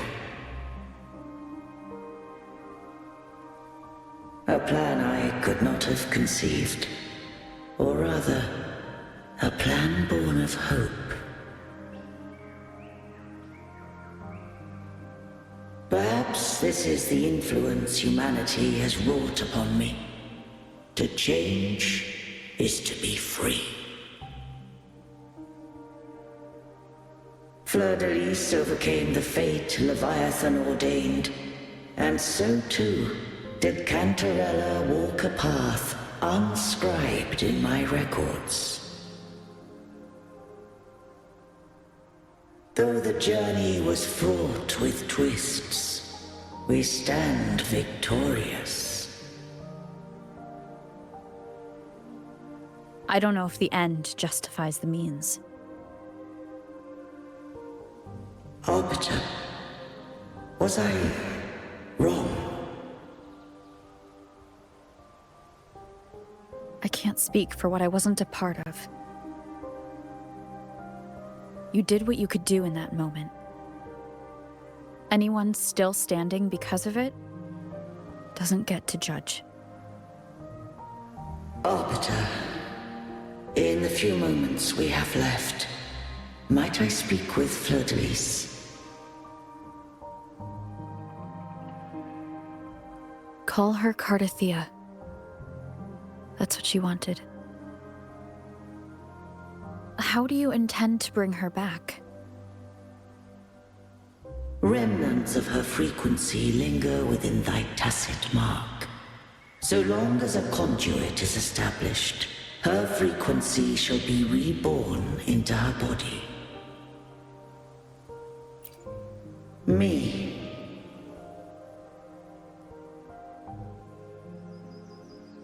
This dying breeze has little time left. Let it guide her on its final journey.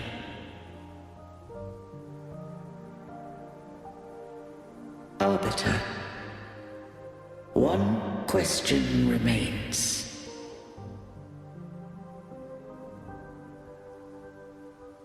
Did I fulfill the charge set upon me?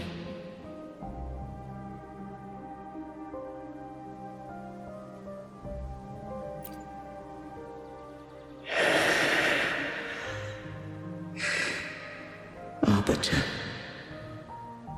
take these words to the Phasaelius. From this day forth, you are free.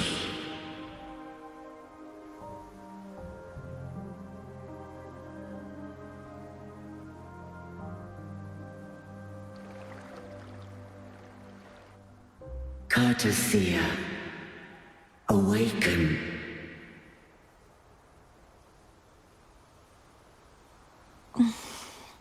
You are... I am Imperator, a being that owes you a great debt. I have a question I wish to ask thee. Dost thou rage at how life has unfolded? Dost thou renounce faith or hold resentment? If thou wishes to forget, I can erase the past from thy memory.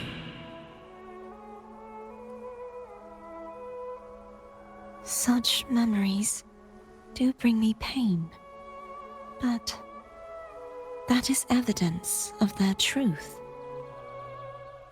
Without the truth, I would not have had the strength to carry on.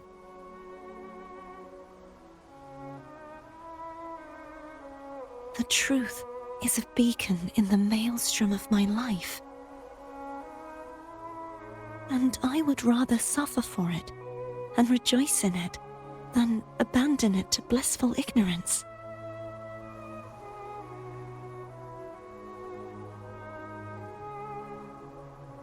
I am true to myself.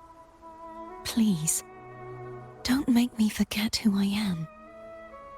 I have heard thy wish. If I go, you will be one step closer to perfection. No. If you do that, I wouldn't be me. To deny my own self and my experiences means any perfection I reach will be hollow. I would be heartless. Thou hast need of divinity no longer. Though my power hath waned, I now offer thee my blessings. Let the winds of the past depart. The ships of this new era no longer need their guidance. Though the tide's rage is endless, humanity shall embark upon new voyages. No longer shall scroll and prophecy bind, but thy will shall forge a new era. Cartethyia, thou art worthy to bear the title of Blessed Maiden.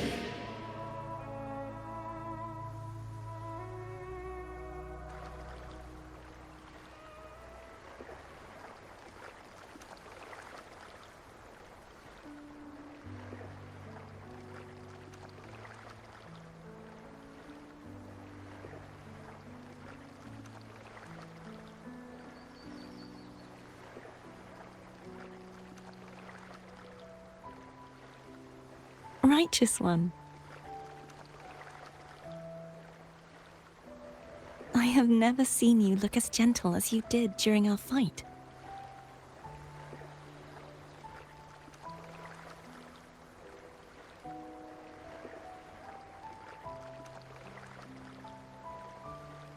Let me ask you this one more time. Should I call you Cartethyia or Fleur-de-Lis? I want to say that it doesn't matter. But since you first met me as Cartethyia, that is who I shall be.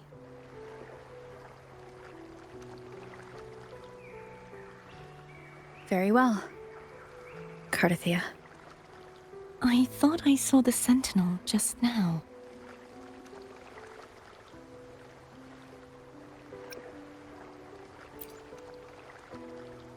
So where are they?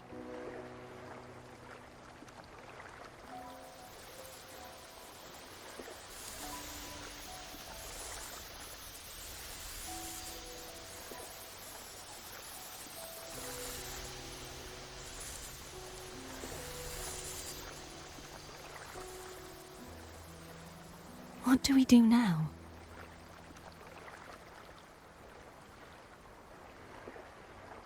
I can't return to Ragunna as Fleur-de-Lis, and I need not serve divinity anymore. Who I was, and my past aspirations, are all gone. I feel empty.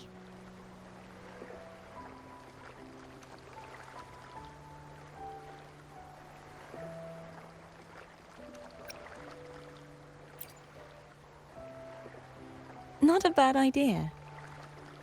But right now, I don't want to think about anything.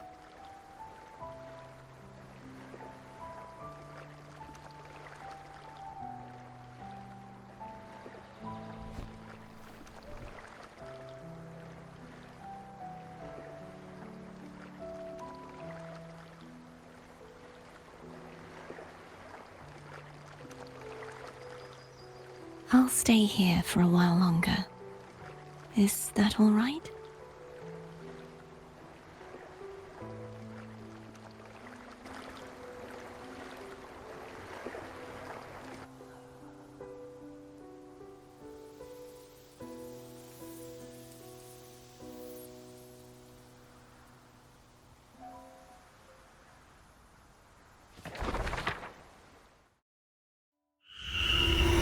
The one who defies has banished herself to the high tower, cleansing the remnants of the dark tide.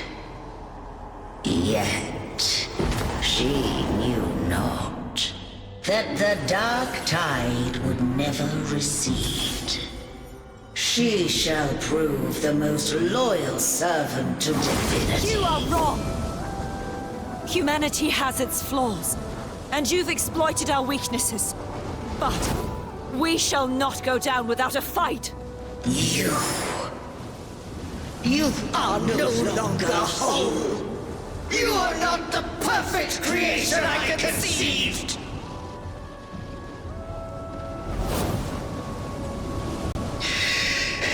Be that as it may, how long shall thy resolve endure?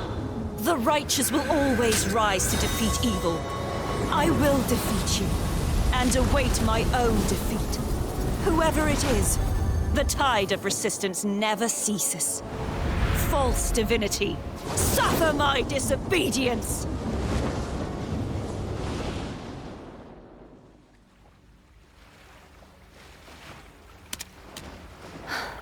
I cannot fall now. No wall is impregnable. Humanity has its flaws, exploited by the Threnodian. But we shall not go down without a fight. The waves of resistance shall never cease.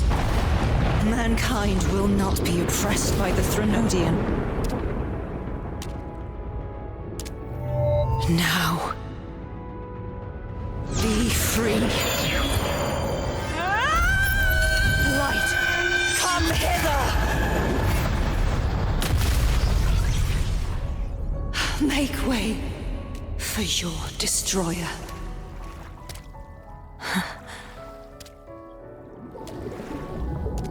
Come to me.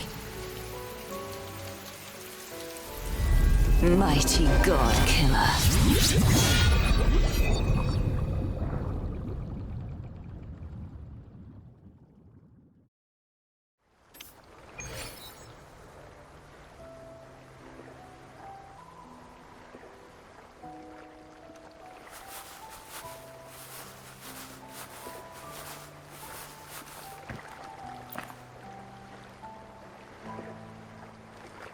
Righteous One, please keep what happened between us. Thank you. I know what I want to do now. I want to surpass you. You're strong. Stronger than me.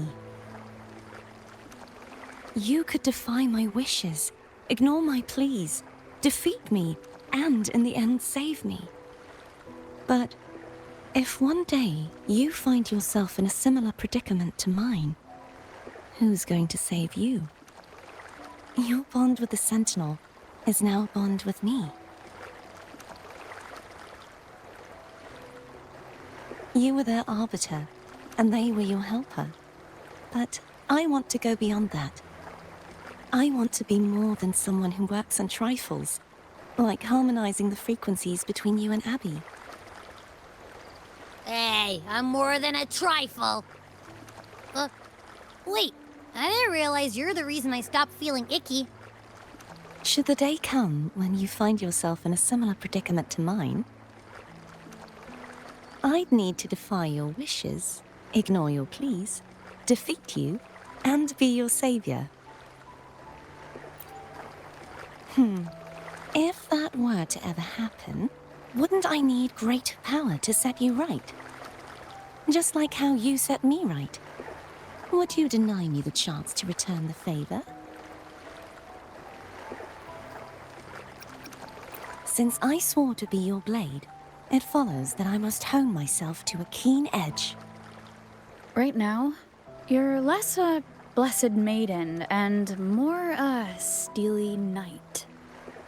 Well, my one creed is to be true to myself.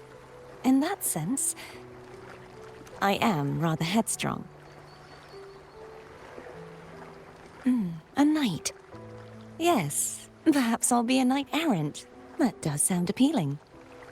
But, truthfully, so much of this world feels unfamiliar to me now. Will you be there to guide me, should I need it? Then it is agreed.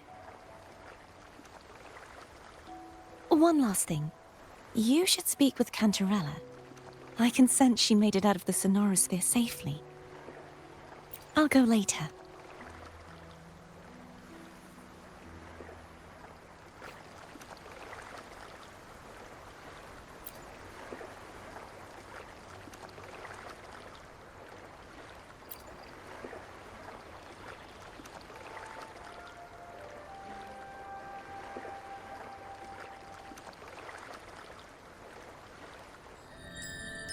So you haven't forgotten me.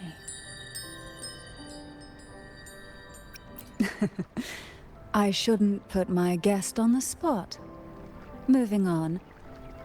How is Cartethyia? She needs time. Understandable. Her transition back to mortal life is a drastic departure from her former existence. Now, I suppose I should thank you. Huh? What's this? Blood Pact's pledge. A symbol of the unbreakable pact between you and the Phasalia family. Each head of the family is entitled to one. And only one. You vanquished the Threnodian and brought peace at last to the Phasalias. You should have it. Consider this a token of gratitude. Is that the only one? You wish for more? Or is there something else you'd have me do? You ask that I step down. Only a Phasalia by blood is eligible to head the family. But I could make you a Phasalia consort. And also quite adaptable, I'm sure. You missed your chance. Before I forget, Imperator left a message. Tell me. I'm ready. From this day forth, you are free. I'll remember that. Will you tell the others? I've spent so long preparing for this day. A few more will hardly make a difference. I'll take my leave then. More tea before you go.